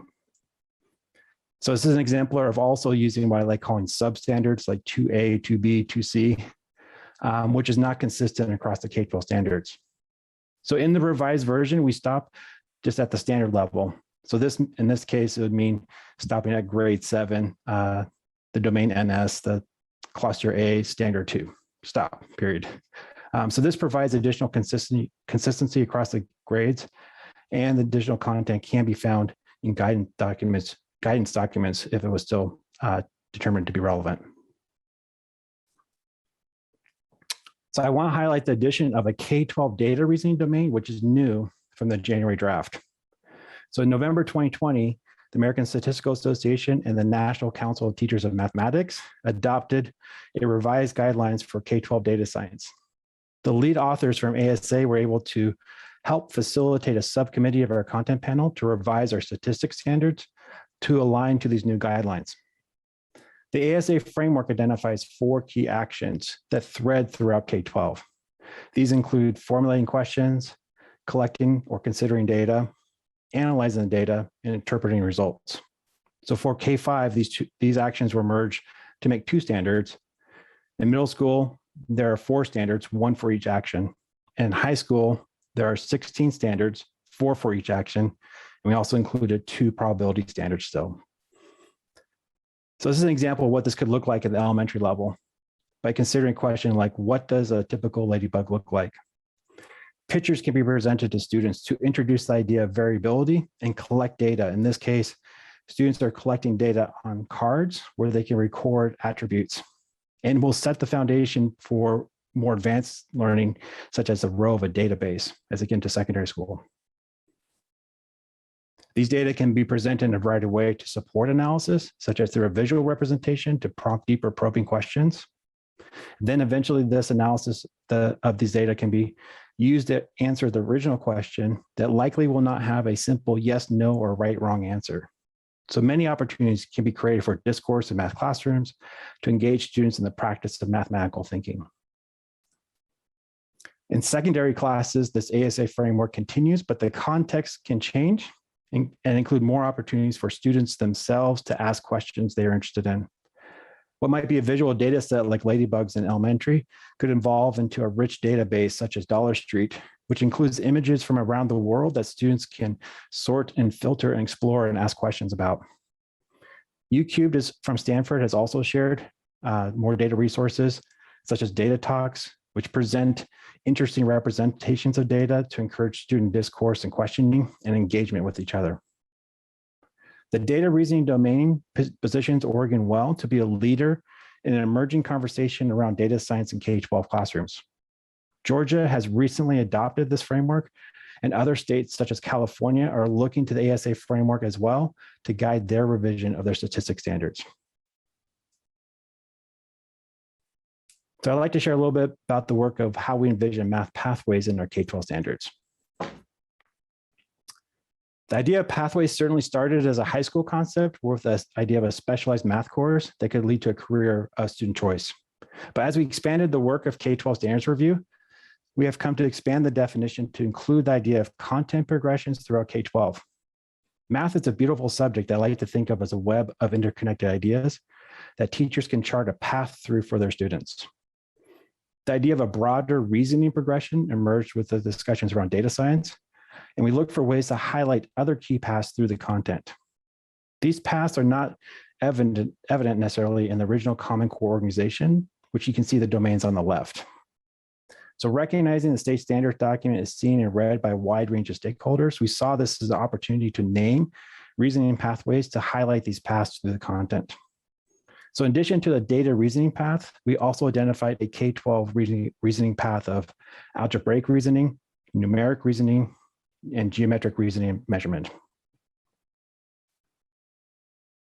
These paths continue right into high school. So at the high school level, these progressions carry through to what we call the 2+1 course framework.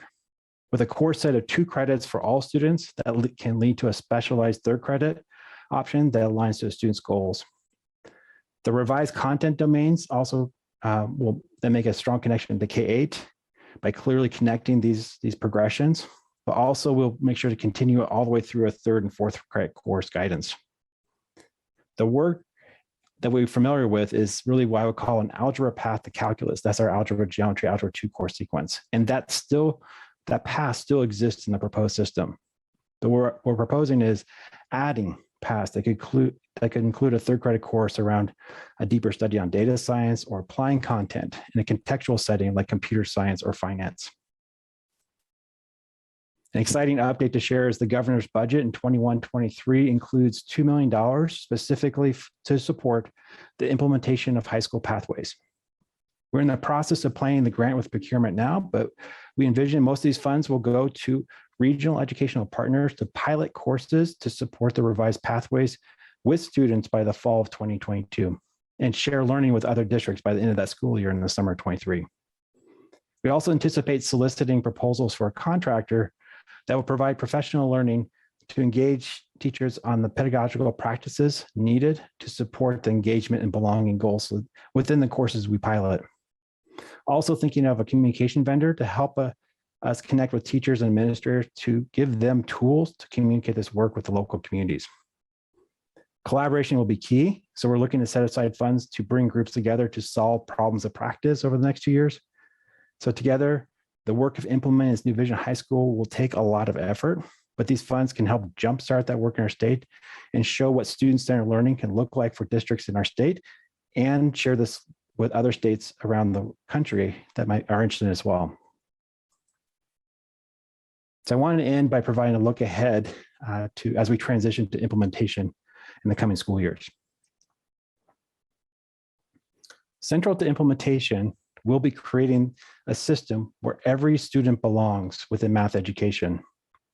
Key to this discussion will be a difficult one and require a long-term commitment of detracking K-12 math, which will move away from a system of predetermined course tracks that students can be placed in as early as grade 6 and sometimes even sooner. So we aim to create such as middle school courses that all students can learn the content deeply and find ways to create paths that can start at a similar point like grade 9. So all freshmen should have the opportunity to engage in a high quality first year high school experience that opens opportunities to deeper study rather than close them down. This work will be supported initially by the Pathways Grant, but we need to work with districts to help take on this work themselves. This work will require collaboration with our institutions of higher education to ensure that problems of practice like admission practices include those courses we're developing in Pathways. And technology will be key as well to give students opportunities to access authentic applications and make it more fun and interesting. I'm hopeful as we learn to work to implement lessons learned from distance learning, as well as new opportunities like data science, we'll see that computational technology will be more normalized in our math classrooms. Work this next year will also include the state review of instructional materials in the summer of 2022. To meet this goal, we will need to return to the board in October to adopt the standards, and then we'll return in December for the first read of the revised materials criteria. It will be a busy fall, but I believe we can stay on track for a math instructional material review for next summer. So that'll be the highlights of the 2021 draft math standards from this past year. Again, thank you for the opportunity to share this work and welcome questions about the work we may have done or looking forward to doing this next school year. So do we have any questions or comments? I see, yes, Vice Chair Martinez Zapata and then Director Colonna. Thank you, Chair Howard-Wade. I just want to say thank you for this work. It blows my mind what we can do even with mathematics and making curriculum culturally relevant. And I want to quote our former colleague, Anthony Velis, on the board and say that this is really a picture of broadening the tent about who can be involved in mathematics. So yeah, I appreciate the fact that it looks, at least from my perspective, that we're moving in the right direction and that we're progressing in the right direction, at least at this realm, in expanding mathematics to all of the youth. in our through 12 system. So thank you very much for this work, Mark, and everyone. Thank you.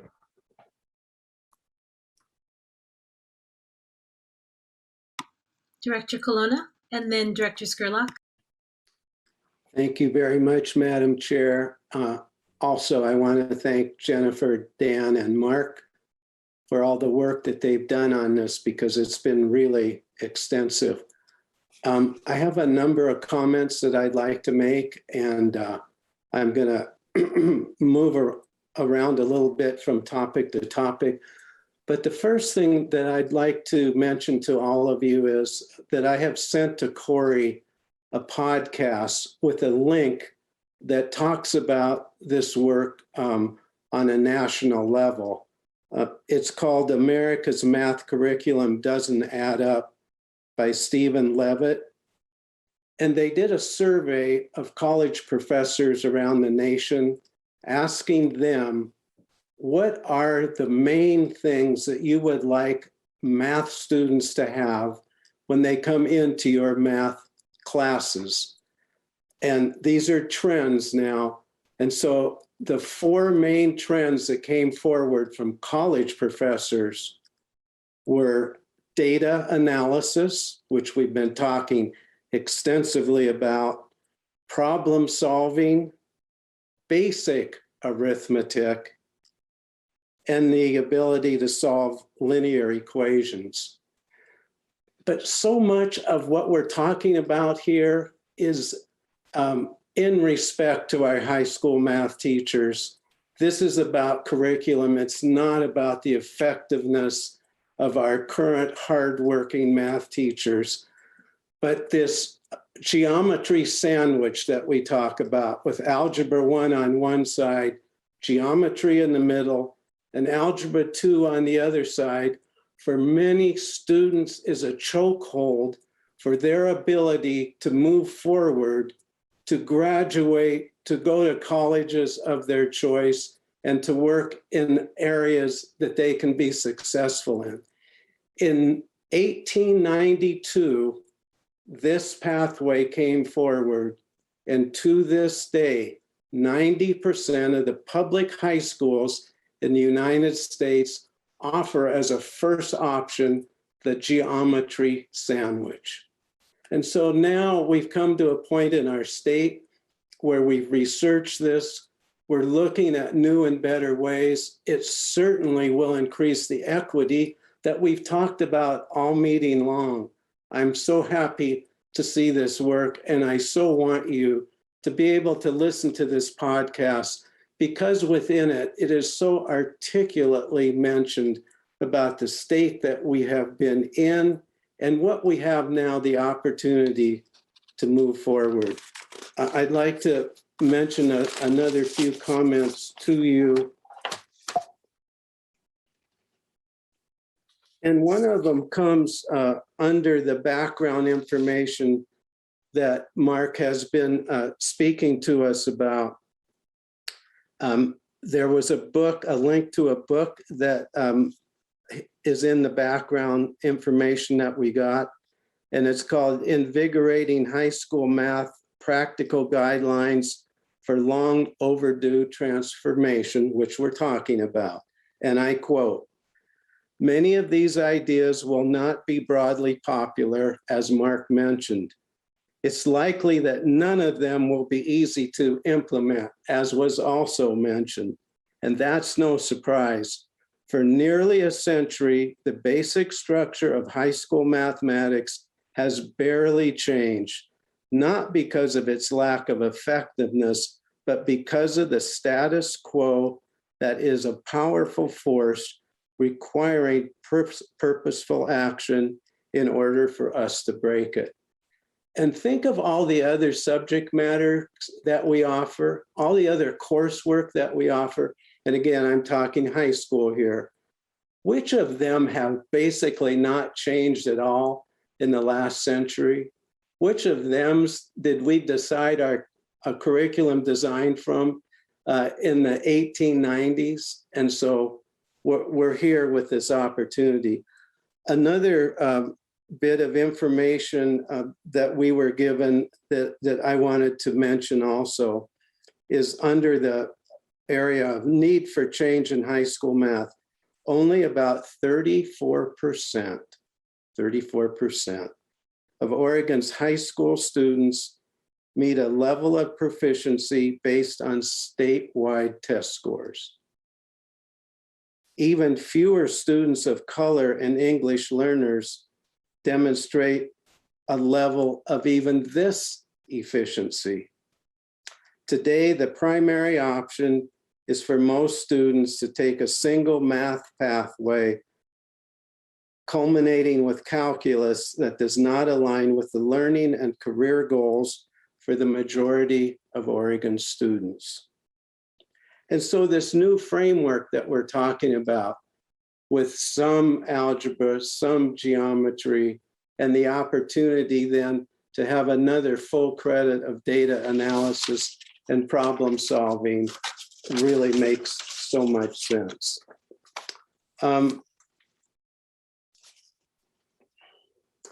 Under another area, it said under positive impacts of the action of historically underserved populations in Oregon, historically, mathematics and the perceived ability to learn mathematics have been used to educate children into different societal roles, leading to segregation and separation. And so we've come to another point in our agenda today where discrimination, racism, separatism, elitism is operating, and we have an opportunity to change it. And based on Jennifer, Dan, and Mark's leadership, we will be able to make it there. I'm very proud of the work of them, and I'm happy to see where we're headed in this. And again, I just want to give one more kind of asking to take a listen to that podcast that will be coming your way, and then look forward to our opportunity to speak on this and vote for it in our next meeting. Thank you very much, Madam Chair. Thank you, Director Colonna. Director Scurlock, before we go to you, I'm going to see if Ms. Patterson has a response to Director Colonna. Thank you. Thank you, Chair Howard-Wade. I did want to say, Director Colonna, thank you for your remarks. And I'd be remiss to miss an opportunity to really establish that with a tremendous amount of gratitude, Carmen Seymour Urbina and Director Cole Gill and Cindy Hunt have stewarded an equity strategic plan that really calls us to this kind of work. And when 3 years ago, when I came to the department, there was sort of a mechanistic way in which standards happen. It was like, okay, 7 years standards, where we're gonna adopt new standards. And really through the charge of a new call to purpose and leadership, it really became evident that everything we do in the Office of Teaching and Learning and in the department, we have an opportunity to examine deeply and to recreate and deconstruct places where systemic patterns of racism determine who gets a seat at the learning table and who's denied a seat at the learning table. And so I want to name that this sort of leadership that you see Mark stewarding and Alexa Pearson, who's not here today, but stewarding, and Dan Farley stewarding, really comes with the permission from brave leaders who make it the expectation that in this work, there is a clear and uncompromising centering of equity. Thank you. Director Scurlock. Thank you, Chair Howard-Wade, and thank you to the team, really, Mark, Jennifer, and Dan. So thank you so much. I just wanted to just add input. I know oftentimes my students they want to know why it's relevant, like why is this important? And so being able to apply it to a major career path will mean a lot to students. In addition, we had a student, this is the last comment, we had Dr. Charity Dean graduated from Junction City High School, went on to Tulane Medical School, and now she helps with the Center with Containing Disease Outbreak. She does all these amazing things, featured on 60 Minutes, so a student from Oregon. But she went to Tulane Medical School, and I was talking to her, and I had assumed that all of the people in the medical school were biology majors, chemistry majors, all of that. And she said, no. She said there are English majors here with me, and she said there are history majors, and listed off other majors, and I had no idea that she was making it very clear. It's not, we have this idea of the path of where it's supposed to go, how you get there, and she interrupted my previous notions about who is actually in medical school in these programs like Tulane Medical School. So this is great, engaging in conversations, digging in deep so that kids know there are different ways to get to the same areas, and then including probability statistics on a higher level, really getting kids to think deeply about the why and applying it to real life and things like that. I'm just thrilled. So thank you so much for all of your work. Thank you. Thank you. Great comments, great questions, good report, good work. Are there any other questions or comments before we move on to our next read? Kimberly, can I just add one last thing? I'm sorry, this is just such a fantastic conversation. It's around mathematics, and it's so important. I think it goes back to a point that Director Russell brought up earlier when we were dealing with the resolution, and that is, what are we going to do? And this is what we're doing. This is why I am here with this board pleading and asking that we take a stance on things, because I also see the work that is happening within ODE that is changing systemic racism. Not to say that it is enough, because our kids, I agree, George, need help, need intervention immediately. They need us to step in front of them.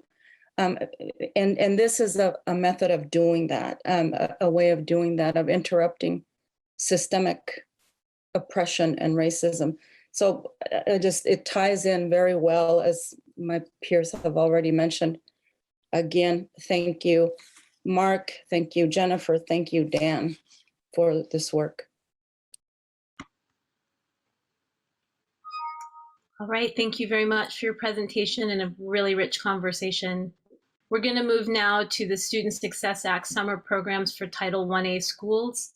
And there's OARs 581-017-0620 and 581-017-0635. Presenting for us today are Liza Ross, Sophie Hilton, and Raquel Gwynn, all from the Office of Teaching, Learning, and Assessment.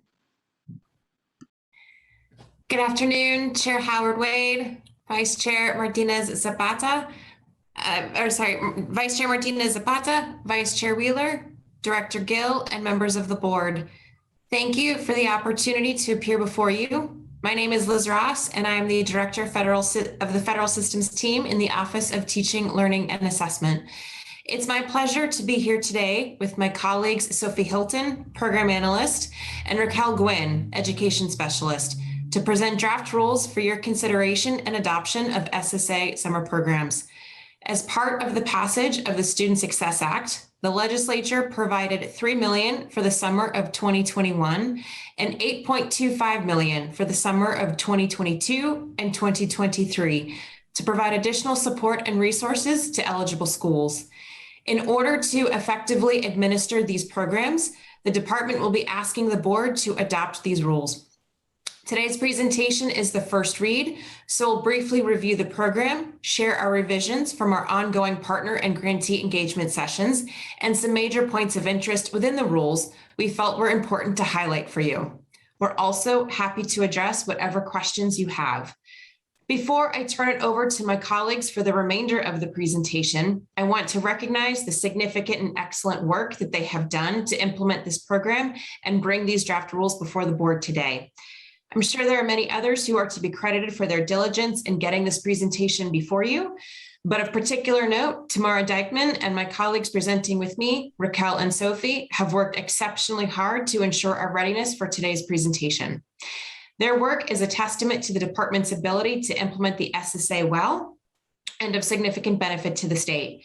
With that, allow me to recognize Sophie and Raquel for the remainder of the presentation. Thank you, Liz. Good afternoon, Chair Howard Wade, Vice Chair Martinez Zapata, Vice Chair Wheeler, Director Gill, and members of the board. For the record, my name is Raquel Gwynn. I use the pronouns she and her, and I'm an education specialist on the federal systems team in the Office of Teaching, Learning, and Assessment. I was also the previous grant manager for this program.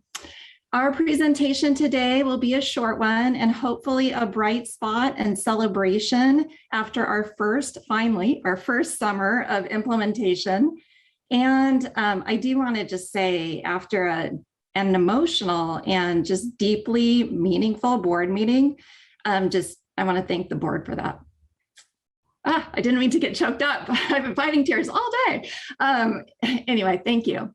Let me first start by summarizing our journey of the SSA program to this point in time. So in March 2020, over a year and a half ago, the permanent rules were adopted. So this is the first time that you're seeing these rules.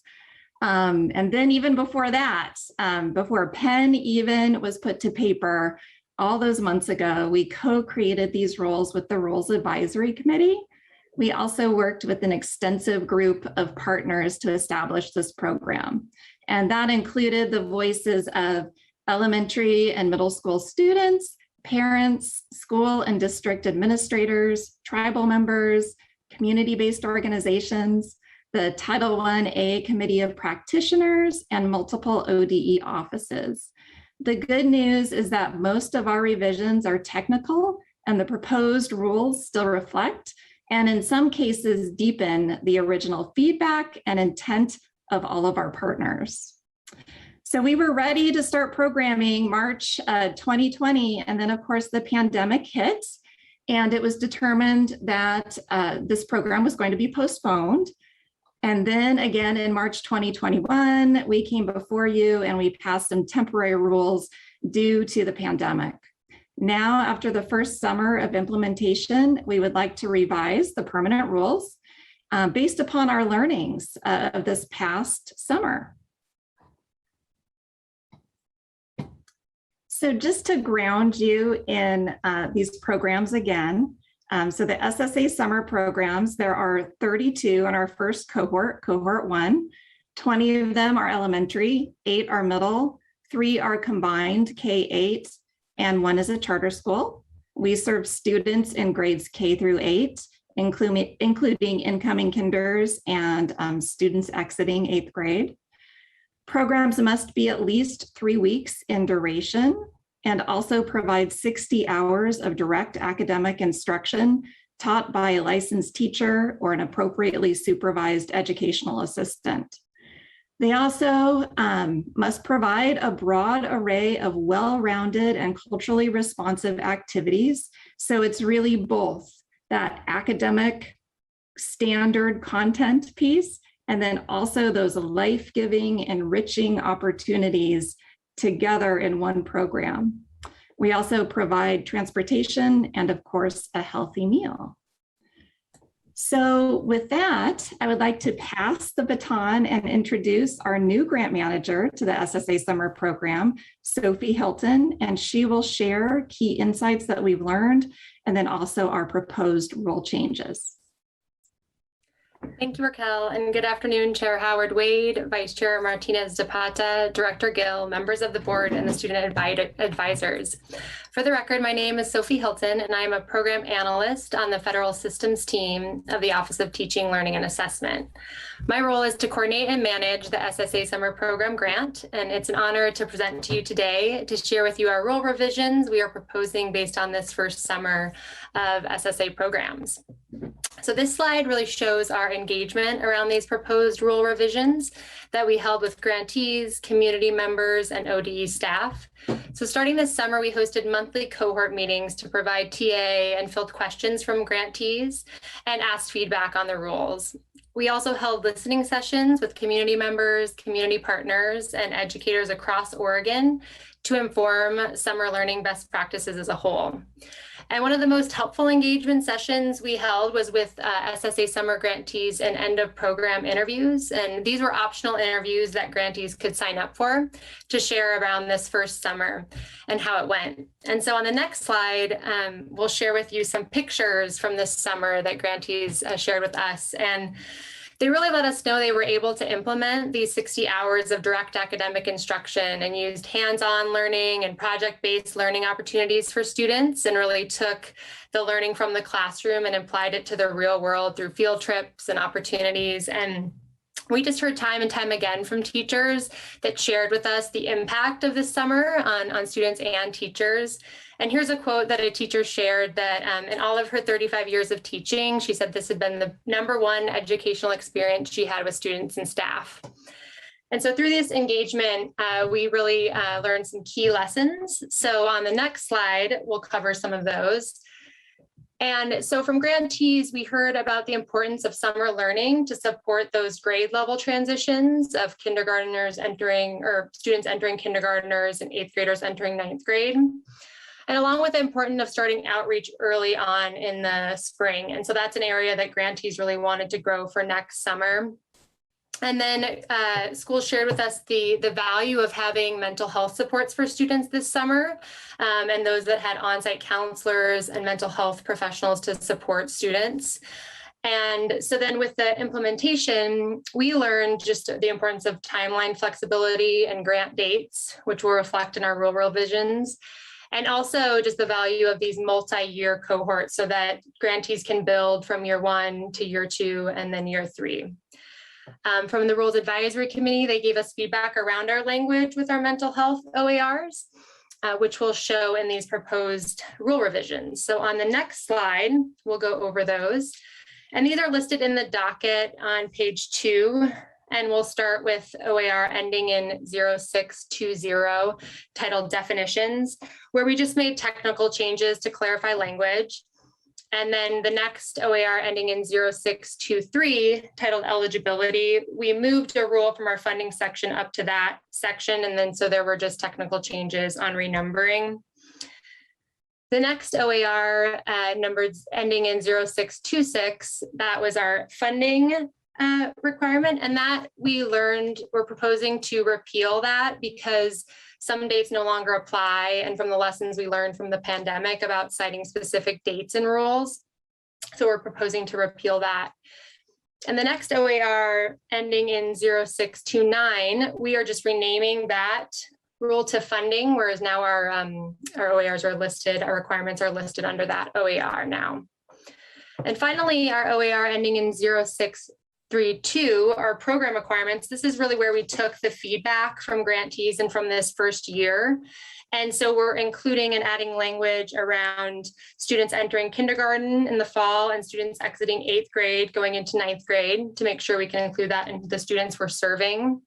And then also this focus on mental health and broadening our social emotional learning to include the mental health framework by adding trauma-informed practices, strength-based approaches, and our racial equity and anti-racism lens. So, and then finally, the last part of this rule is where we added providing effective and culturally responsive outreach to just really ensure that schools are reaching out to students and families in their home language, and to make sure that the students that are most underserved by our system are able and have the option to attend these summer programs. So with that, we'll close with just some pictures from Oregon Summer Learning, and just wanted to share these teachers and programs shared with us, and a quote from a family, and just how really proud teachers were of this summer program, and especially given the barriers they were facing from the last school year, and how well they were able to really, implement these programs. And so just wanted to share these bright spots with you all. And thank you so much for your time. We really appreciate it. And we'll take any questions you have at this point. Do we have any questions or comments? Thank you very much. I'm gonna close the screen and make sure I'm not missing any hands. All right. Well, thank you very much for that report. It is a bright spot, and we like those bright spots. So thank you. We are going to move on now to our updates to technical assistance programs. OARs 581-027-0030, 581-027-0043. Office of Finance and Information Technology, Michael Elliott and Leanna Hyman. Good afternoon, Chair Howard, members of the board. My name is Michael Elliott, School Facilities Program Manager. I'm here to introduce Leanna Hyman, our Technical Assistance Program Administrator, and she will walk you through the 2 changes we are proposing for first read for the Technical Assistance Program. Leanna. Thanks. So good afternoon, Chair Howard Wade, Vice Chair Martinez Zapata, Vice Chair Wheeler, Director Gill, members of the board, and student advisors. My name is Leanna Hyman. I'm the Technical Assistance Program Administrator, and Michael Elliott and I are here today to talk about updates to the Oregon Administrative Rules for the Technical Assistance Program. This is also known as TAP. For the past 6 years, the Technical Assistance Program has operated under the School Facilities Unit of the Office of Finance and Information Technology. TAP provides grants to school districts to assist them in capital improvement planning. These grants that range from $20,000 to $25,000 each include the Facilities Assessment Grant, the Long Range Facility Planning Grant, the Seismic Assessment Grant, and the Environmental Hazards Assessment Grant. The Technical Assistance Program has worked closely with a number of stakeholders to develop the proposed rule changes that we present to you today. These stakeholders include our advisory group, whose members consist of district personnel, school administrators and their advocates, architects, construction project managers, and public affairs consultants. We've also worked with TAP's certified assessors, environmental health professionals, as well as ODE's Rules Advisory Committee. So starting in 2022, the Technical Assistance Program will offer school districts a new grant for asbestos inspections and management planning. This grant will be referred to as the Asbestos Environmental Hazard Assessment Grant. Since 2019, the Environmental Hazard Assessment Grant has been awarded to districts to cover the cost of radon testing. The proposed rule changes clarify the 2 types of environmental hazard assessments between radon and asbestos. The change also includes 6 preference points for the new grant, since all other TAP grants preference points are currently outlined in the program's administrative rule. When a district chooses to apply to a TAP grant, their application is assigned preference points, and each application is eligible to receive up to 6 points for each grant type. The preference point system ranks the applications according to greatest need.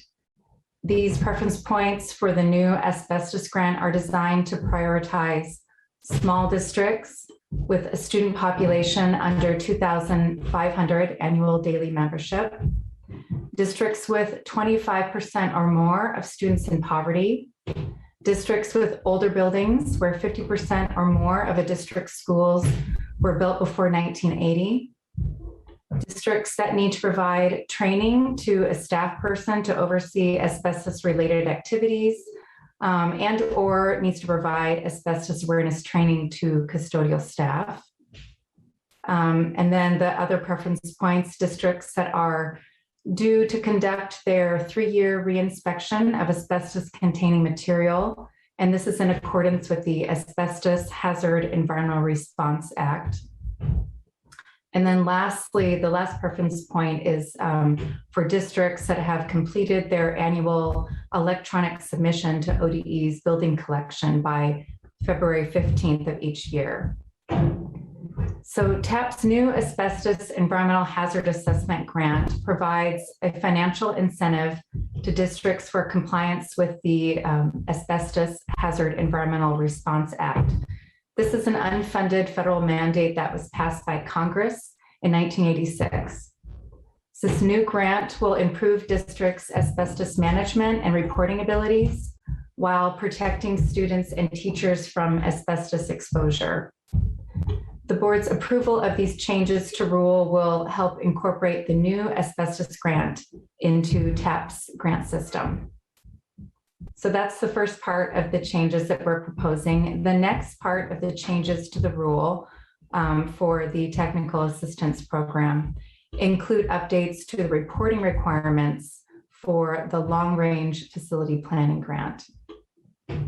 So since the beginning of the technical assistance program, the administrative rules outlined that a district's long-range facility plan must include an analysis of the ability of a district's facilities to meet educational adequacy standards.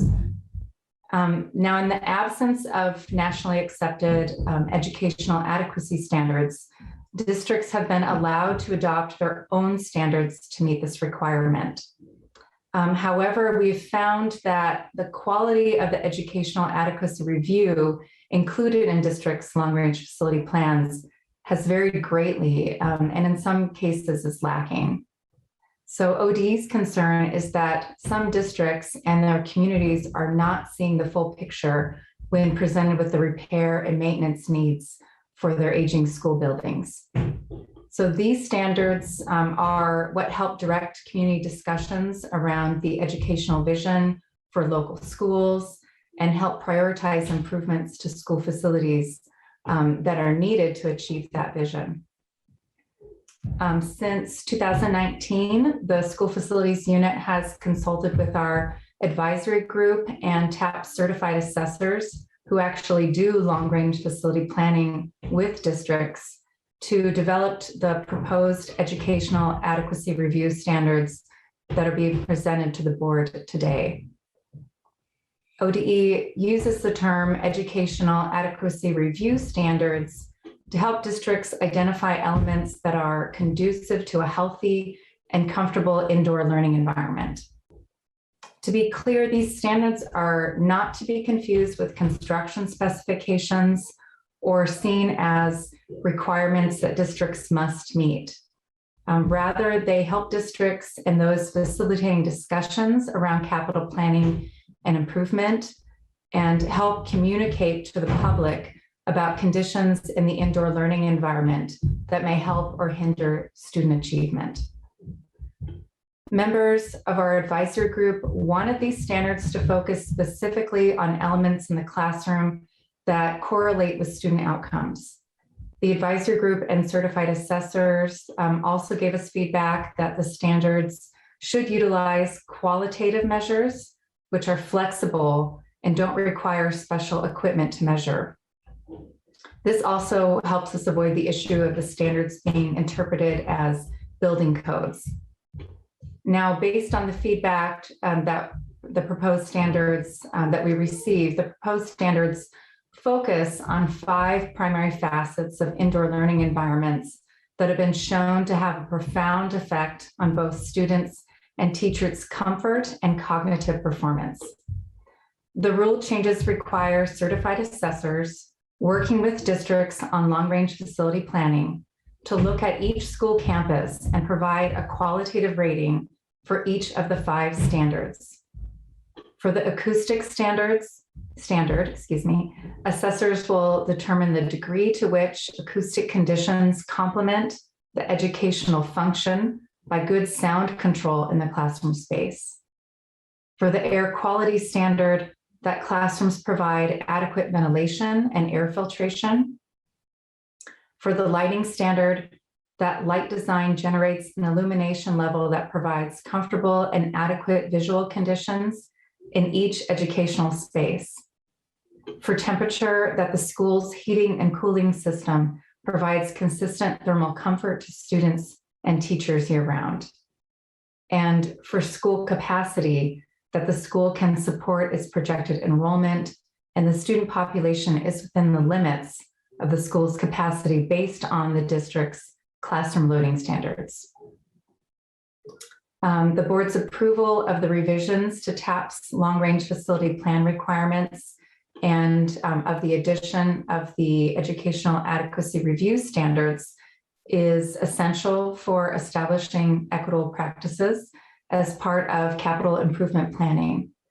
These changes will help district leadership and their local communities better understand the connection between the deteriorating condition of school buildings and ongoing discussions about closing achievement gaps. Thanks so much for your consideration of these proposed rule changes for the technical assistance program. I think with that, we're now open for any questions or feedback from the board. Thanks again. Thank you. Do we have any questions or comments?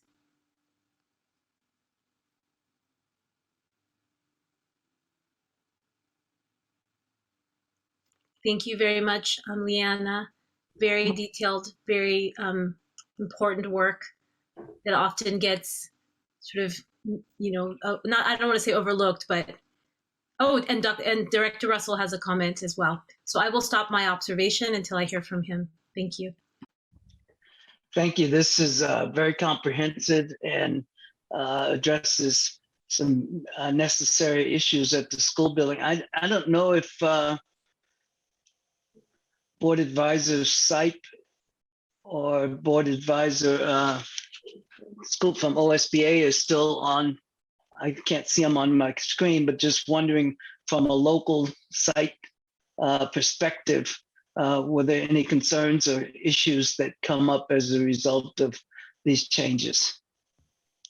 Not only no concerns, but I have nothing but positive things to say about this group and the work that they do and how responsive they are when we have run into concerns along the way or times when we've had questions on how to complete something. They've always been especially responsive.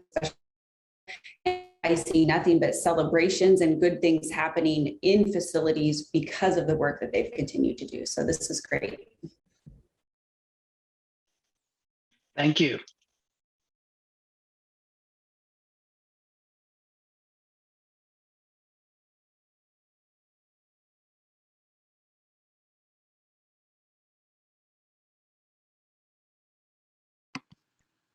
Thank you.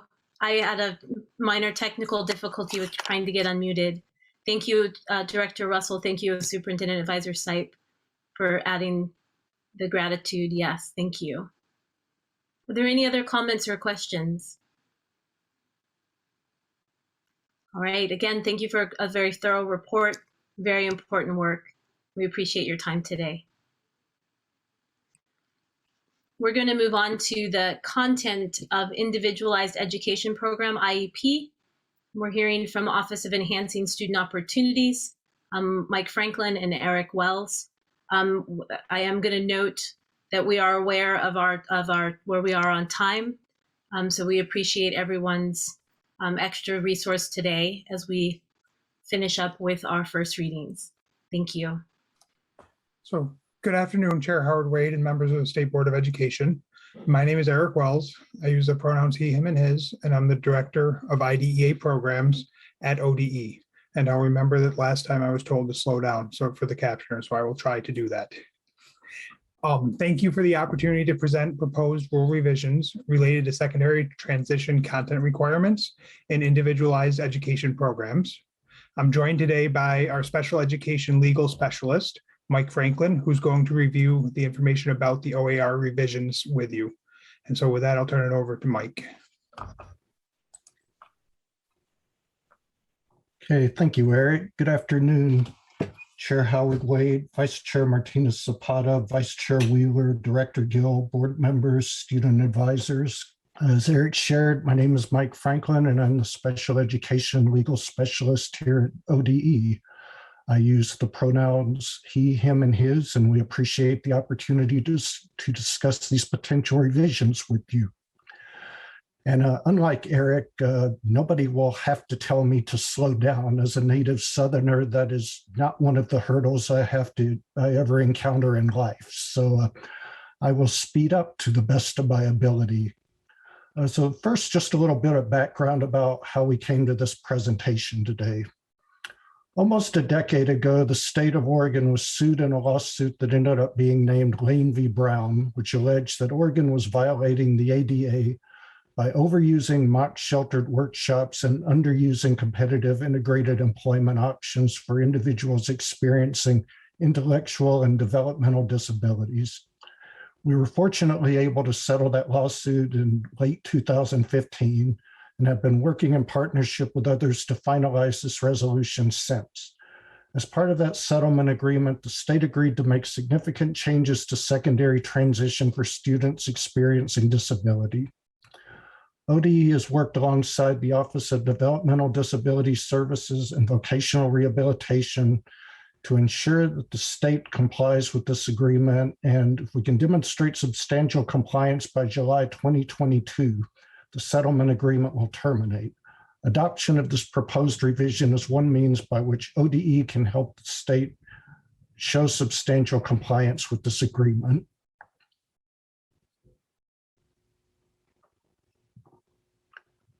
So based on the settlement agreement, we are seeking to update OAR 581.015.2200, which is the rule that governs the content that must be included in a student's IEP. These changes include language from the Lane v. Brown settlement agreement that will help clarify requirements that must be met related to secondary transition. There are a couple of points I will also make now that will help provide context for later in the presentation. First, in part, this lawsuit was filed because the plaintiffs were concerned that students experiencing disabilities were not being informed about supported employment services. This is an allegation, not a finding of fact, but it establishes important context about the case that resulted in the settlement agreement.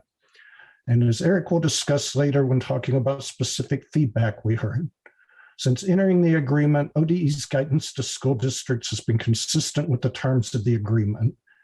In light of all that, then, ODE believes that these revisions will clarify both the age ranges related to secondary transition components of the IEP and requirements for planning for transition services related to employment.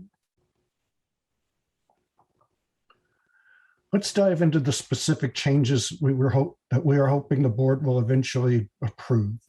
This rule is an existing rule in Division 15, so our proposed solutions are included on screen in red underlined text. The proposed changes are all in subsection 2. There are no changes in subsection 1. Under current requirements, beginning not later than the first IEP to be in effect when the child turns 16 or younger, if determined appropriate by the IEP team, each IEP must include specific transition-related content. The revisions on the screen make explicit that transition planning can begin as early as age 14 or younger and confirm that parents are part of the IEP team that makes this determination. Then going on to subsection 2B, we added a new subsection I that requires employment planning to include information about and opportunities to experience supported employment services provided by Oregon Vocational Rehabilitation or the Oregon Office of Developmental Disability Services within a competitive, integrated employment setting. Information about these services shall also be provided to the parent by the school district at each transition IEP annual review. Those are all of the changes being proposed to the rule. First, that transition planning can begin at 14 or younger if the IEP team, including the parents, determine it appropriate, and that appropriate information about available opportunities is included in the planning process and shared with parents. The board has discretion as to whether to adopt these revisions, as they are not required by state or federal statute. However, ODE has consulted with legal counsel about this matter, and it is ODE's position that, if adopted, this proposed rule revision will support the state's successful conclusion of the settlement agreement in 2022. From here, we'll turn it to talk a little bit about engagement and feedback we've received on this rule, and I will turn this back over to Eric. Thank you. Thank you. So as Mike shared, the genesis of these proposed revisions is a settlement agreement for a federal lawsuit. The changes would impose minimal new requirements on school districts. Namely, if it were adopted, school districts would need to include information when planning for secondary transition related to employment and to share that information with parents. These revisions have been presented at the Oregon Statewide Transition Conference, have been discussed with the Dispute Resolution Committee, and were reviewed by ODE's Rules Advisory Committee. They've also been presented by our transition network facilitators during multiple meetings and their training sessions with local school districts. On the slide, you can see specific feedback that ODE received from the recent review of this rule by our Rules Advisory Committee. Participants noted that they felt that adoption of this rule could create a need to revise our IEP forms, that ODE was being prescriptive through rulemaking rather than providing support through guidance, that this rule could create confusion around the age that transition planning can begin, and that adopting this rule was a possible overreach of agency authority. And so in the next slides, I'll touch on each of these briefly for you. We heard feedback that adoption of this rule could create a need to revise our IEP forms. Per OAR, all districts in Oregon must use the Oregon Standard IEP form unless they've been approved to use an alternate form. ODE does not believe this rule revision would require any changes to the Oregon Standard form. On the screen, you can see the transition planning section of the IEP, where it references federal regulatory language that reads, beginning not later than the first IEP to be in effect when the child turns 16 or younger if determined appropriate by the IEP team and updated annually thereafter, the IEP must include, and then it goes through specific secondary transition components, like the results of age-appropriate transition assessments grayed out at the bottom of the slide. So if approved, these revisions would change that wording in Oregon administrative rule, but not in the federal regulations, which is what our IEP template references. If a school district uses an alternate IEP form, as they're allowed to do under OAR, they could choose to make changes to include the additional wording, but they would not be required to do so. ODE could not confirm any need to revise IEP forms based on these proposed revisions. We also heard feedback that this was prescriptive rulemaking rather than guidance. The revisions in this rule support improvement in competitive integrated employment outcomes for students experiencing intellectual and developmental disabilities. ODE already works to support effective secondary transition programs through guidance and technical assistance, notably through collaboration with the Transition Technical Assistance Network, including the publication of a transition resource handbook annually. The content from the proposed revisions to this rule are included as guidance in the current transition resource handbook. However, though the additional requirements under this rule are minimal, they are important and should be requirements codified in administrative rule rather than merely suggested practices disseminated by guidance. Another piece of feedback we received was that these rules could cause confusion around the age that transition planning can begin. Under the IDEA, transition planning can begin as early as the team determines it appropriate, but is required to begin not later than the IEP that will be in effect when the child turns 16.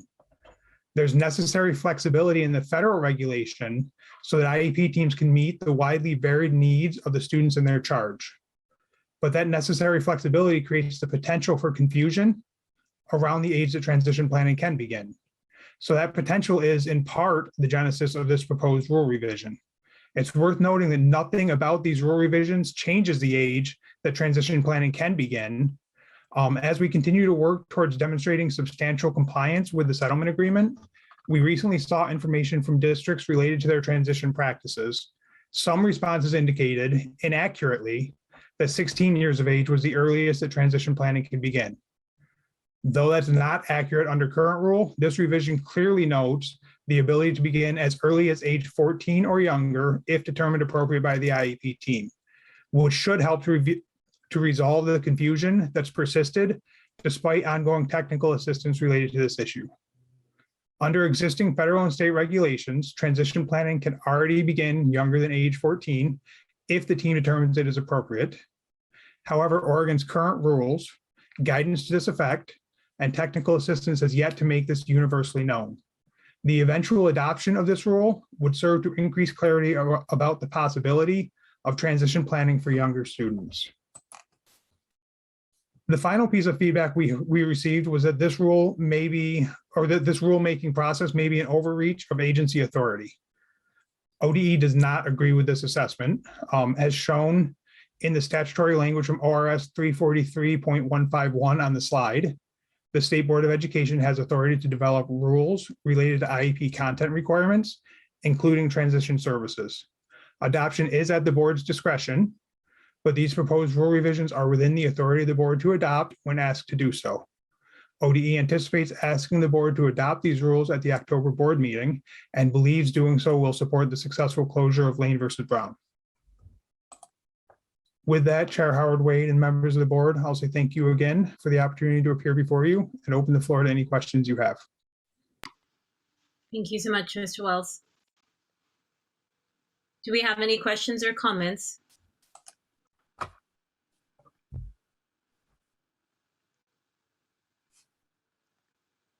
It doesn't look like it. Your speed was perfect. It was nice. I'm getting better. Yes, it was fast paced enough to just get us through, but not too fast that the captioner had to slow you down. So thank you very much. Great report, very good information. We look forward to hearing more at our next meeting, or hearing the same and getting ready to adopt. Perfect. If there are no other questions, then we're going to hear from Emily Nazaroff from the Office of the Director. And I believe Director Gill and Deputy Director Urbina will also be supporting your report. Thank you. Yes, and I thank you, Chair Howard Wade, and we'll move quickly as well. I'm just giving the introduction here. This is just another sort of technical fix related to statute that has passed. So you all passed the Every Student Belongs set of rules, and then it went to the legislature and became statute in Oregon. Now we need to backtrack a little bit and make sure that your rules match what's currently in statute. So Emily will walk through that. Our school districts still have the same roles and responsibilities and rights that they had before to ensure that they make efforts that every student can belong in their school system. But some of the way they go about that may look a little bit different as we align to the state statute. Emily. Thanks. Good afternoon, Chair Howard Wade, members of the board, and Director Gill. Emily Nazarov with the Government and Legal Affairs team in the Director's Office. So there's a few changes to the rule that happened because the bill was adopted. So you adopted the rule first, the legislature came along and essentially put your rule into statute with some changes. So now we have to go back and align. When you look at the proposed rule, it will kind of look like there's a lot of red ink on it. There's not that many changes actually. Some of it is changed definitions that then have to be changed throughout. But I do want to call out a few things to make sure you understand what's happening. So the first is that we propose deleting subsections 2 and 3 in the rule. And subsection 2 said, the Oregon legislature has determined that a person may not be subjected to discrimination in any public elementary or secondary education program. We still believe that, but now that I had inserted those 2 clauses to show the authority that the board has to adopt that rule, but now that there's a statute in place, we don't need those authority statements, and so those come out. The second is that the legislature had a different definition of symbol of hate. So in the rule, we define a symbol of hate as the 3 symbols: nooses, symbols of neo-Nazi ideology, and the battle flag of the Confederacy. And we also said that it could be any symbol whose display is reasonably likely to cause a substantial disruption of or material interference with school activities, or is reasonably likely to interfere with the rights of students by denying them full access to the services, activities, and opportunities offered by a school. So probably the biggest change you'll see in this rule is that the definition of symbol of hate is now limited to those 3 explicit symbols, and that language about the test is coming out of the rule. But I wanted to be really clear that that doesn't change the tools that are actually available to school districts, because the test that you put in your rule is Supreme Court precedent, and school districts still have the ability to prohibit a symbol on their campus if it meets the test of substantial disruption or reasonably likely to interfere. So while the language is different in your rule, the tools available to school districts are still the same. So I just wanted to be really clear about that so there wasn't any confusion. That is it for the big changes to the rule. If you have any questions, I'd be happy to answer them. Do we have any questions for Emily?